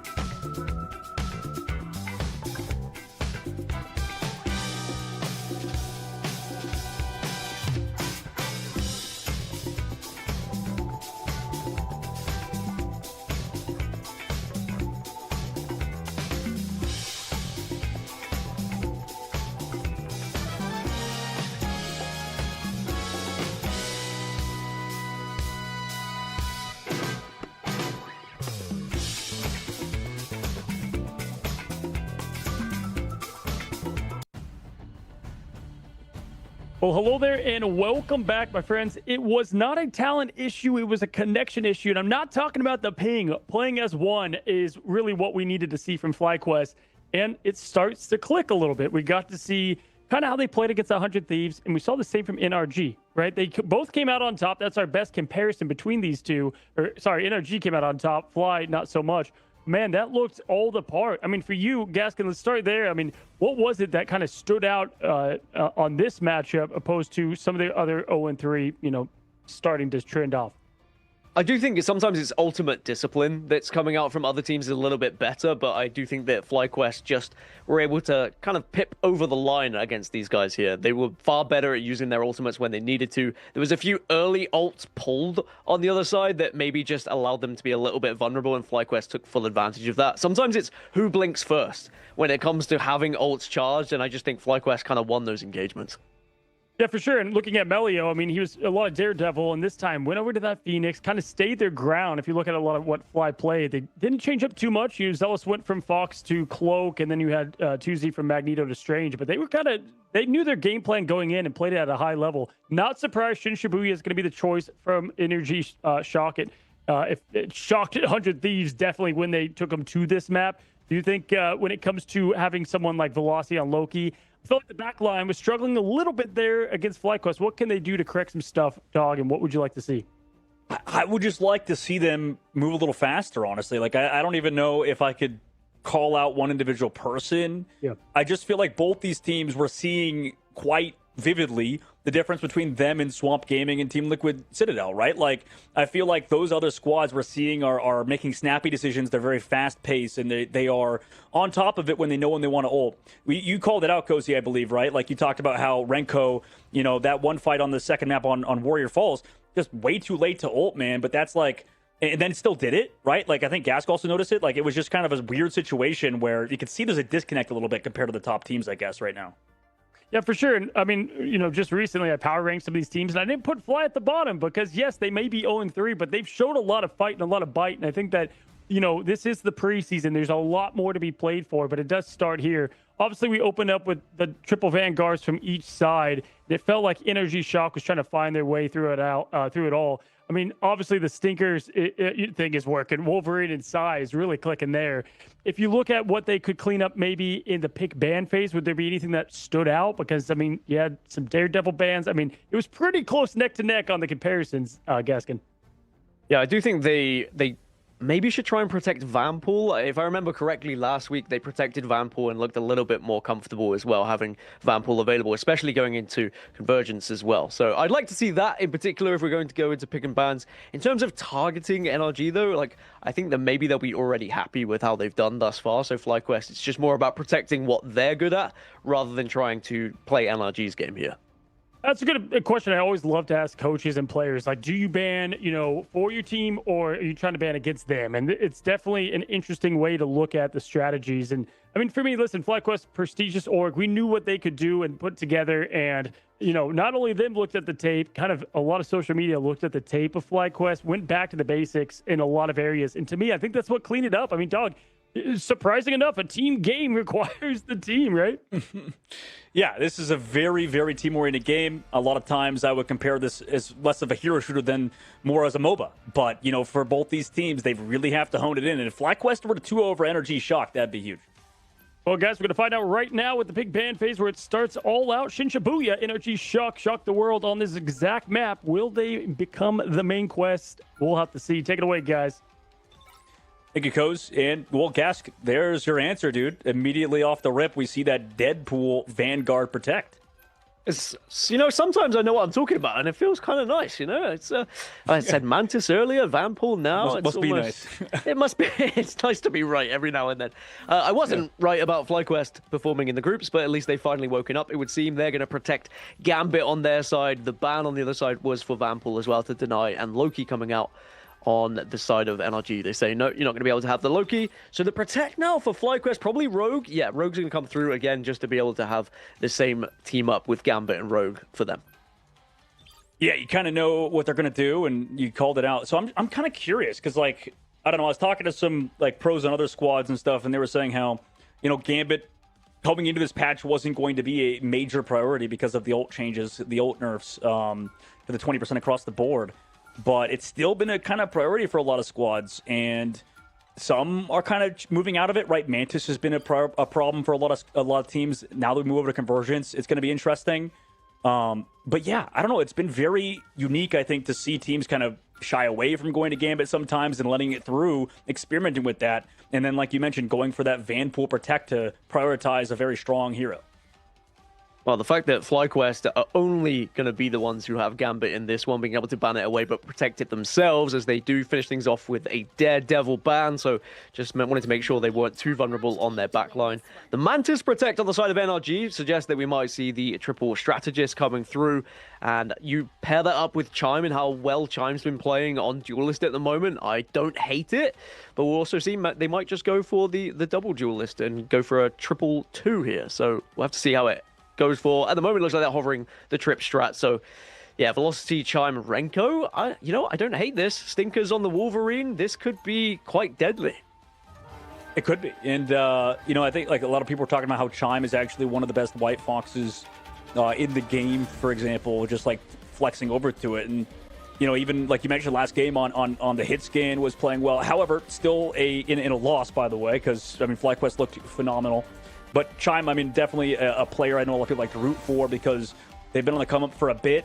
Kind of same thing with Chuckles on their bench. Been on a lot of different teams, never on like that sort of top team, but always a player to look out for. So able to get that sort of limelight now, joining one of the top squads, a partner team in Energy Shock, and against FlyQuest, who are bouncing back, right? Like we could talk about rookies, new guys coming in, Jolly.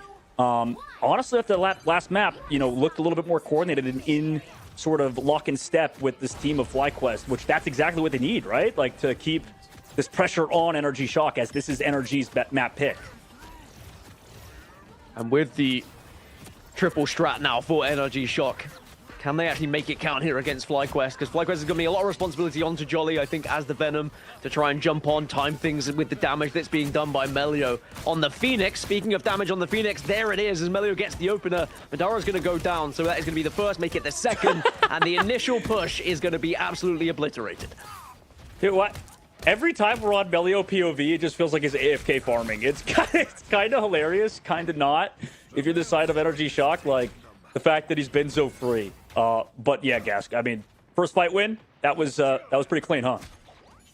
That's what you want. If you are a duelist, you want to be able to have that freedom where you can stand there uncontested and just kind of hold down left click and have a fun day. And that's what Melio is going through right now. Is anyone going to try and challenge? You can see defensively, though, that FlyQuest are positioning people to protect Melio, just in case you are going to see the dive. And now you are going to see a couple of ults do get popped on the side of Energy Shock as they now try and push in to take this initial point. Yeah, maybe if Window had that upgrade, you get the KO there, or the damage boost. Actually, I don't need to see if they have the damage in that fight, but they already gotten 2 tick on the board. Oh, because we're playing height so hard, we need someone to anchor. Vest is going to be the one to touch. He goes down. Deadpool now has to come in. Everybody has to fly in last second from Jolly. He's going to fall. And one by one, this is awkward. Ansong Inferno. Oh, okay. That's 2. But do we have anybody else here? Madara falls low. People are still touching. Tuzi's touching. We gave up so much percentage, and we're barely holding on. But even though, like, our head's falling off our body, we're not fully decapitated yet, as right now Energy Shock, they're still in this. Zelos goes down as well.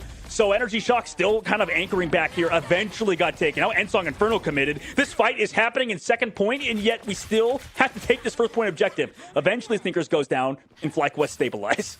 Yeah, FlyQuest eventually stabilize in what was, as you said, a very risky strategy to go for, playing with so much height. I think it was the kind of oh crap moment when they realized someone had to drop. Eventually, they all did drop. They lost a couple, but they did stabilize eventually thanks to a huge ultimate on the side of Melio, who really has been the big difference maker for FlyQuest at the moment with this position in particular. If you just show yourself slightly, Melio is there to tag you, so you have to be careful if you do show your face as Window gets the opener, and with Melio down, maybe now Energy Shock can finally make their move. Let's see what Window can do with this off angle. Ivalgamora slows down Chime in that White Fox ultimate. The Green's here as well to keep him healthy. Here comes that piece of this into the Groot ultimate incoming. White Fox ult as well, so both White Foxes just slamming around. While it's Velocity in White Fox with a Loki copy. His is going to be enough to keep the team healthy, backing up. Though Window with the flank does commit the ultimate. They fly to the point. Zelos goes down as well. No more ults, and that's going to be it, really. Unless we were to have a fast TP play, Melio and Jolly don't have ults. That's going to be entering second phase. Energy Shock have claimed the point. I think that's so important for Energy Shock for obvious reasons, but I think now that you go into essentially the movement part of this map rather than taking that initial point, I now believe that NRG's composition suddenly becomes a little bit more powerful as you move and groove a little bit with the three strategists rather than just trying to break through that initial defensive mode from FlyQuest as they go through the portal here to try and initiate the fight. But two have already fallen, make it three, and Energy Shock making short work of this fight. Well, I think it was a good read from Stinkers to go with that ultimate. I think Energy is looking a little bit more proactive throughout, and as well, I think it's helped them slow down the playstyle too, putting Madara over to the Emma as well to slow down Jolly's pushes. But Stinkers read that portal play, kind of a cheesy play from FlyQuest. Did not pan out because he was there to match it, and now we're going to keep moving, but we don't have a lot of time bank, right? Like, they need to surely string at least a few if you're Energy Shock, right, guys? Yeah, they have to. If they're going to be able to actually push this point to a point where it's going to be difficult for FlyQuest on their own offensive round, then they have to be winning some of these engagements. They can't allow FlyQuest to come back through. And maybe, just maybe, it's going to be Melio who can make the difference yet again on the Phoenix with the ultimate there and ready when they would like to use it. But you can see that FlyQuest struggling at the moment to do that initial damage. As I say that, though, they do get the initial pick, make it 2, and now Energy Shock are going to have to try and fall back here. Oh my goodness, Vesh just walked in, took 2, and backs out. Nice job from him. And for Window, I mean, he popped the Deadpool ultimate. The follow-up sadly wasn't there due to what happened. And now they've stabilized. 2 minutes left on the clock at least.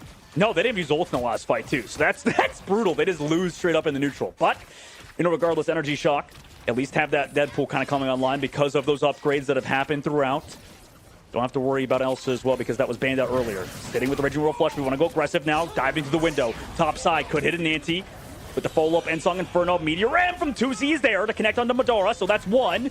Nice job to take out Madara in that fight. Now we come back in with the Mantis Soul. Can we find any KOs? No, the answer is Zelos here on the White Fox to keep Melio healthy too, by the way. We have nothing on Energy Shock side, although Stinker's coming up with that. Ensong Inferno, no, Jolly has taken him out. That was a huge ult coming up. Now we only have to try to win maybe with this Sonic Seduction or the Mantis Ultimate or something, but FlyQuest slowed this pace down, have gotten 1 pick, and are kind of not fighting for too much more. They're taking their wins where they get them. We'll see a couple of ults going back and forth between both teams as well. Now the initial KO will go in favor of NRG Shock. So this is the break that they so desperately needed here, as now they force FlyQuest back, which will allow, of course, the truck to move a little bit. Window's going to fall as well. FlyQuest now starting to take a little bit of control as they try and push back at the same time.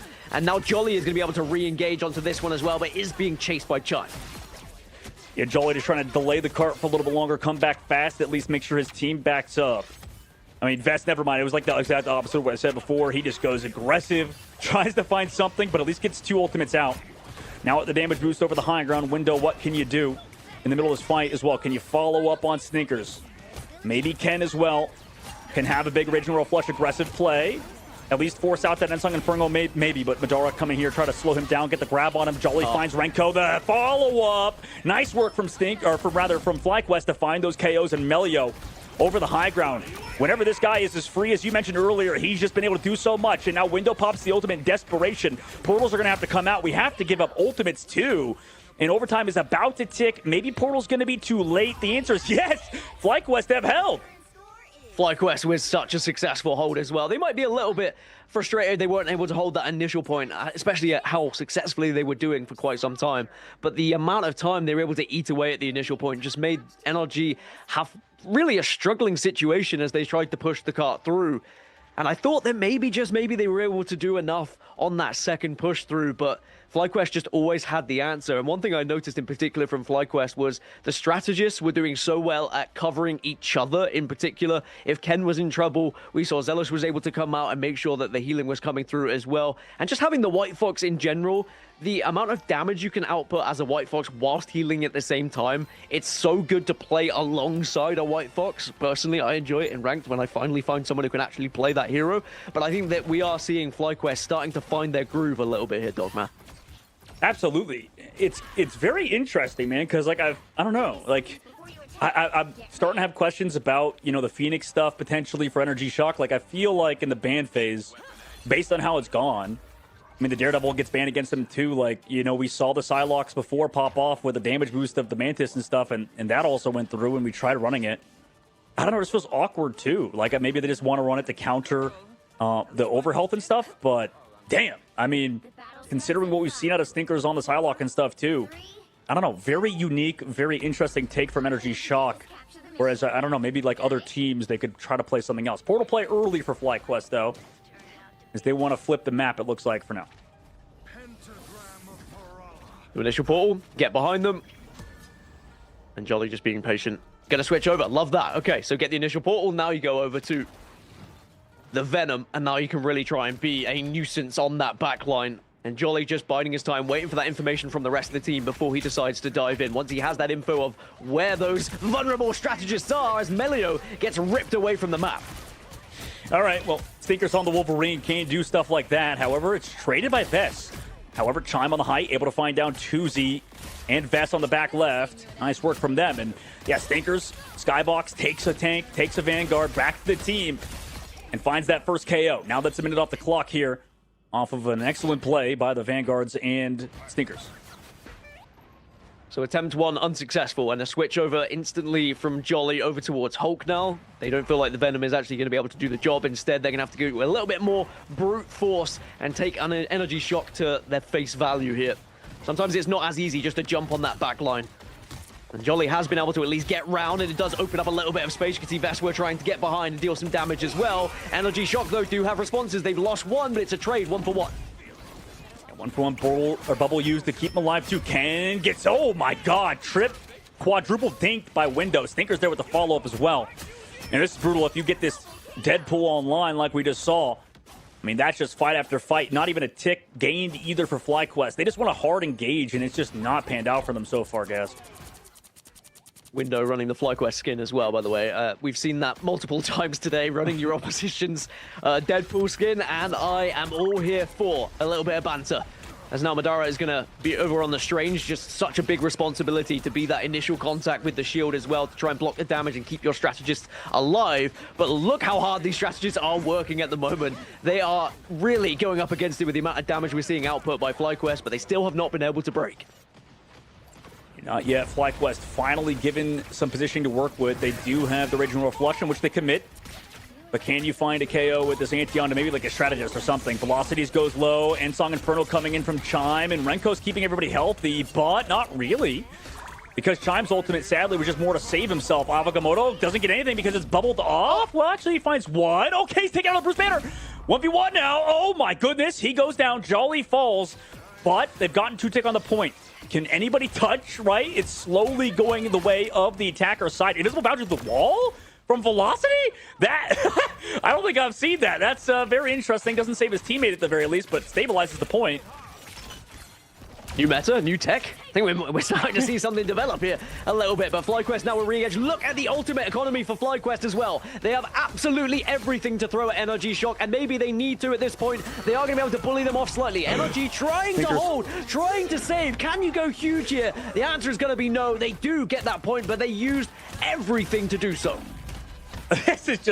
This is wild. An absolute messy game so far for the side of both teams, really. But yeah, I mean, new strategy didn't work out, sadly, for FlyQuest. Energy. As they're sent back to spawn. We have 3 minutes in the second phase, Gask. What are you seeing here going to the second phase of the map? FlyQuest, I mean, they're starting to get a little bit of momentum back on their side, right? Well, realistically, they're only going to need to win one big fight and one big engagement, considering how far NRG Shock were able to push this cart. So FlyQuest, if they can just slowly teeter their way up with a lot of poke damage, just force those Vanguards back, they are going to create a little bit of space. And then eventually, when the fight's happening, you break in. This is where FlyQuest should show their dominance. Jolly's going to pop an ult as well. FlyQuest now need to follow up on that. Yeah, Velocity goes down early. Jolly just able to kind of do what he wants. Nice jump from him in this fight. Tuzi gets traded out, sure, but close spawns doesn't really matter as long as you're not in Bruce Banner form. I mean, he's peeled off excellently for other fights. Window tries to trade at the very least, but it's not going to result in anything. Another fight waiting for FlyQuest, and they still are building up to some ults for the upcoming ones. And that's the thing. We saw what FlyQuest were able to do when they had just an abundance of ultimates available. NRG Shock maybe need to learn from that, as Melio just able to slam Chime out of the sky. And now they're going to have that player advantage. NRG Shock have to try and hold here, but sadly, when you have the player disadvantage, you are going to be forced upon, you are going to be pushed upon. Zealous gets another one. NRG Shock struggling here, Dogman. Oh my goodness, yeah, this is Melly of old right now. Chime takes down Zelos, though, who is going really aggressive on White Fox to spawn, but that's kind of what you got to do on the character sometimes. We fought off the cart now. It's just Thinkers back on a Psylocke. Nobody touches in FlyQuest. They have looked completely different today. 2-0 over NRG.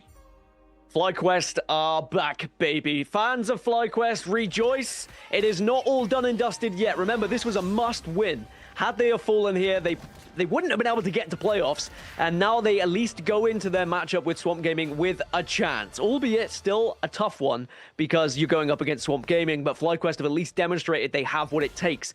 But what does this mean for NRG Shock? It also puts them potentially in that danger zone, the elimination area of not making playoffs as well.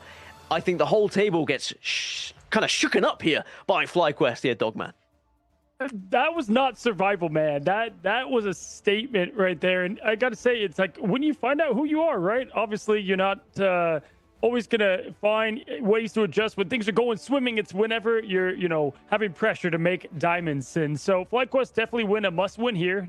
And when you looked at what they had left to get the must 2 wins, dog, it was NRG and Swamp Gaming. Obviously, to take down a team that hasn't lost in Swamp is going to be tough. But what a way to get right and get some confidence, huh?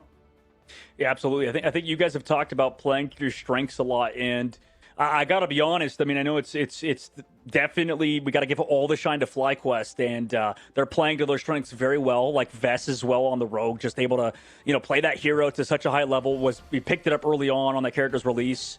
I think he's been great, obviously, but on the opposite for NRG Shock, man, like they didn't play to their strengths. I don't know, like we get the Deadpool ban against us. We have the Mantis Protect that we went for.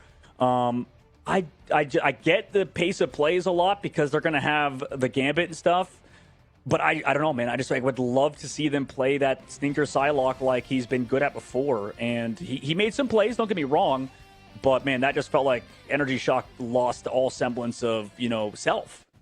Yeah, I mean, I agree, but also just looking at you were having a triple strat lineup. You were putting a lot on Chime to then be a White Fox with the Duelist against triple Vanguard, right? So then, that's so much, I think, responsibility on Stinker's end, whether he was the Wolf or whatever he was trying to be, and on Chime, and that already struggles against, more classic lineups. And so I think it was just a match issue of what the game plan was going in, Gaskin. At least that's what I saw. I think that ultimately we have to give credit where it's due, and for me, it's Melio. I think that even though the damage output was very impressive on the other side, Chime impressed me, Stinkers impressed me as well as Duelist, but Melio, it was the impact he had of the actual KOs he was able to find. In particular, that one at the end, if you needed a demonstration of it, it was just being able to pick that initial player, and then it just gives so much freedom to the rest of the team. And I do think Melio was the standout player for me, not only in terms of positioning, but also in terms of timing with their damage. Yeah, no, for sure. I think that's a great point. And we actually kind of said that, dog, going in. I was like, they were all in the dive comp, and that was a lot of their strategy. And before we led into the series, I said, do you think they adapt out of the Melio, Daredevil, which was doing some good things, but also the coordination, was a little messy. But listen, now we have this Phoenix into Vest picking up the whatever's left out there. It looked to me like I think the Duelist change was huge to help with the effort. Yeah, absolutely. I mean, they mixed up the play style. They played around it well. And it's, as you mentioned, switching over to the Phoenix with Melio was great. Well, guys, we have an interview, and is one, the only, they call it Vest Quest at times. It is our man, Vest, and we're glad to welcome you to the Winters interview, and your first Winters interview at that. Welcome in, Vest. What's up, King? Good to see you, man. Good to see you guys, too. Dude, listen, I got to say first, all right, you're coming off of 0-3. You got a very dominant win, and I want to just say, is this... for you guys, take me inside that turnaround, right? Did this moment build confidence? Was it already there? I mean, obviously, a lot has been said about this FlyQuest team, and I want to know how you guys as a team are feeling. Yeah, I mean, obviously, after you're starting 0-3, that doesn't feel great, but that kind of removed all expectations, and, we're already down 0-3, can it really get much worse? So we just kind of sent it. and it worked out today. Hey man, I mean, I love that. I mean, I think obviously, you've been here before. FlyQuest has been here before as well. I mean, even going back to last year in some of these openings. And so what I want to ask from you too is I love what you put on social media. When people were looking at individuals, you say, no, we win and we lose as a team. Buddy, I think that's so important. I want to give you a chance to kind of highlight that because I think you guys showed it here today, win or lose, but today being a win as a team. Yeah, I agree. I think, especially on our losses, people would kind of just pick one person that did bad, and like, it wasn't even the same person every time. Like, they'd just kind of switch it around. But yeah, I mean, like, it's a team game. It's not just individual performance. Like, even if somebody does bad one game, they can like hard carry the next game and do great. And like, I mean, everyone just stepped up today, and everyone did really well. I think we played as a team today really well, and that's why we won. Yeah, absolutely. Invest, I think for you guys, obviously moving forward, a huge win, first of all, to keep alive in this group. But I mean, like, how does that what does that mean for the rest of these games? Like, do you feel like you guys are getting better as you go on? Are the players getting more like used to the ping and stuff? Like, how's that dynamic been, I think, week after week of these guys getting used to the current kind of playing condition, I guess, like the whole team for FlyQuest? I mean, we've already been playing for a while, so it's not really like a ping thing. I think most of it is just we're kind of slow on learning the meta and being able to adapt to it. And so when these changes come like so fast and so frequently, it changes the meta up a lot. And so we're kind of slow, like adapting to that. But as we get more time, I mean, I think we're scrimming probably more than most other teams. Like even on match days like today, we still had like regular scrims, and then we had our warm up. So we're just playing a lot, trying to figure things out and like really, really lock in. And I mean, you're going to need to lock in because your last matchup is going to be against Swamp Gaming, who have been, unbeatable thus far. It's very difficult for anyone to find a weakness. What's preparation going to look like going into a matchup that is essentially a must-win for you guys? Otherwise, you'll be eliminated. I mean, we're going to keep doing the same thing. We're going to just look at their games, try to figure out like what we want to do in drafts, what we want to play, what we want them to play, like how we're going to play against that. And I mean, we're just going to do the same thing that we did today. We're just going to play as a team, play our best, and hopefully we beat them. Heck yeah, man. Well, listen, I mean, we said from the beginning, it wasn't a talent issue. We know what you guys have. We know who you are, man. And again, so fun to see you just mature in this scene more and more. I mean, all together. Can you let me in on this? Are we going to see Fly all together in one building, moving into maybe stage 1 or anything like that? Hopefully. Do you know of that yet? That would, yeah. Yeah. I mean, Fly would fly everyone out for sure for like the main stages. We would all be like on LAN. So yeah. Heck yeah, man. Heck yeah. Well, we're excited to see you guys, and always good. Always good to see you, bud. Always good to see you and continue to see your success in Fly. We're rooting for you guys and proud of the way that you guys hold yourself. So good luck out there. You got a big one. You got a big match next with Swamp Gaming, and you can definitely, you're not NRG shock, but you could shock the world by winning that one. So good luck to you guys prepping for that. Thank you, guys. Always nice seeing you guys out here, too. So. Alrighty, guys. Well, that is Mr. Vest with the FlyQuest, and Dog, I gotta give him a lot of credit, right? His essentially outside of Zelos, like the whole team is different, right? And I think a lot of people, were looking at him like, oh, why don't you choose another org? Where'd you go? And he stuck with FlyQuest in the best way possible, and he believes in this team, and it was cool to see that all come together. Yeah, he is, as some would meme, John FlyQuest, right? Like he's just been there, the young gun, kind of working it out, and he's going to continue to do so as long as he's with his org. So, huge shout out to, like you said, and after all those changes too, we'll see if they can do it, man. I mean, if anybody can do it and beat Swamp Gaming, even despite the start, like it's not too far-fetched to see them maybe put up a good fight. Yeah, I think you said that, Gaskin, going in. It's unfortunate like that their first 3 losses were some of the toughest teams or the easier teams, right? And now they have the tougher ones on the back end. But either way, what a way to build the confidence. I know that they're definitely feeling great about themselves, and hopefully we'll see if they can carry that into our next matchup, or into the next matchup they have. Speaking of, we have one more matchup today. It has just been 2-0, 2-0, 2-0. We're maybe going to have a 2-1. We'll see. Anyway, we're going to be back after this break. Don't go anywhere. We got one left.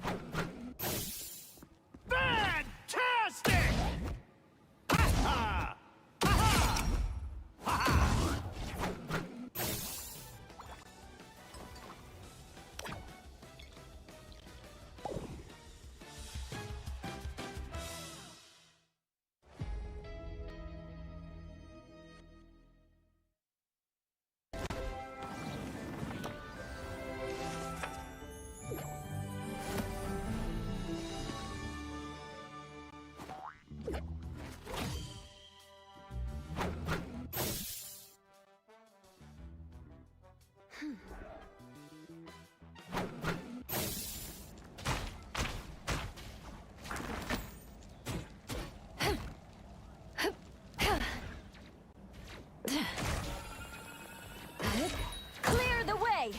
Feel the pull! Disappear!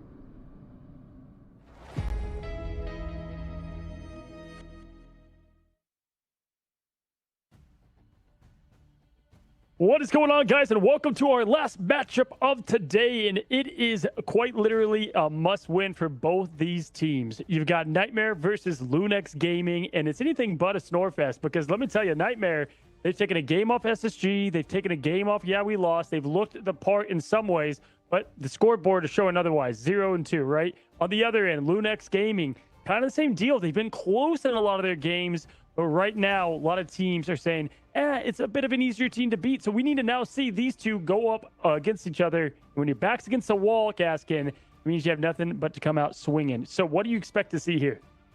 Yeah, I think that just looking at how comfortable Nightmare have been in some of their matches, they've shown a little bit more promise on the other side to Lunex. So I do think that Nightmare are the favorites going into it. That being said, we're always here for surprises, right? Lunex might be able to pull something out that we're not expecting. Maybe they've got a little bit of a trick up their sleeve that they can pull out as well. But looking across the picks and bans for both teams, like statistically, Nightmare, I think, have done a little bit better in their picks and bans. So I think they should be comfortable to win this one. But as I said, I'm ready to be surprised.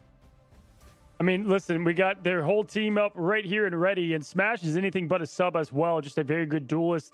So we might see them today. Light, obviously, coming back into the scene. Cool to see them. But I've always said if there's a team that was going to put in the practice, Dogman, it was going to be them in the week that they had to prep for this next week. Vision, though, being a core anchor of the duelist department, that is Nightmare. Yeah, this team definitely, like Gaskin, I mean, they've shown a lot of promise, especially considering how SSG's played. You know, and I'm excited to see them. Like, at the end of the day, that's all there is to say. Like, I think, you know, Mace was doubling down on social media. He was going around the block, and fair play, honestly. Like, I think, first of all, I just, like, full transparency, watched back the Nightmare game, and I was like, okay, it wasn't just Mace that had a tough game. It was the entire team. You know, I think it was definitely talked about too much, necessarily, but in that regard, Mace has been going around in chats and Twitch chats and stuff saying, Dogman, you're going to sit back and observe this game. You learn to sit back and observe is what he said. So I'm excited to watch them versus Lunex, another team trying to make out of the lower bracket, lower side.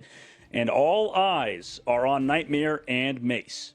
Gaskin, I am maybe pulling for Nightmare just to watch the Mace and Dogman interview. But besides that, we've got ourselves Lunex Gaming. And again, I want to highlight a lot of these players because they are so fun to watch. You have Iffy and Tones that have been played together in multiple teams, even going back over to previous stage 2 and 1 of Ignite. Redis might be in conversation, top 3 easily in the Elsa department, and we have to see how he adjusts. But Gaskin, they have so much talent across this team, even coming from the MRC.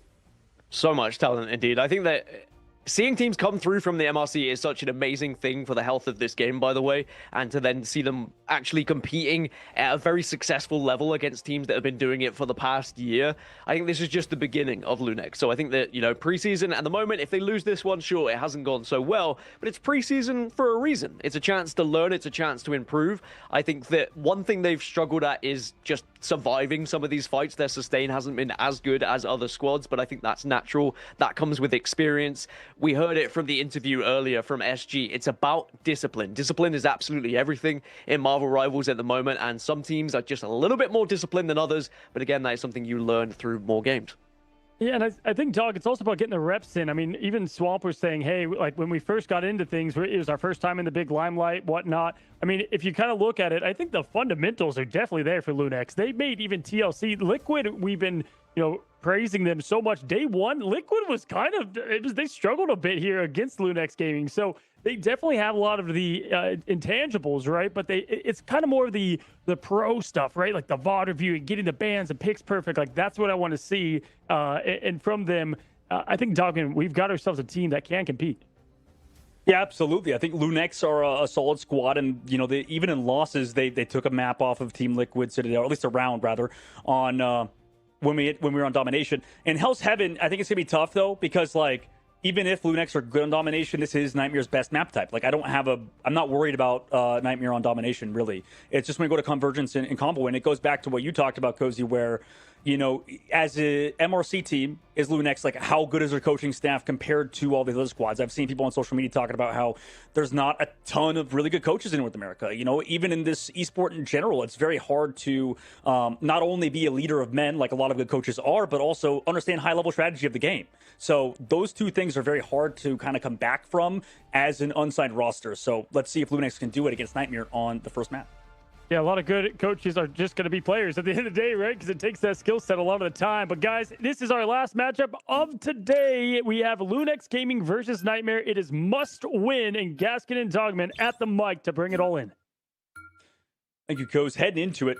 Yes, we'll go through the ban phase, obviously, but you've seen so many high-level esports, so I just want to pick your brain at it as the Elsa ban comes through and the Gambit on the other side. But I kind of on that note, from the best analysts in esports that you've seen, or in general for coaches, who have you seen be the best? Is it a mixed bag? Is it ex-players? Is it just really, stat nerds?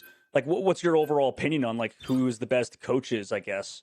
I think it is the stat nerds, those who are prepared to put into the time and look at the things that perhaps are overseen by ex-players at times. Ex-players do make good coaches as well, but sometimes diving into the numbers and the statistics can be absolutely massive. For example, Nightmare, the one map that they won in their initial matchup against We Lost was Domination on Hell's Haven. So there's a reason why we're playing here. There's a reason why we are focusing this map, because they have found success. So if you're Lunex, you would have hoped that your coach would have put in the time to say, okay, why did they win Hell's Haven on Domination? What should we be trying to remove from them? Where was their strengths and where were their weaknesses? So hopefully Lunex have been able to put in that time. As you can see, both Van Pools getting removed, which seems to be traditional on that fourth pick that we've seen thus far today. And Elsa is going to be protected on the side of Lunex. So real question is, would you rather have Lunex? Would you rather have Elsa, or would you rather have Gambit? Because that has been the big question of the day. Ultron also going to be protected here on the side of Lunex, so perhaps we're going to see the triple strategist alongside Elsa. Yeah, that looks like that will be the play. But yeah, both these teams, it's interesting because it's like you said, both their strengths are actually domination. As Invis, Ban, Protect, we've actually seen that kind of come through. A lot of these teams so far have been prioritizing the Invis. Nobody touching the White Fox so far, by the way. So that's been something to keep your eye out on. But yeah, focusing on that Gambit, focusing on the Invis, keeping it alive for Nightmare. Both these teams, I mean, even though Lunex played well on this map on Krakoa, they've also beaten TSM when we talked about domination. So Nightmare also, really, this is their best map type throughout. They've even, beaten We Lost, a notoriously solid team on that map type until today, apparently, versus SSG and stuff. But this should be interesting. I'm curious to see kind of who comes out on top between both these squads who, prioritize playing well on domination. And that's kind of been the takeaway, I feel like, for a lot of these MRC teams. Very good on domination, and they've struggled a bit on convoy convergence. We'll see if that's changed. But this is the last game of the day, Gask, as we enter this second week where things are kind of coming down to the last few matches. You know, Group A, every team except 2 have only 1 win, and then like same thing except for Group B, we have a few like top heavy teams, I guess. Like this is going to be an interesting group, as this match definitely means a lot, right? Yeah, it feels do or die with a lot of these matches, because if you find yourself at 0-4, like there's a chance that results can go elsewhere and maybe you scrape through, but you don't want to be relying on someone else losing to a team that's probably better than them as well. So you want to put fate in your own hands here. And I do think that Nightmare will be pretty happy with how that pick ban phase went. Previously, they had protected their Daredevil, and the fact that Daredevil has slipped through here means they do have that as a potential option if they would like to use it. And I do think that Daredevil being in the back pocket could be huge for Nightmare's chances, but we're underway. It's domination. This is where we're going to see really who wants to put their best foot forward and try and say that, look, we are good enough to get to playoffs. A lot on the line for both teams. Mace flying above already, trying to get off maps. By the way, Nightmare kind of split with Monster on the height. Same thing with Lunex, right? They set up Tones and Silent on this flank. Kind of Captain America, White Fox, tandem dive.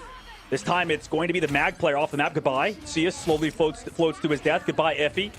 By the way, that's a very fast KO. Tones also falls, so immediately both Vanguards removed for Lunex. That's fight win. Nice job from Mace and Nightmare. Well, Mace said sit back and observe, and Mace is flying around, making a very difficult day for Lunex at the moment because they have been forced back to spawn. Nightmare should be able to put some good percentage on the board here, and Lunex, maybe try and go for a little flank around on that right-hand side. Captain America leading the way, but I don't think they're going to be able to get away with it. Lunex got spotted out by Nightmare, and now Nightmare forcing their way in. If he's dead again. Tones back towards the cap. The funny thing, a little bit of after Mace said, sit back and observe. Iffy said, Mace is not going to win today. And now Iffy's down 2.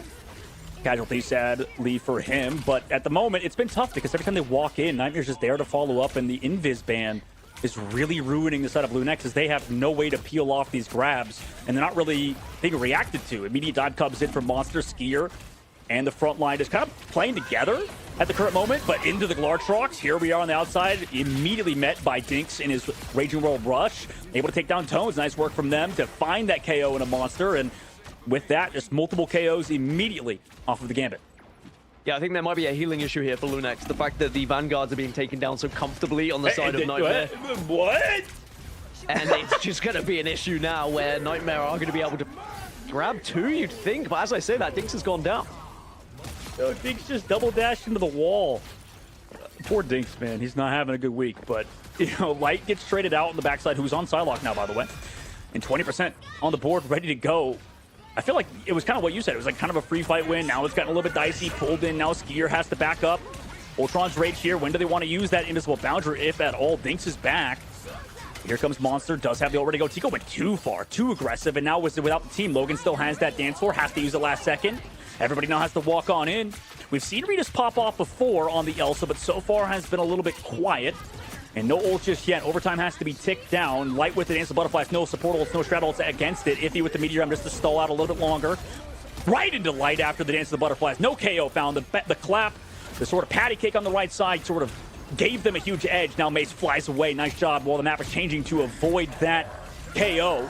But here comes a Feast of the Abyss on the backside. Freedom charge to keep them healthy from Tones. Now they want to walk on forward. They also layer that on top of the White Fox ultimate, but KOs have yet to be found. Nightmare backs up for now. A lot of ults committed. Mace gets staggered KO'd, but that was still, I would say, a decent fight for Nightmare as they forced out some good ults.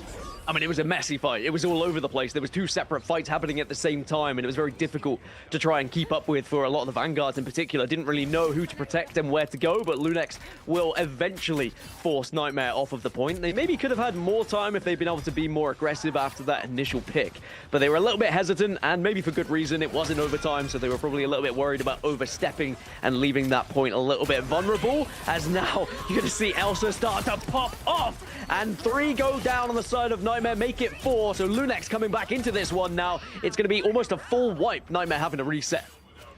This was kind of the sort of main takeaway I had from Nightmare's matches. By the way, as Regis goes aggressive to get a little bit more ult charge. Like, they just kind of keep not ult tracking that well. And it's just, it's been tough for them as a unit, right? I feel like 3 people getting hit by Glartrox in just a raw fight is a bit crazy. But for Nightmare, they still have ultimates, right? They can still walk back into this. The strats have to use the ultimates in this upcoming fight. Lunex still don't have anything. So nice pull onto Iffy. Great work from Vanguard line to bring him back to the squad as they use a Raging Royal Flush just to go aggressive towards Logan and Tico. They're forced all the way away. Vision goes too far forward. He goes down to Doritos. We have ult advantage. And we still find kills or KOs at the very least towards the point. But this is, as you mentioned, Gas, very messy.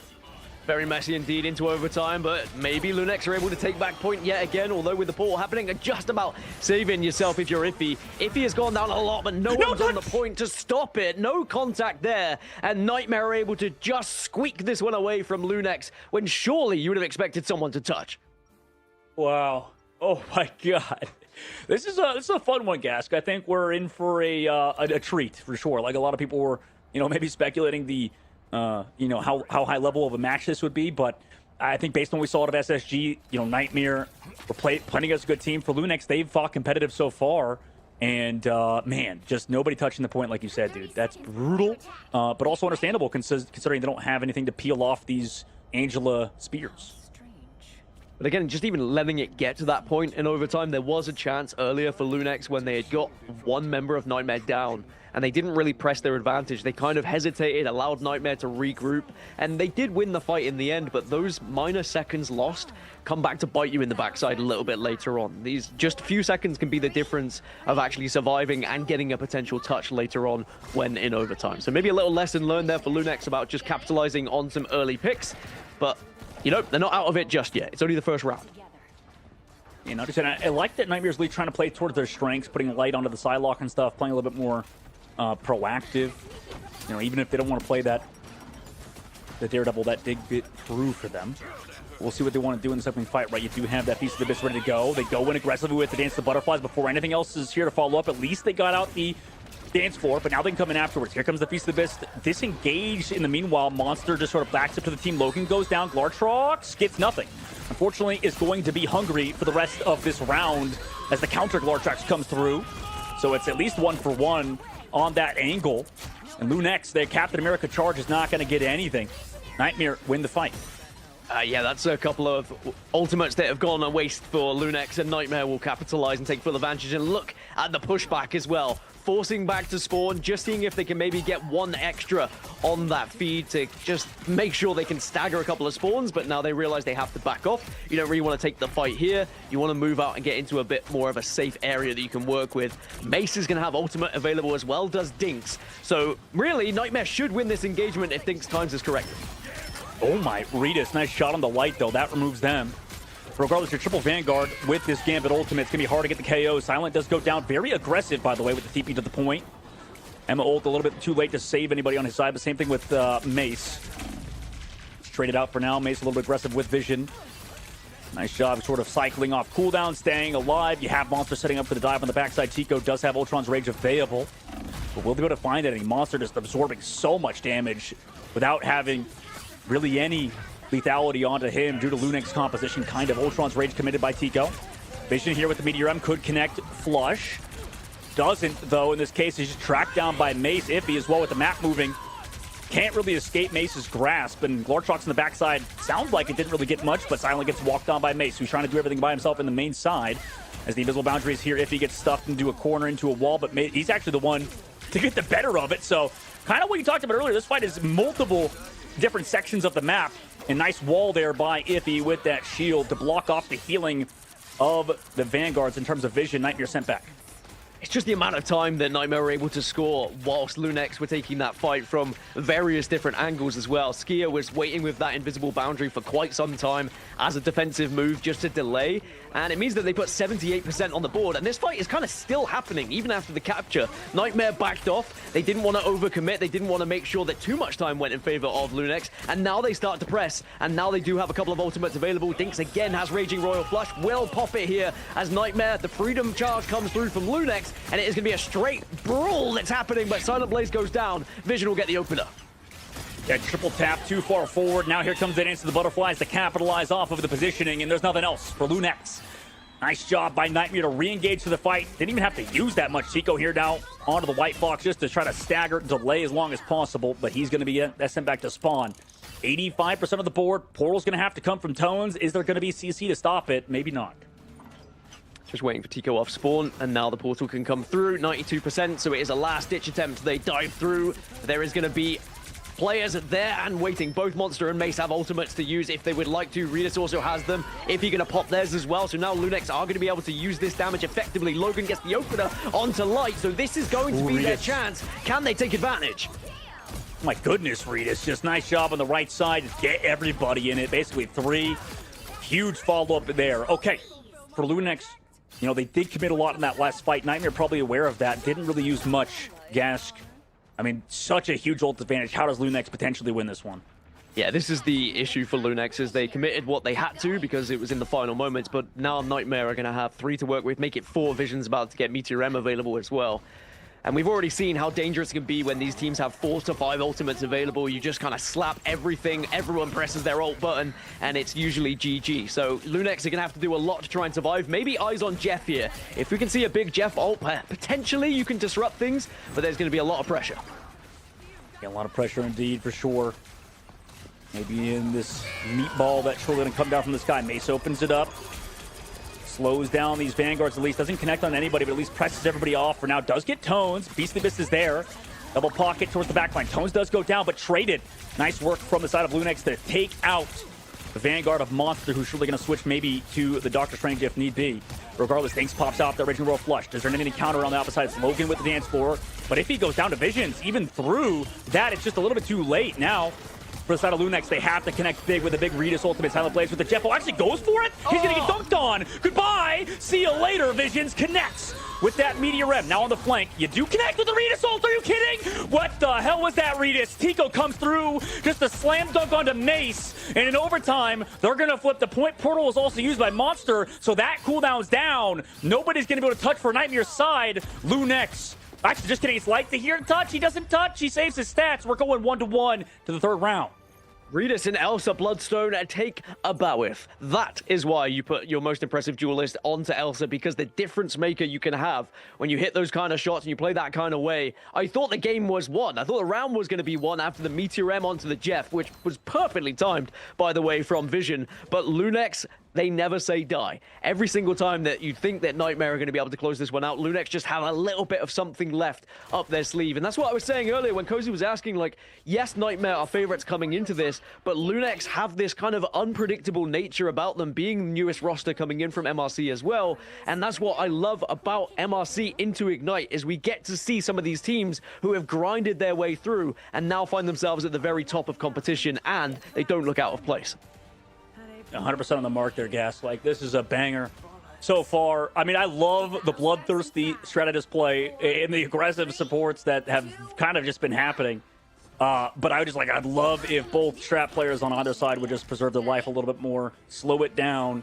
It's like you said, I mean, maybe Silent Blaze going down to the Meteor M saves Redis to go for that. So, I mean, just back and forth, back and forth. We're entering the last round in the very first map. Both these teams, by the way, it's as you talked about earlier, very good on domination, right? Very good indeed. I mean, will the comfort shift a little bit when we move over afterwards to Convoy potentially? But right now we can only focus on what is happening right in front of our very eyes. You can see Light and Skier are going to have ults available for Nightmare. Tones is going to just drop down and try and do the initial damage to press back the enemies onto Nightmare, but no one is really there to do the damage at the moment. Redis from downtown takes down Skier, and especially before that ultimate pushes, so maybe now Lunex will be able to take advantage of this. Oh, traded though from Light. I mean, they're still on the point too. Tones does fall. Everybody's still kind of weak because of the strats going down early, but it's just on Redis. Okay, Redis finds one. Vision uses cooldowns too. Still has Jeff. Finds another. Dashes around the corner. Does have those Jeff Sharks heals as well. Nightmare does have the point, but Redis is at tier 3 instinct and just is able to kind of do whatever he wants, right? Just kind of dashes back towards team. Incredibly low cooldowns. I mean, they're still up, but the characters he got are very mobile, will come back fast because Mace is on the Angela now. So everybody's back in the fight. Coming up on an ultimate is Redis. Still in control of the point, though, is Nightmare. Controlling it. Let's see if Redis hits a big ult, but Silent flanked by Visions. Gay just going to go down immediately if he trades back Mace at the very least, so it's a 1-for-1. But that Jeff remove does move a ton of healing out of the fight. Same thing with that team up with the Venom. Now push out of the fight, though, even with the Gambit ultimate, is the side of Nightmare. But they're still in control of the objective this whole time. But even though they just committed ultimate, Lunex have to back up. Reed is still holding on to Glotrox as well, not using it just yet, and it could be the difference maker. Rage of Ultron coming out, and Lunex are going to be able to try and push on this, but Meteor M on the counter now from Nightmare to try and do some damage of their own. But with 2 falling, Lunex have the advantage. Lunex will continue to push in, have not had to use the Apex Predator on Readers either, and Lunex will finally gain control of this point. A good amount of time from Nightmare to put 62 on the board, but Lunex are demonstrating they have the ability to do it without ultimate. They have 4 ults now ready for this push from Nightmare. If they can just hold off, time them correctly, make it 5 with Silent Blaze also getting his onto Jeff. I mean, Lunex are in a fantastic position here right now. Absolutely. And Light's going over to Star-Lord now to maybe get some advantage with this Gambit, just to get some, like, 1 fight win. That's all they really need to keep this going forward. But Lunex, right, like you said, they have so many ults because of the last fight. They've held on to an absolute bank. And ult fortune in this case, Mace just catches out 1, finds Regis. That's the target you need to remove too. He had the Glartrox, sends him down to 1 instinct. Huge work from Mace to find that KO. And with that, they're going to walk off after. I mean, there was a counter one by Iffy, by the way, onto the back line, but nobody's there to follow it up. Maybe just the Jeff, but here comes the Venom. A little bit late, just not synced, and Silent Blaze gets 1 clipped. Nice work from Light in the sky. And people forget kind of Light was actually an incredibly good Star-Lord player back in the day.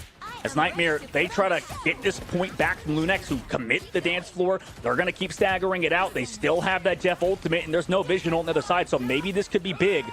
But Light actually commits the ultimate early before Dinks even has the Gambit ultimate. Can he find the KOs on the inside angle? Here comes Monster, flapped against the other side. I mean, they're staggering on the inside angle due to everybody being here. Mace goes down to Regis, who comes back, builds that instinct so quickly. He's going to fall, comes back to Monster, still in control of the point 2. Lunex are. They lose Tones, but he's created space. It's still 5 versus 5 towards the point.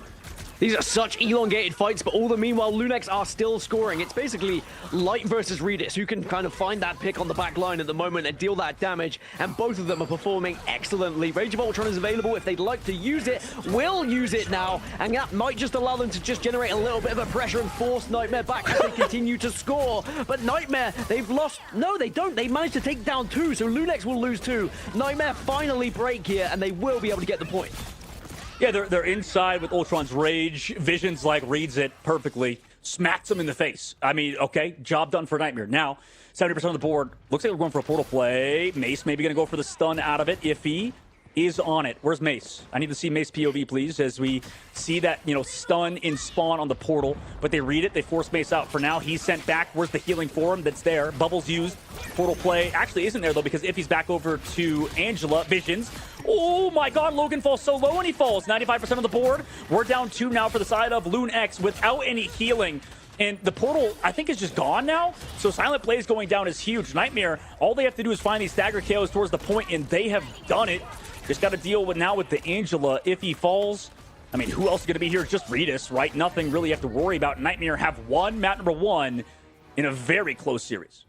I mean, what a first matchup. That was definitely one that keeps the palate nice and juicy for us, as it's the last, of course, match of the day. We wanted it to be at least a little bit closer. We've had quite a few 2-0s thus far today, Dogman, but this one far closer. I mean, 99s across the board. Again, very difficult to try and gain control for either team. Very impressed with Light, though. The switch over to Star-Lord, as you mentioned, seemed to be a bit of a comfort pick for him, and it did work out. Was kind of free for a lot of the time, just not being shot out of the sky, and then the Galactic Legend was able to deal a lot of damage when that came through.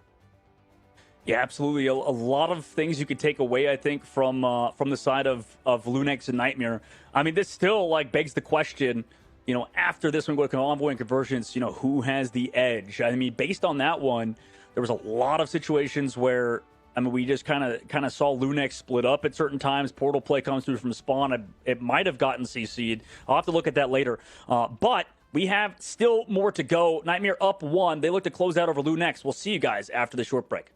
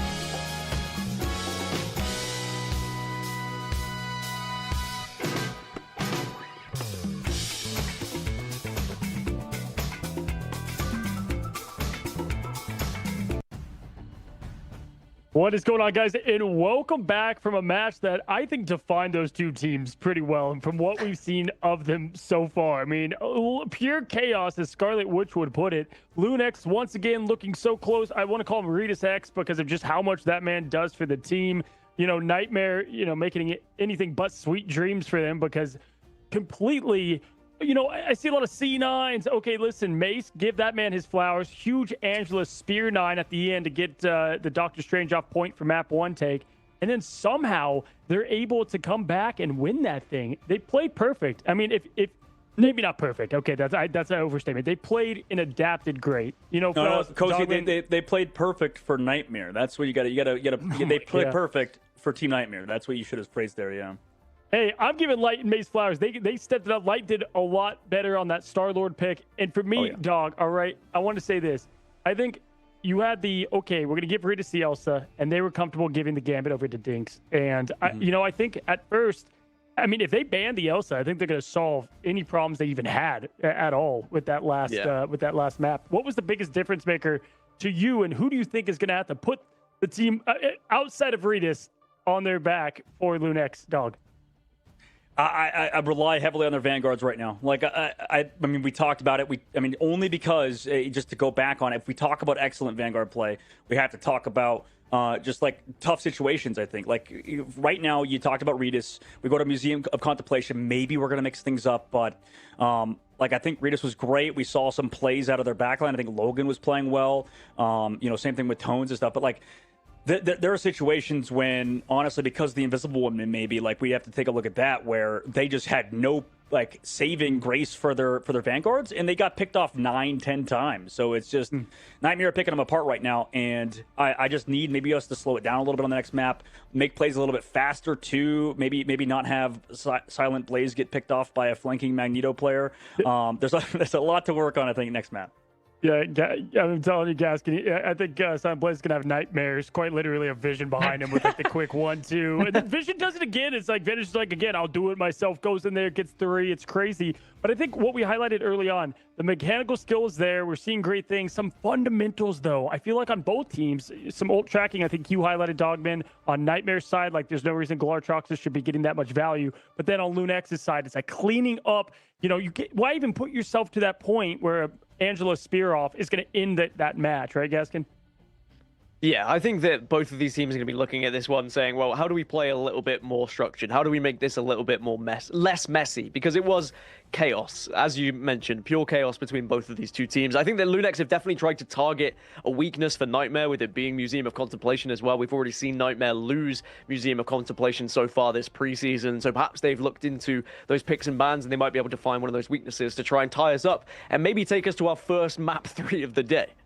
Yeah, I mean, hey, listen, Nightmare, they've been here before. They've got the dub early. It's about finishing strong, right? And Lunex has also been in this same position before. So will one of them change up the script? That's what we have to see. And both teams, I think, are in big need of a confidence booster. Lunex especially, because this is it for them. And Nightmare having Swamp still on the table, I believe. TLC is going to be a tough one. Here we go, guys. Nightmare's up 1 to Lunex. We find ourselves over to the Museum of Contemplation. Take it away, boys. Let's see what we got. Thanks, Coz. And, you know, like you mentioned, I think that there's a lot to mix up here. I mean, like, maybe a coach would be a good help for both teams, honestly. Like, I mean, I know they have a coach, too, on the side of Nightmare. But for Lunex, you know, there's a lot to discuss. And I think a lot to VOD review. But it's always tough when you're a player-run team. We'll see off the rip, though. Whereas Lunex go for that Elsa ban. They want that one-sided match to be talked about, Gas. I am surprised, though, from Nightmare, like, considering that Elsa was the main problem. Sure, they still won the game, so maybe they're not too worried, but Regis was absolutely popping off and was the biggest concern for me on the side of Lunex. So giving him that freedom yet again to play on the Elsa, I do think is somewhat concerning, but it shows that Nightmare just value Gambit more. They think Gambit is more of a threat. Not only do they get to ban it, but they get to keep it as well. They also remove the Mantis, which makes the trip strat more difficult on the side of Lunex. It's not going to be as good, and of course, if you are allowing a Elsa, you have to get rid of the Mantis. We've already seen that today and how badly it can go if you allow Mantis and Elsa to be alongside one another. Yeah, 100%. Don't give Regis the damage boost. Don't tell him about strat pool, though, okay? Don't tell him about that. Vanguard pool banned out on both sides. And I'm very curious, too, because, like, for Nightmare, I mean, maybe it's like this, just because, like you said, Regis was a monster on the Elsa, but just Gambit comps just appear to be so much easier to run than anything else, right? Like, I feel like you just fly at the other team's face and it just pans out for you, right? Like, it just kind of getting that mismatch. Like, yeah, you got to deal with Regis, but also most of the fights we could just walk at him, I guess. Yeah, I think when done correctly, the Raging Royal Flush is just such a punishing ultimate as well. As long as your team is working together and you have a game plan, it feels like a must-win every single time you press that ultimate button. The question is, how do you actually counteract it? Because I think that's the biggest question at the moment throughout the community is, how are we going to stop Gambit from doing it apart from banning? And there was the same question about how do you stop Elsa as well. Two very difficult heroes to actually try and counter and take down.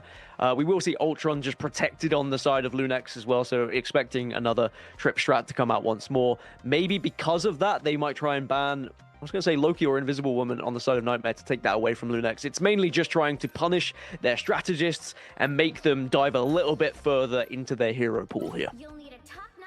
Yeah, I imagine for them, they're thinking like, okay, we want to ban the Invis because it worked out so well last map. This map, maybe you could assume the Loki should be able to get more done if they do want to play Loki, because it's a convoy map. They could play back and stuff, but makes sense to do if it ain't broke, don't fix it, right? Like, that's worked so far. We'll see if it pans out for moving forward. For Lunex, I mean, this is their map pick. You talked about how they played well last time, Gask, and I think for this Lunex squad, I mean, you have to win, at least have a good, solid offense versus Nightmare, who was starting out on defense, right? Well, I think where Lunex were struggling in that previous map was when Iffy was just kind of picked away and stolen and then taken down too quickly. A couple of the Vanguards were just falling a little bit quicker, and I don't know whether that's a positional error or maybe just strategists not quite being in the right sight lines. There's clearly some communication needs to be worked out for Lunex there. It got better as the map went on. Just a couple of early percentage went towards Nightmare because of some small mistakes from Lunex. And again, that's to be expected from some of these teams. They're not going to be playing perfect. You are going to make mistakes, but it's about either capitalizing on those mistakes if you're the opposition or making up for them when you next spawn. Great points all around. Starting off now. Can Lunex keep their tournament hopes alive, right? I believe if they were to lose this could be it. And all she wrote for the side of Lunex against Nightmare, who, are the other only two team at the current moment. Who thinks they play it back right now. Oh, nice kidnap, by the way, who came out onto Mace. This woman not there to save him. Bubble onto Regis. The Wolverine mix-up was vital for the first pick. Vital indeed. Elsa, though, is again going to be a problem, but this time is being opted to go onto the side of Tico, so Regis is going to be switching over to Wolverine, as you had mentioned before. But if Regis can just steal someone away, it could be the difference maker as well. Dive in, get those claws in, bring them to your back line, and then absolutely demolish. But at the moment, no one really been able to take advantage. As I say that, Silent Blaze does get the opener onto Monster. So Lunex will have the advantage now to be able to press here and push and try and find another couple KOs. And they do find another Vanguard, and Nightmare on the back foot have to retreat. It's kind of the opposite of what we saw in Nightmare before. Like, they're playing too passive compared to too aggressive. Mace has to walk out. Diamond Form gets deleted. And Lunex is in the second phase. Like, they got a portal play coming back, but damn, it felt like they just got kind of walked on and never any cart space. This is just a crazy change-up, Gas, because considering, I mean, I think the last series Nightmare played in, like, there was a lot of focus towards objective, but now it's the exact opposite. Well, as I said, I think that Lunex have done their research. When we saw Museum of Contemplation before for Nightmare, they were only able to get 1 round 4, and they conceded 2, basically. They were able to let that convoy get that 2-round advantage over them. And sadly, it just looks like they struggle a little bit with maintaining their defense here. There's a couple of players who are getting a little bit lost here and there, and Lunex taking advantage of that, being able to pick away those Vanguards. But it doesn't mean it's all over for Nightmare yet. They can definitely stabilize on this next point and hold, and a lot of it may come down to Light being able to emit some damage on that Star-Lord. Well, he can't when we don't save Mace with the Invisible Boundary, who got kidnapped earlier on. Again, Regis, even though he's not on the potential carry character with the Elsa, he's found these picks every single fight. Tico there with the Glortrox onto another one. They've also used Ultimate. They committed Star-Lord. They committed Invisible Boundary in a loss. And now for Lunex, they're just walking up, right? This Groodle, by the way, isn't going against this Meteor M, so it's not going to get eaten necessarily. However, Mace can shift it. He could potentially eat it with the shield. Bubble already used. Are they reading it? Cart's still pushing forward. Monster's back towards it. Mace comes in with the Meteor M, actually, just to get another choke point. Get some healing. Okay, if he goes down while waiting behind the wall. Nice shot from Mace. Considering what was going to happen after that, that's surprising. We also commit the White Fox ultimate. We still lose one. Redis is going to fall in the middle of it. And honestly, this is going to send off Lunex for now.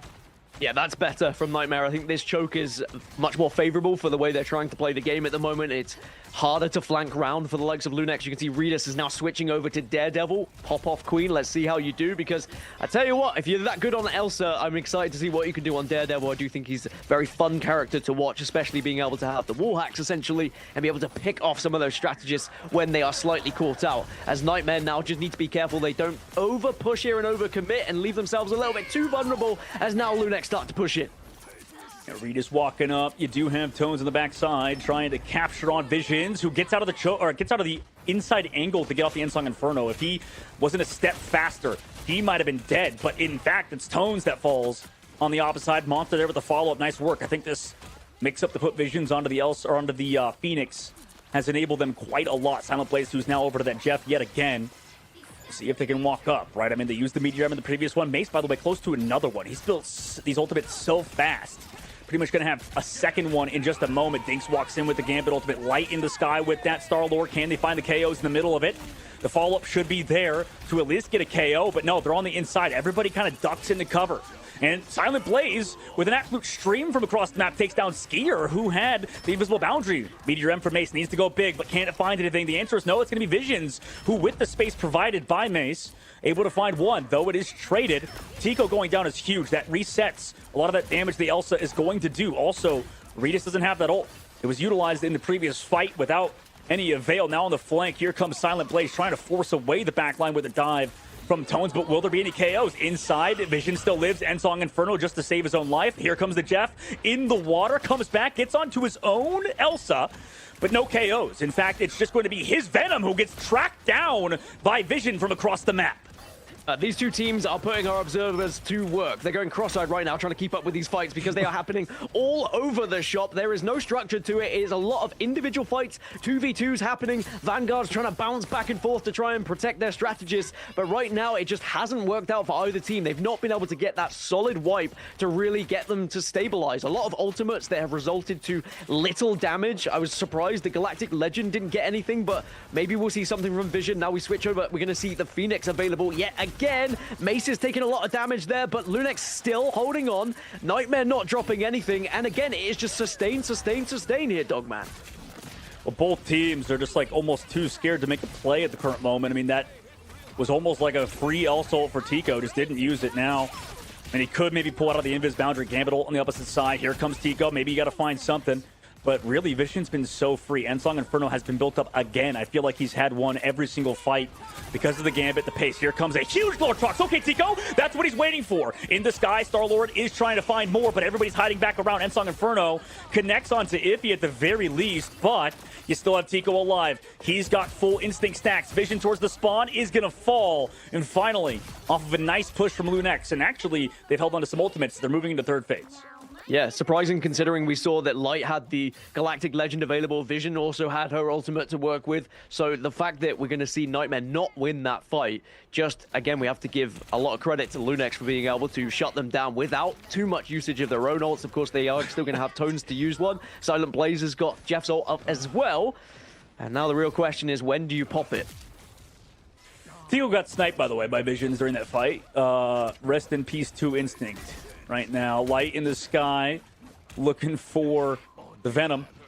And there's actually Daredevil on both sides, by the way. So if you were whipping out your Braille, you know, maybe you could relate.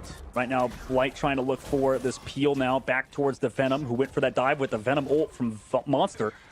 Really, Tones that did the same thing. It's kind of back and forth. Light trying to mismatch onto Redis, who also could see through walls. But it's Redis with the ultimate on the backside. Invisible boundary mat by Skier, so he understood the assignment to counter Redis' ultimate. Now what happens afterwards? Meteor M could follow through from Iffy, or is he waiting on it to counter something? Maybe the Ensong, or when they go in with more ultimates. But it's nothing for the side of Nightmare. In terms of straddle, it's Lunex's ult's a little bit too late, maybe from Iffy's side. Everybody's disengaged. Never mind, it's Mace that falls. Excellent pick from Iffy. And they are walking down Nightmare at the current moment. I mean, both the backlines are sweating buckets in the moment, keeping everyone alive, and the fact these fights are constantly going on in this way, even with that initial pick, not able to capitalize and just continue to press and actually get more KOs in your favor. But Nightmare, they are still backing off. They're allowing Lunex to just continue to push this car. And Lunex need to be careful, especially the Venom does manage to just stay alive. If he also pretty low, that means Dance Floor gets ultimated, and we are going to see the situation where you just try and keep everyone alive here. Hold on. Nobody touches! Are you... I'm gonna puke, man. I'm actually gonna puke. That's correct. Lunex gets stopped. They don't touch.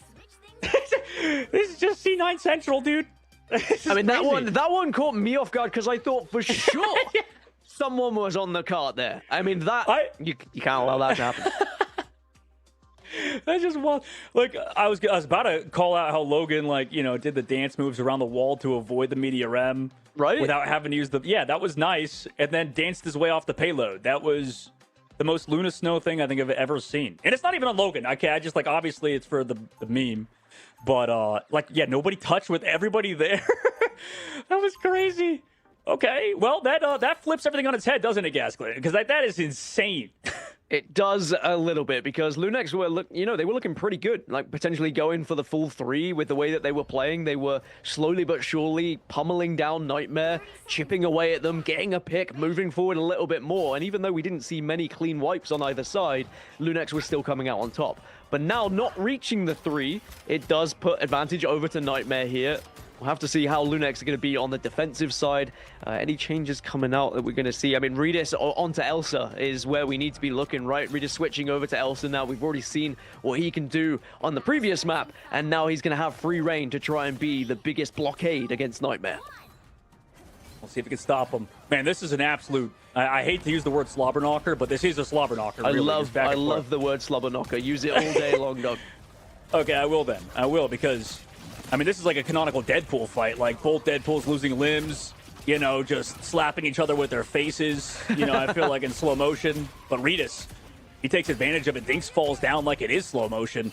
Already finding that first pick is Lunex. Redis, Dinks.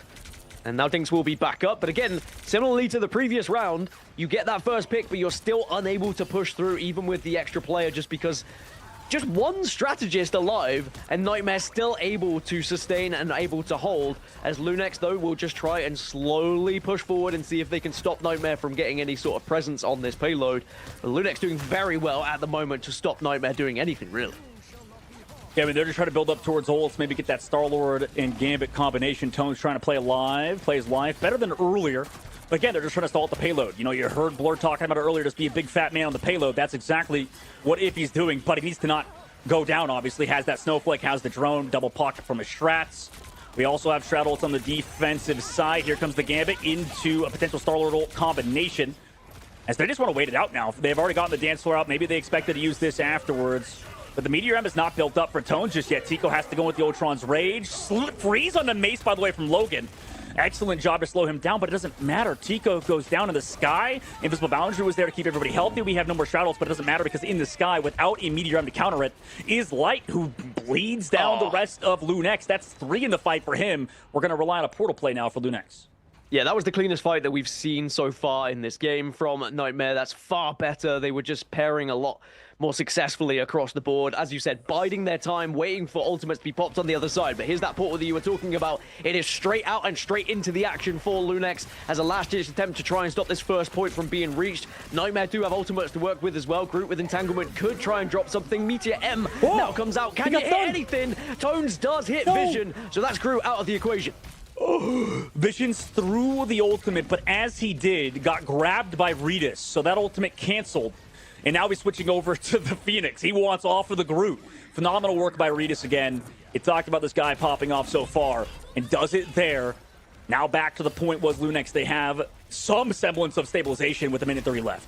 Vision switching over to Phoenix again, and already at 74% ult charge, by the way, ready to make a difference, perhaps. Remember how quickly Nightmare able to build that ultimate in the previous round was a constant threat on the Phoenix. Dinks also has the Raging Royal Flush available, and Mace going down, though. Are you going to have to pull out an ultimate just to try and stay alive here?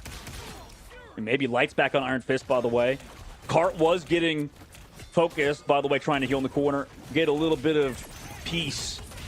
but with the Gambit ultimate is going to create only violence. Diving into the backline with the Venom. Nice job. The combination of those two removes Tico and Tones. Rest in peace, those Vanguards. No portal play going to come through now as Nightmare just slowly take apart Lunex, who's trying to stall.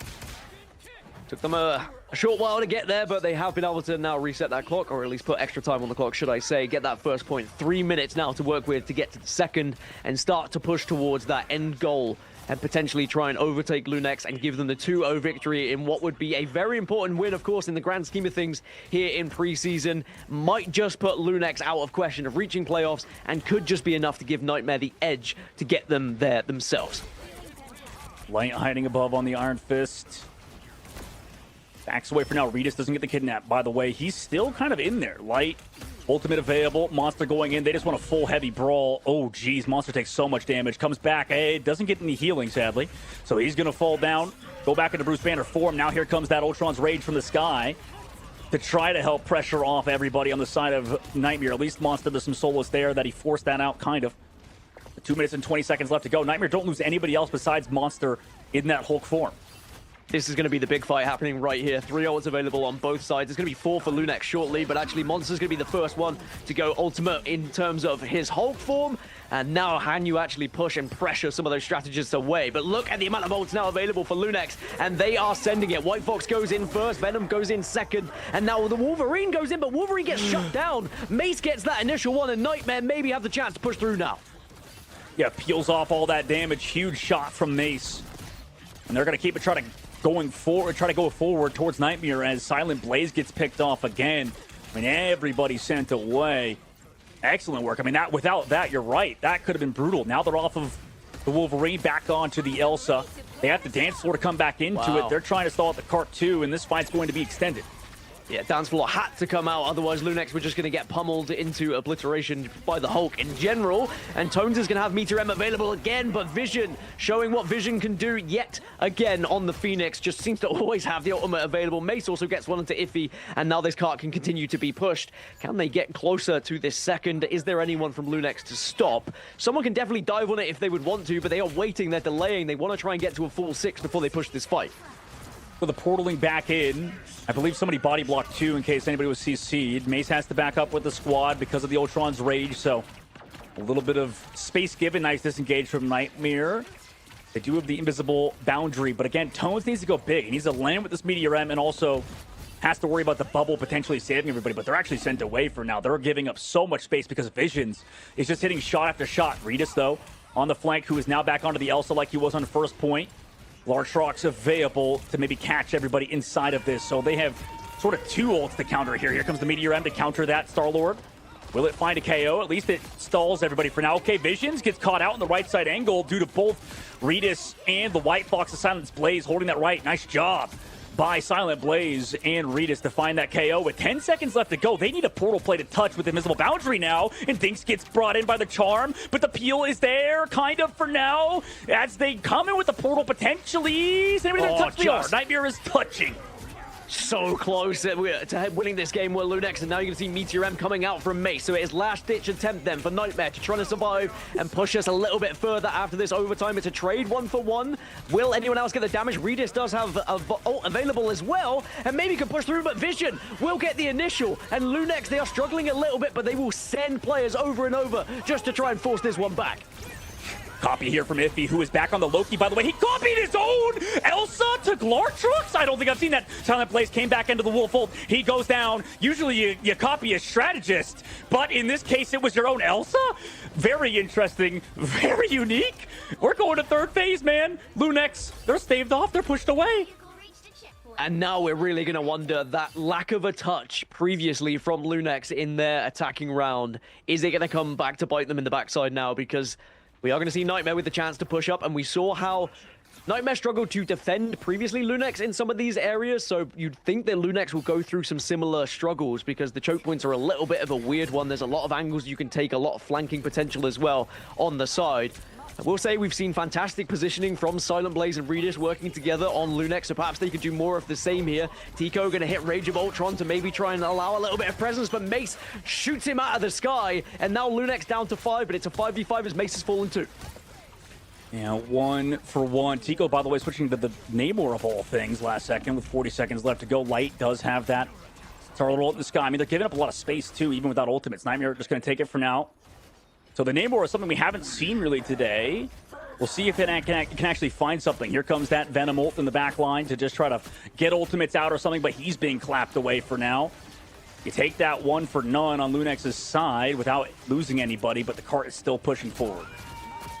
Galactic Legend is popped. Vision also has the Endsong Inferno available as well. Logan has to go to dance floor just to try and protect this payload. And now we're going to see Skier also bouncing back with the invisible boundary. So all the strategist ults being used to protect. Tones has Meteor M to try and slam dunk. Can he hit anything? He not only stops, but also destroys Light out of the sky. And now Nightmare, can they recover from this? Because Lunex applying the pressure as we go into overtime. Huge shot from Ace. He could be the actual game changer in this fight as Gambit committed as well. Visions with another one, make it 2. Overtime ticks down. Do they even have the portal from earlier, though? Yeah, that is all 5. Maybe a CC out of spawn. This is going to be super close. Maybe they don't even get the portal. It is off. Okay, so there will be one more touch here, guys. One more last-ditch attempt. Nightmare were able to do it previously, but now Lunex, what do they have? Venom has the ultimate available, and Silent Blaze also has White Fox ultimate as well to try and press this one. Nightmare are going to have to try and hold. They have no ultimates to work with. Lunex surely should be able to bully them here. They're trying to take down Silent Blaze. Mace looking around, needs some support. Nobody's ever touched. Zico finds him. Full charge. Light into the sky. Trying to dodge around, fly around the cart. As this is one of the more annoying carts to touch. They don't do it. Lunex have tied up the series. It is 3-2. We're going to map 3. For the first time today, we have a map 3. I didn't think we were going to see it, dog, and I didn't know if it was going to be from this series. When I was looking at all of the matches today, I was expecting, maybe 100 Thieves game would be a little bit closer, perhaps, but this one of all games, I mean, what a match we've had thus far. I mean, tying it up, Lunex, considering they weren't able to get that touch onto the cart initially, we thought maybe that was going to be what bit them in the backside, but on the other side, Nightmare just can't quite push through. Took far too long on that second point for them to be able to get it here. I mean, Jesus, dude. Like, I'm lost to where we are, by the way, in the run of show, Cozy. You mean you need to save me here? Because, like, I don't know what we just saw. Like, I'm with Gask here. Like, that was crazy. Dude, I'm like, what did we not see from that entire match? I mean, you had 5 people not touch the point when Lunex, it was a layup and there was no Spear 9. It was a complete just not going on the duck flow. You had 2 Glartrox in a matter of seconds, and then Mace was him and survived through both of them, essentially, even with the Loki copy. I mean, that had just about everything you would want. I thought after Lunex was not able to move that point forward, that ship was going to sail, and somehow they came back and ended up holding that thing. I mean, absolute perfect play across the board when you want chaos, and that's what we got. What did we say going into it? It was pure chaos, Gasket. We got it again. Yeah, pure chaos indeed, and maybe we found a weakness for Nightmare in Museum of Contemplation, because that's 0-2 now for them across preseason. 2 losses that perhaps they look at real struggles of being able to push that cart through, because like I said, in their last time we saw it, they only were able to get 1 point. Sure, they've improved this time, they get the 2 points, but they needed the 3 really to be able to win that one, or just 2 3/4 as it was in the end, because Lunex kind of dropped the ball. But wow, what a match we've had so far. I mean, these 2 teams are nothing short but entertaining, if we put it that way. That's the word. Because even at the end there, Vision was going for the Phoenix stun on the portal, and someone like body blocked that at the last second if he was there with the Venom either way. But yeah, I think it had definitely entertainment across the board. By the way, Vision with 44k damage. Oh my God, dude. Base hitting an insane meteor in during the Glartrox that Regis had. Like, there was a lot of takeaway plays that was like, wow, that was, again, anything but not entertaining. But here we go again. Nightmare up a game. Now they dropped a game, and will they lose? If they lose this one, I mean, now we're looking at the exact same pattern that's happened with this team. And to me, it looks like they've cleaned up a lot of at least the mistakes that haunted them on week 1, dog, especially I would say in some of the duelist decisions. So, I mean, what does it take to close the book? You know what? Like, I feel like you gotta maybe call. I don't want to make that joke. I feel like I was going to get really dark with it. I'm not gonna. Okay, this is not a nightmare for me just yet. I'm not getting fired from the broadcast just yet. Give me another week. I think realistically, you need to really pull something like a really good map for you, right? Like go to maybe like a convergence map like Shin Shibuya and set up with those dives or something like that. Like we have to pick a good map for our specific team because they've not been good on convergence or convoy, and they're against another team that I would say struggles on that map type. So really, it's anybody's game at the current moment. I don't know what map they're going to even pick. Yeah, I mean, you can keep putting someone to sleep, but before you can, throw the Dream Eater, you gotta completely seal the deal. And for me, I would say, yeah, I mean, I think they definitely want the Gambit out, and I can understand that, and it just feels like, especially there where we kind of saw some flexibility with the Elsa, right? Like they still use Elsa even if it's not Regis in their game plan. So, like, if I'm looking at those last two matchups, it to me is a bit more simple, but obviously, Gaskin, they've got a game plan against the Gambit, and that's what they keep sticking with.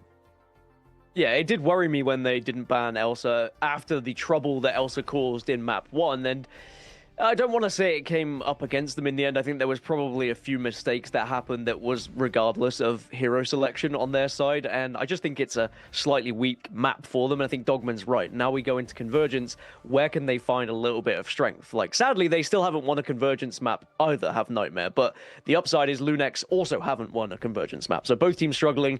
I think it's going to be finding something that has better choke points, perhaps. I certainly noticed that choke points was an issue when it came to Nightmare's gameplay.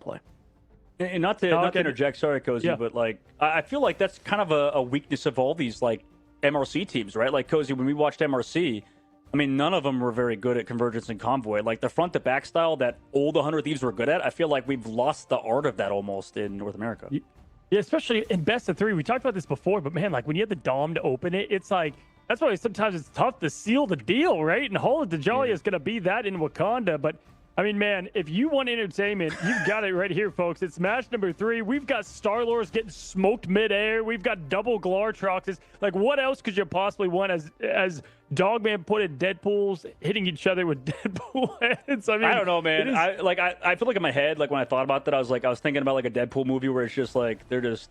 Maybe it's more like Deadpool losing Wolverine. limbs constantly. Yeah, I knew what you were going for. I'm in the museum of contemplation in my head right now about this series. I'll tell you what.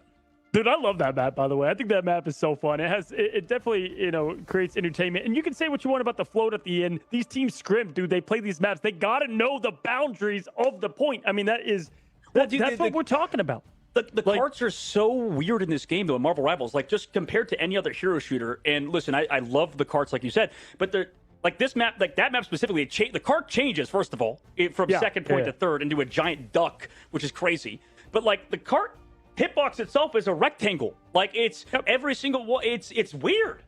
I totally agree. But we're also they play this map. They obviously know. It's not like, whoa, what a shock! This is going to a duck. Like, it's clearly at this point. But I do understand. But listen, we saw kind of the same thing happen a little bit in Domination. So when it comes to this level of play, they just got to clean up some of that, in my opinion. Listen, it's match 5. We're having a ton of fun out here. It's our first match 3. Gaskin, Dogman, they're fired up. I am too. Hopefully you guys are enjoying this one. Nightmare, Lunex. Will Nightmare drop yet another 1-0 lead? We'll find out right now, boys. Let's see what we got. Thank you so much, Cozy, for leading us into our first game 3 of the day, like you said, because we are getting out of the box now, and between Lunex and Nightmare, like, this is, potentially going to be who qualifies, right? Like, TSM is also still in Group B, Gask. So, I mean, we immediately off the rip go for that Gambit ban for Nightmare's side and the Protect like they've always done. And Lunex, again, get that Elsa mismatch. Yeah, I mean, Lunex going to be able to protect their Elsa once more. So Nightmare kind of sticking to their gut feeling here of, we have to remove Gambit. We feel like Gambit is more of a problem than Elsa is. Lunex now going to protect Elsa. That is inevitable at this point. The fact that we've seen both Regis succeed on it as well as Tico, I think that they are going to do fantastic with Elsa available. But now Nightmare have to ban around that Elsa. So Mantis goes, yep, that's evident. And now we're starting to see patterns emerge with these picks and bans. Teams are starting to learn just what you can't allow to happen in terms of whether it's team-ups or just two heroes that are successful together, for example. Yeah, I'm not going to lie. I mean, so far from the mag stuff, like, I don't know, we first of all, it's the same, should be bans that we've seen so far. Ultron gets through.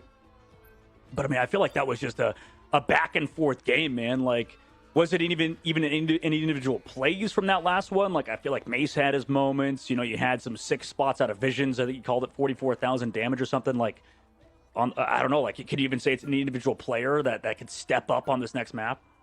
Yeah, it's tough. I mean, you look at both duelists on both sides, and the expectations is to just find KOs left, right, and center. Light had a couple of ultimates that went kind of wayward at times, and I'm sure he would like to get them back to have the other opportunity when he was on the Star-Lord, and maybe the Star-Lord gets banned out here from Lunex. They want to take that away, and that is going to be what happens. So Light not going to be able to play on the Star-Lord this time. At the moment, hovering Black Panther, but of course, most of these players now have quite a deep hero pool anyway, so once the bans come through, you just have to try and work out where you go next to follow up. But there's your picks and bans, folks. It's the final ones of the day. As Dogman was alluding to, this is a huge matchup for both of these teams and their chances to get through to the next round into playoffs. Even with a match still to play for both of them, potentially Lunex at 0-3. I mean, it's so hard to come back from that, and you would rely on results elsewhere.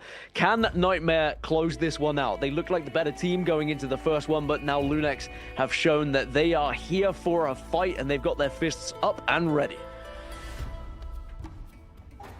Excellent setup, Gaskin. You know, between these two teams, I mean, that last ban could be the difference maker. The Venom, right, going away from the Invisible Woman. And then, you know, we've seen Tones pop up, by the way, before on the Hulk, but based on last map, like, we saw so much good Venom play that I guess it makes sense, but the last-second adjustment, as well as getting rid of the Star-Lord, considering you dealt with on the last map, like, I mean, this is some, I don't know if they're overthinking it or if they're underthinking it at the current moment, because this last map should be a barn burner and a huge change-up, and then based on what we've seen in the past 2 maps.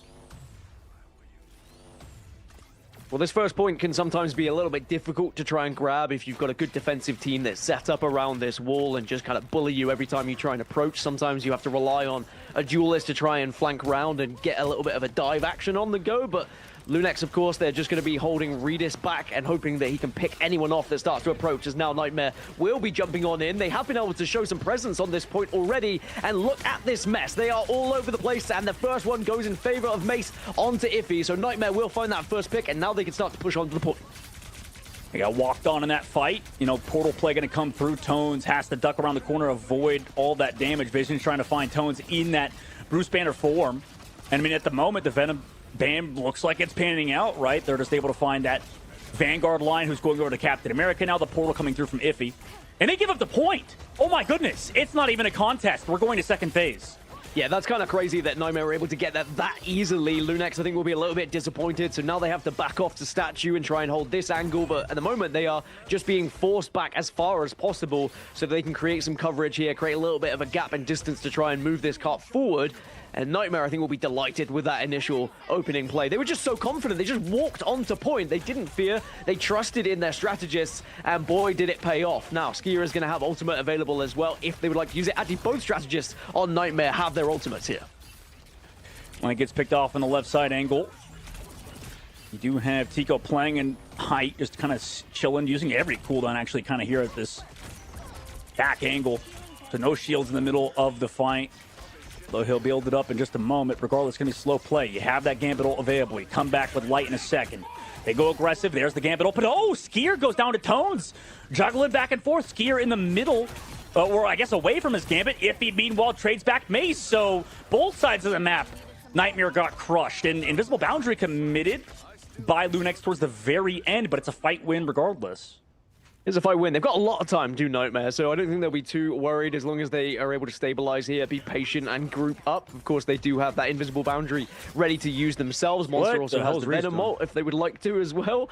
But there is definitely some questioning things happening at the moment. There is a lot of players all over the place.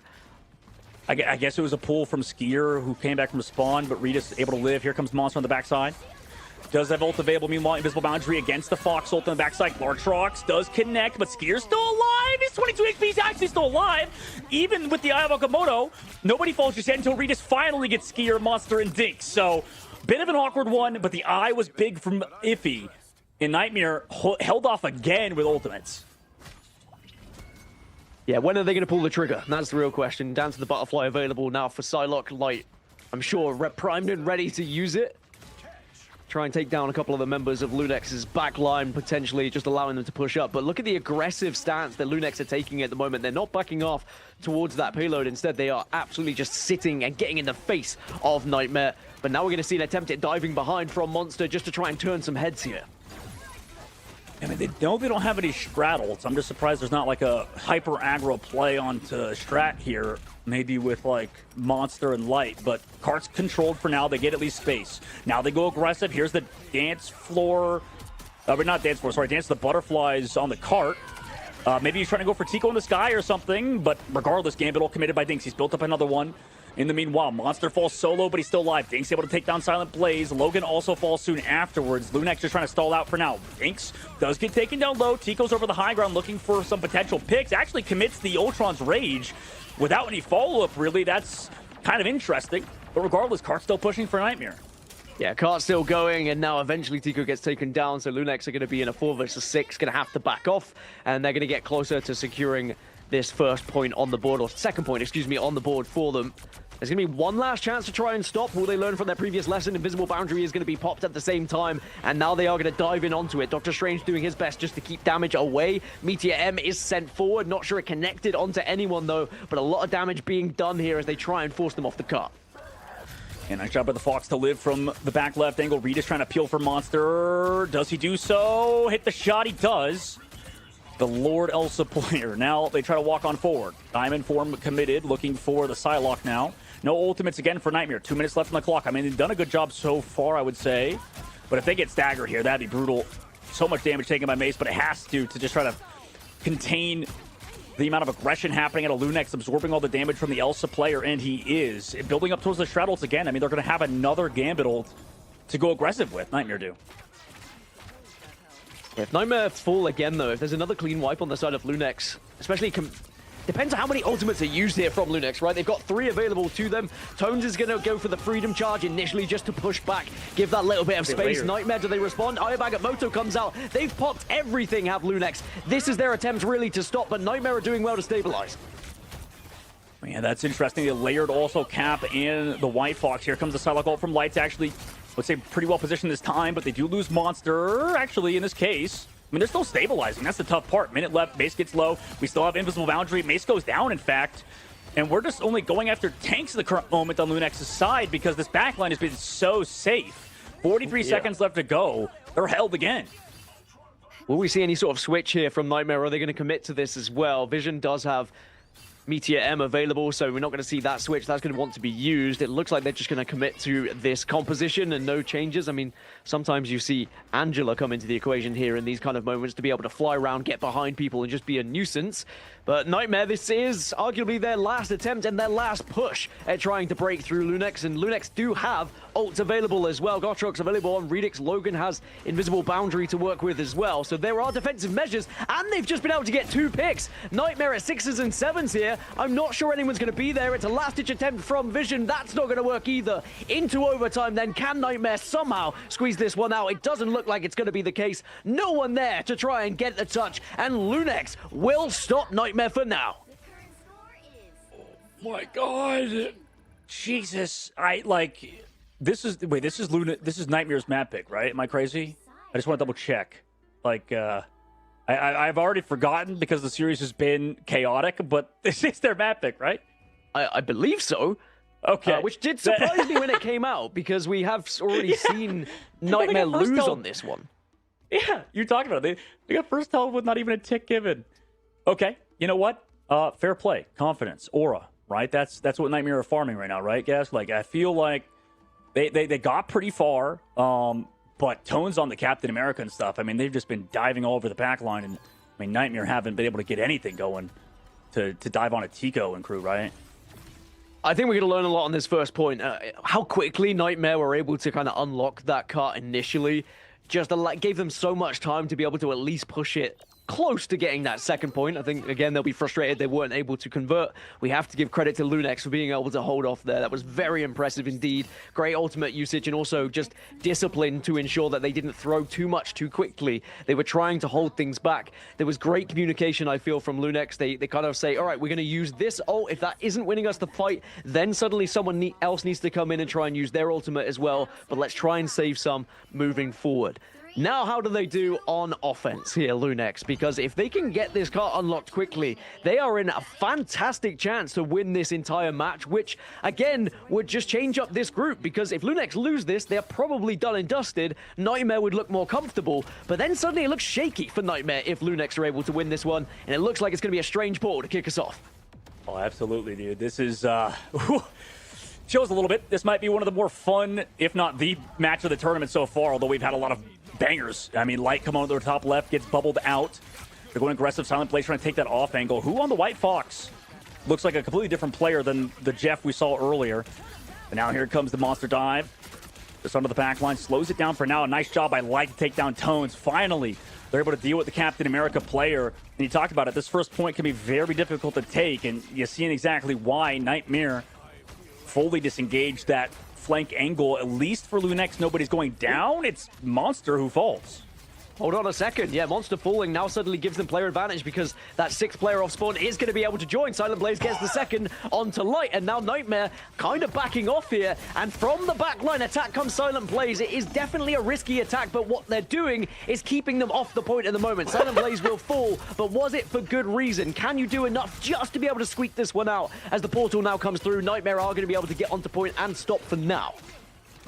I mean, this is like Jackie Chan messed up his move. Like, we got the wrong actor out right now, but at the moment, everybody's backing up. Here comes that Ultron's Rage. Light in the sky trying to take it out with the Gambit. Real flush, and they do so. Nice job by Light to track him down. Excellent ult, counter ult from that push from Lunex, who's sent back away. I mean, Ultron's Rage for Gambit Rush. At least you're fine with that for Lunex, but Nightmare, 2 minutes off the clock. I mean, but they're not out of the woods just yet. Not just yet. I mean, I think the worry for Nightmare is if they do concede this point, we don't have to see Lunex get that far to try and win this game. That being said, Lunex haven't really been able to break just yet. Yes, they've got that initial pick and been able to get a little bit of a bar on their side, but they haven't been able to get that wipe. As I say that, might be able to come through now, all through Redis. Off the back of it, takes down Mace and will have support. Ultimates being popped on both sides. We will see Vision go down as well. That is 2 falling for Nightmare. This is the chance here to try and push through. There's a bit late of Invisible Boundary, but I guess like they wanted to counter that ultimate. Oh, huge eyeball Komodo. Logan goes down. Redis could fall. No! Wait, Redis does fall, but it's traded. Iffy connects with that Meteor M. Meanwhile, Tones the back line does get some support, so the patty cakes are happening. Meanwhile, takes given. 4 on the cart. Mace has to touch. Can they live without any ultimates, though? They have no straddles in the defensive angle. People are on Spider-Man, of all things. Light back on his main. Can they find a KO potentially on Tico in the sky? He does get webbed upon, but the bubbles keep him healthy. Light gets killed for. Skier goes down. 1v1 with Spider-Man in the sky. It's Redis versus Light. Here comes Silent Blaze now onto the White Fox. Into the sky. Meteor M. Logan dodges it, unlike Silent from earlier, and that's going to be a full wipe of Nightmare. We're in the second phase, and Light is off of Spider-Man. Into the second phase, 3 minutes and 23 on the clock for Lunex to try and push Nightmare back and get this cart just that little bit further than they did. I mean, it's probably going to require just tipping it over towards that second point, of course, because Nightmare didn't quite get there. But a valiant effort of defending here for Nightmare. But Lunex, again, just timing those ultimates perfectly and working in tandem to eliminate some of those players who just slightly overstepped. And now Nightmare just on the back foot. They are being forced back by Lunex here. Need to be careful they don't just give up an easy pick, because that could be a lot of time gathered, or a lot of space gathered, should I say, by that cart. Playing back right now. Tico, Ultron's Rage in the sky. I mean, everybody's still, they're getting a cart right now, by the way. Here comes the Gambit ult. Do we find a KO in it? I mean, Light's so far back, but they deal with Tones. Nice job to take out Tones again. I mean, that's been the way they've won, is taking out the Captain America, but it's been tough to kind of disrupt Lunex's backline, right? I mean, disrupt is one way to put it. I think both teams are trying to disrupt the enemy backline, but then leaving some players a little bit vulnerable as well.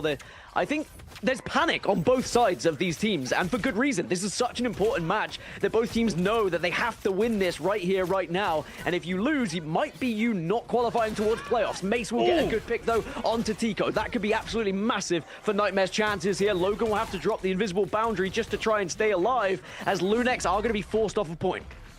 That's a big one that he called out there. I mean, Logan using the invisible boundary.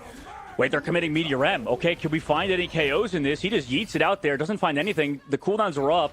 The cooldowns and ultimates were actually just used by Lunex in what looks to be a weird and kind of awkward team fight. Now here comes the Captain America charge. We're trying to go on the back side. Make sure Nightmare can maybe find a pickoff. Silent Blaze there with the follow-up. I mean, he's just playing absolutely so aggressive on White Fox so far. Yeah, it's looking like a DPS out here. Silent Blaze just wants to go duelist. He's saying, look, just let me at him. And I think you've just got to keep him back. You've got to make sure that White Fox is also supporting the team with the heals at the same time. But it has worked enough to force Nightmare back here, as now Lunex closing into the crossover of where they will to try and win this entire match. And Nightmare are going to have one last-ditch attempt to try and defend this one.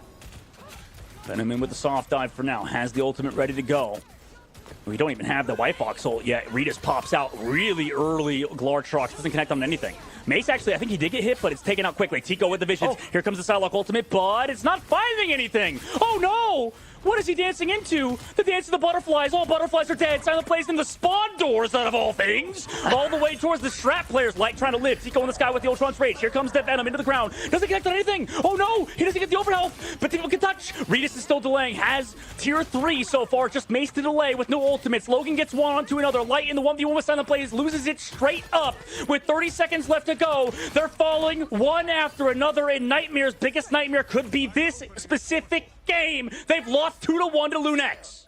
Unbelievable from Lunex as well, from the depths. Obviously, we saw them go 1-0 down. You're thinking, now we're going into Convoy. They've been a little bit shaky here. It's probably going to be a 0-2. They're probably going to be out of the competition. They show up. They show what they're made of. And then not only do it in the previous, in the Convergence, they show us how it is done. It was unorthodox. It was messy, but it worked. And that is all that matters. Cozy, you've been watching in the wings. What a matchup we just had. What in the Sugar Rush iPad, baby? Like, what did I see? Just watch. That was pure. I mean, Silent Blaze out here being like main anime arc energy, pushing into spawn. Nightmare wins 3 DOMs in a row on all their matches and gets reverse swept on all their matches. I mean, you can't make up what we just watched. I mean, it was absolute anarchy, chaos out there. But you know what, man? That's what it's like whenever, I think you said it best, Gaskin. You said it, they're playing panicked because there's a lot to be panicked for, right? I mean, Nightmare, they still have TLC to go up against, so this is essentially a must-win, and it quite literally is for Lunex. I'm like, I'm tired, Dad. Like, I mean, you are the dad. I think a good reason to be lost for words, because that is one of the results that we will talk about for quite some time, I think, here in preseason, for how Lunex have been able to pull that off. It also means we have to wait a little bit longer for a Mason Dogman interview, which is also something I'm sure people will be very disappointed they didn't get to see. But I'm just happy that Lunex were able to show us what they can actually do when they get into it, because there has been times we've seen so far in preseason where they have just been absolutely demolished. They looked a little bit out of sorts, but when they're more comfortable, when they're starting to feel themselves a little bit, they do have what it takes, and maybe they just thrive in this chaotic environment that we've just witnessed. I'm not sure, but they will be delighted with that win, let me tell you. They want the chaos, and they brought it. They had the Ulsa throughout the entire time. Silent Blaze going from a Jeff that's getting shocked behind from a Magneto to now, you know, like I said, the main anime arc energy and getting 5 Elim picks. This team, we say all that was a lot kind of messy, but they are playing a bit messy. If they can clean this up, though, man, they even made, you know, other teams kind of sweat, like Liquid. Citadel. So, I mean, the sky's the limit. If you're Lunex, right, you can look at all the matches you've had and say, wow, there's a lot we can correct, and we actually have not even seen close to our ceiling.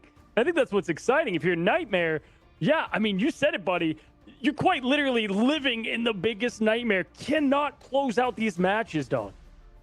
Yeah, they can't. I mean, we'll see what they do in like the off-season stuff, and I mean, I'm sure on social media people are going to be clowning and doing whatever. Like, I'm always rooting for the players. I think like it's never good to be, double down, like absolutely just like jumping on graves, like absolutely making fun of players for playing bad. But like that was a really fun matchup just because if you're on the other side of it, I mean, there is so much, like you mentioned, you guys both talked about the anxiety with this matchup and how big of a deal it is. And that's just tenfold when you're participating in, like, you're watching back the cast, listening to the casters, watching back Twitch chat to see them talk crap about you and stuff. That's not fun. Like, you shouldn't be doing that. And that's something that, I know that Space and them make fun of me for bringing up the cast, like my player career, but that was something I made a mistake of doing so much. Like, I'd open up Twitter during a halftime match. I'd open up people's Twitch chats to see either I believe they typed Pogman or dog S word. You could fill that in if you want.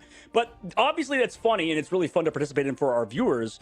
But for a player, you should never be looking at that stuff, And I know a lot of those guys stay on social media, and I hope they just log off for maybe the next week. Like, that's what I would say for all of Nightmare, because that's a very bad outcome for this squad, even though I think they did play very strongly towards the end. Yeah, to reel it back in from that too. I mean, I think also there was a lot of great plays and fixes to mistakes that were going on that has led to I almost can say that each of Nightmare's losing of the next two games have happened differently. Like, they fixed some of the mistakes from the previous one, but then a new one kind of arises. For me, two, just continuing to have Reedus. I mean, whatever Lunex is paying Reedus, double it. A, B, let's see some more Silent Blaze on the Fox. But I mean, seriously, I think Reedus is playing at such a high level on that Elsa. But Tones and Iffy, we kind of highlighted them going in, right? These Vanguards, man, they have some flexibility. Tones whipping out Captain America, looking like Steve Rogers on that last one and being a big nuisance, as well as what Tico has been able to flex into was a little bit of Elsa there, went over to Ultron. I mean, are you impressed, Gaskin, with what this team can play, given how kind of new they are to some of the scene here coming from the MRC, to have so much flexibility? I think that's what we've learned about a lot of these MRC teams, though, is that they do thrive in the chaos and the madness, and they make other teams feel uncomfortable. They're happy to switch onto every hero possible because at the core of it, they're matchmaking kids, right? That's where all of this starts, from absolutely dominating ranked and playing every single hero you need to win those matches, swapping and filling where you have to because you're going up against the best Iron Fist in the world, for example. And I just think that it's so impressive that they have such a deep hero pool here, and they should be absolutely proud of themselves, not only for getting their first win, but to do it in that manner where they were down, they were out, it looked like it was going to be a struggle. They'd made that mistake on the second map where they didn't get the touch as you dance off the point as well. So many teams would have crumbled in that area. They didn't. They stayed strong, and they should be proud of their performance. Not to mention, they went against TSM, I believe, day 2, right? And they went against TSM day 2, got the win, then lost 2 in a row. So they've also had that feeling of kind of letting something slip. And so I think it can be such a big confidence boost. I've seen so many teams, dog, in the past that have, once they get this win and finally kind of get over that hurdle, which we kind of said could be for either of these teams going up right now, is Nightmare or Lunex, kind of that ceiling is that limit and defining what that is. And I think for Lunex, they found out a lot here. Yeah, they did. I think, this makes everything so interesting on, like, the last day, because doesn't it all comes down to, like, well, first of all, I mean, Lunex could qualify still, right? It just math-wise with that matchup win over Nightmare. But then, like does SSG want to try in that last game? I don't know. We'll talk about that later, obviously, Cozy, because we have some more stuff to do. Yeah, we're about to find out. But first, let's go ahead and welcome in our first-time winners interview of Iffy, the Vanguard behind the scenes here of Lunex Gaming. And let's welcome him to the winners interview. First of all, hello, man. Welcome to the interview. Congratulations on what was an insane matchup. Thank you. I appreciate it. I mean, you just came off of... That's for sure. We had a blast watching it over here. A lot of back and forth. And for you, I've talked about you and Tones a lot because I got to cast you guys at the MRC. I've seen kind of this team go through a lot of identity, right, and finding yourself. I mean, I know you and Tones, I believe, were on YFP last year, if I remember correctly, right? So you've had Ignite experience now coming together with this roster. Okay, great. Well, I mean, talk to me about getting this first win, getting that momentum for your team, because you guys have looked so close in a lot of these, right? And did you know that this moment was coming, that breakthrough, and what you guys need to kind of move forward and hopefully get another one? Yeah, we've kind of talked about it. We just know we're, like, right there. We still, like, We still need to improve a bit more, but the win's definitely going to help us out. Awesome. Help our mental. Oh, sick. The TSM game kind of hit us a little hard because we felt like we should have lost that, but they just played better. But it's only up from here. Yeah, see, it seems like you guys, I think Cozy brought that up. Like, it seems like you guys are getting better every day. And, you know, honestly, I'd kind of be in the same spot as your dog right now if I were you, because, like, in the background, he's just crashed. Yeah. You know, like, I feel like, yeah, she's always there. I mean, I don't know how your dog's sleeping through. I imagine you guys' comms are going crazy, too. Like, I mean, first of all, like, that was an incredibly close matchup with Nightmare. But obviously, you know, with the back and forth, you guys, too, map number 1, what did that feel like after, you know, it was kind of an interesting map number 1, I think, where it was kind of a tough one, considering you guys are usually very good on domination, and Nightmare also are pretty good on domination. So how did it feel after that game, map number 1? We knew we made too many mistakes to deserve that win, so we weren't too worried about it. We just knew to go into the next maps, chalk up the mistakes, improve. Just when we knew we could win, so we just kept trying. I mean, you guys definitely kept trying, and I mean, there was moments where it was absolutely chaotic. I was watching, and there was like 3 separate fights happening at once. It wasn't just like one team fight at times.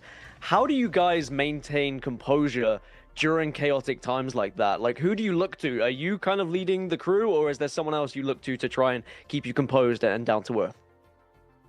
I mean, in comps like we were playing, you're right. There's usually like 2 separate fights going on, so it's really just me and Tones like directing each fight, and everyone like throwing in what they need to say to like make the fight fluid and everyone keep on the same page. So it's all over the place, really. We don't really have like a main IGL or anything, but we all just do our thing. Listen, I mean, I got to just, give you credit for coming on to this interview, man. Hopefully it's more of many. And again, I feel like I've gotten to watch a lot of you guys as you've kind of leveled up over and over. And just there's just so many small things that as they get tightened up, I mean, we can expect more of these interviews from you. I want to give you the opportunity, man, to shout out anybody you want to shout out. Like, you're here. We're on Ignite preseason. We've got a long season ahead, bud. Anything you want to shout out? I want to shout out Redis and Tones. Those guys are gods. They deserve more credit. I mean, Redis is getting a lot of credit, but I think Tones, I'm always getting made fun of for glazing him, but I think he deserves it. He's like really smart about the game. He's a good player. He kind of leads us. I'm a Tones believer, man. We're definitely crazy today.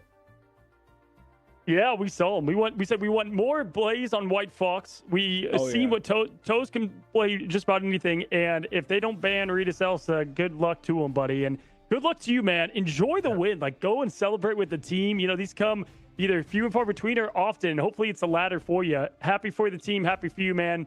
And hopefully you guys have a great one going up against SSG here in a couple days. Thank you. I appreciate it. Alrighty, guys, that is Iffy with Loon X Gaming, and I gotta say, dog, I know you were a player back then. And for me, I love seeing like first time interviews for these guys, like because that's what new esports is all about. Like, you know, the young scene, these guys coming up to the camera, you got the dog in the back, you love it, right? I'm pretty sure I saw a guy come on earlier with like a Jägermeister ball. It's like to me, this is what I love. I love watching these guys come, you know, to the spotlight. And Lunex Gaming, man, you know, they've got players that can become, you know, serious names in Ignite. He kind of reminds me of Cal a little bit, you know, like a younger version. You know, kind of the hair, the speaking style a little bit. It's the hair. He's got definitely the hair. Oh, the speaking style. He's got that very monotone. You know, they're terrible. They're awful. No, he didn't actually say that. He was very kind. Unlike Cal. Cal's kind too usually. He's a softball behind the scenes. Anyways, yeah, that I'm 100% with you. I think you and Gask both pointed out. You guys have both played as well in other esports as well. And you know, I know you're both ancient, very old, just decrepit. I'm done tossing it. He's projecting right now. He's projecting, folks. Yeah, I feel pretty old myself. He just wanted the Mason interview. Let's be honest, Gaskin. I mean, as you see them explain kind of like through the chaos and through, you know, what this team has went through, I think it says a lot to come up on the cam and say, hey, we made a lot of mistakes there. I mean, I think, by the way, I'm glad none of us brought up, I don't know how any of us brought up the 2 kind of C9 like that happened through that. But like, you know, it takes a lot to kind of, you know, focus your mistakes quickly there, Gaskin. Yeah, and I like that he was mentioning, it was chaos, but it was almost planned chaos. Like they wanted to have two separate fights happening at the same time. That was their game plan. They were trying to kind of target the back line whilst also taking the fight against the front line at the same time. And it's difficult to do that. And I do think that it is a strategy that, if it's employed correctly, can work. It confuses other teams. They have to adjust very quickly. And I think Nightmare maybe fell victim to that. So Lunex, hats off to them. They did something a little bit different. And we'll have to see whether they do more of the same moving forward. Well, I mean, a big thing that we were highlighting there, right, is because Lunex has one more match that they can play, right, to get up and get that W's. And it is going to be against SSG, and I believe the last day. It's the last match of the last day. Are you kidding me, right? Now, we'll get to that in a moment. Today's results, though, I mean, Doug, walk us through. I'm scared to even pass it to you, but walk us through today. 2-0s, 0-2s. Like, what was today, and what did we see as they read the results? Yeah, don't worry, old man. I won't say anything too bad. I think overall it was a fun day. Like, it really was. Like, I think that last game, I don't know about you guys, but that was definitely the most fun, like, matchup I've watched in a while. Like, just huge shout out to those players, to Nightmare, to Lunex. Obviously, every other team that's played today. But, yeah, I mean, it's huge shout out to everybody that played today and every team competing in Ignite, because everybody deserves to be here. And also, make sure you're getting that freaking esports bundle, by the way, the Deadpool bundle in the in-game shop to support your favorite esport team. Because, well, a lot of those teams won today. I mean, FlyQuest got the W today. Team Liquid won today with Team Liquid Citadel. But Swamp Gaming won against the 100 Thieves, rest in peace. But SSG won today versus we lost. So really 2-0s across the board, but at least they ended up with that very intense, interesting match number 5. Yeah, and Gaskin, I said it to start the show. These players are obviously playing for the money and all that great stuff, but they're also playing for their spots. They're also playing for themselves to prove like they belong here at the top scene in these orgs. Maybe even have more roster mania happen, right? I mean, that's why it's such a big thing for Lunex to get this kind of win, yeah? I mean, especially, MRC teams coming through. Whilst you would love to stick together and build a squad that's going to be giant killers and go on, if you're going to stick together, you want to steal an org from someone probably, but you're also putting yourself on the shop window. There are going to be teams that make changes when they aren't successful, and they're going to be looking at the next big thing. And the fact that we have that infrastructure through the MRC is absolutely fantastic for Marvel Rivals Ignite. I think that we are very lucky to have that as an esport. So I think that we are going to continue to find hidden gems in the community. The fact that you can just jump on in-game and make a team and play an MRC and then could end up on Ignite the next year, unbelievable. And I think that we are truly lucky. And drama's about to unfold, guys, because it's 4, 2, and 1s across the board. With someone like Sentinels have to be either 100 Thieves or they have to be NRG, right? Like, these are not going to be easy wins. Nobody wants to go home. Everybody wants to make the playoffs. Group of Death is looking everything to the part. Now, Group B, TLC, SSG getting their points across the board, with YWL winning their first 2 and then obviously losing today. So they look to kind of bounce back. They have TSM tomorrow. Speaking of, this is a must-win for TSM, most likely, as they continue to find themselves through this in their team rankings. But no one would have guessed right there towards the bottom, going to be Nightmare, and they've got to figure out how to turn. We know how map 1's going to go, fellas, but map 2 and 3, that has the question mark at it for now, with big TLC ahead of them, as well as TSM to close the last day. So team rankings looking so much fun. And my gosh, everybody could be blamed, dog, for a caster's curse, because so many things are different than we thought.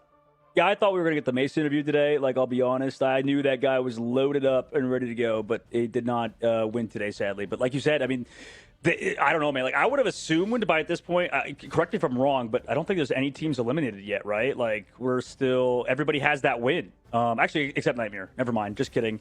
But they could still come back, and they could still potentially win if they win these next 2 games, right? So this is definitely the most interesting end of a group stage, I think, that we could have had. Yeah, actually, I think with Nightmare, with how many matches they've won, with the tiebreaker, but Lunex would be the tiebreaker. But, beyond that, Gaskin, either way, upcoming matches tomorrow, I'll be there, and I'm excited. 100 Thieves Sentinels, I mean, that's the tale as old as time, my friend, if you look at Marvel Rivals Esports. Gaskin, what do you see that you like tomorrow? I mean, if you thought it was do or die today, as Dogman's alluding to, people survived. Teams have survived, but it's last-ditch attempt tomorrow for the likes of FlyQuest, for example.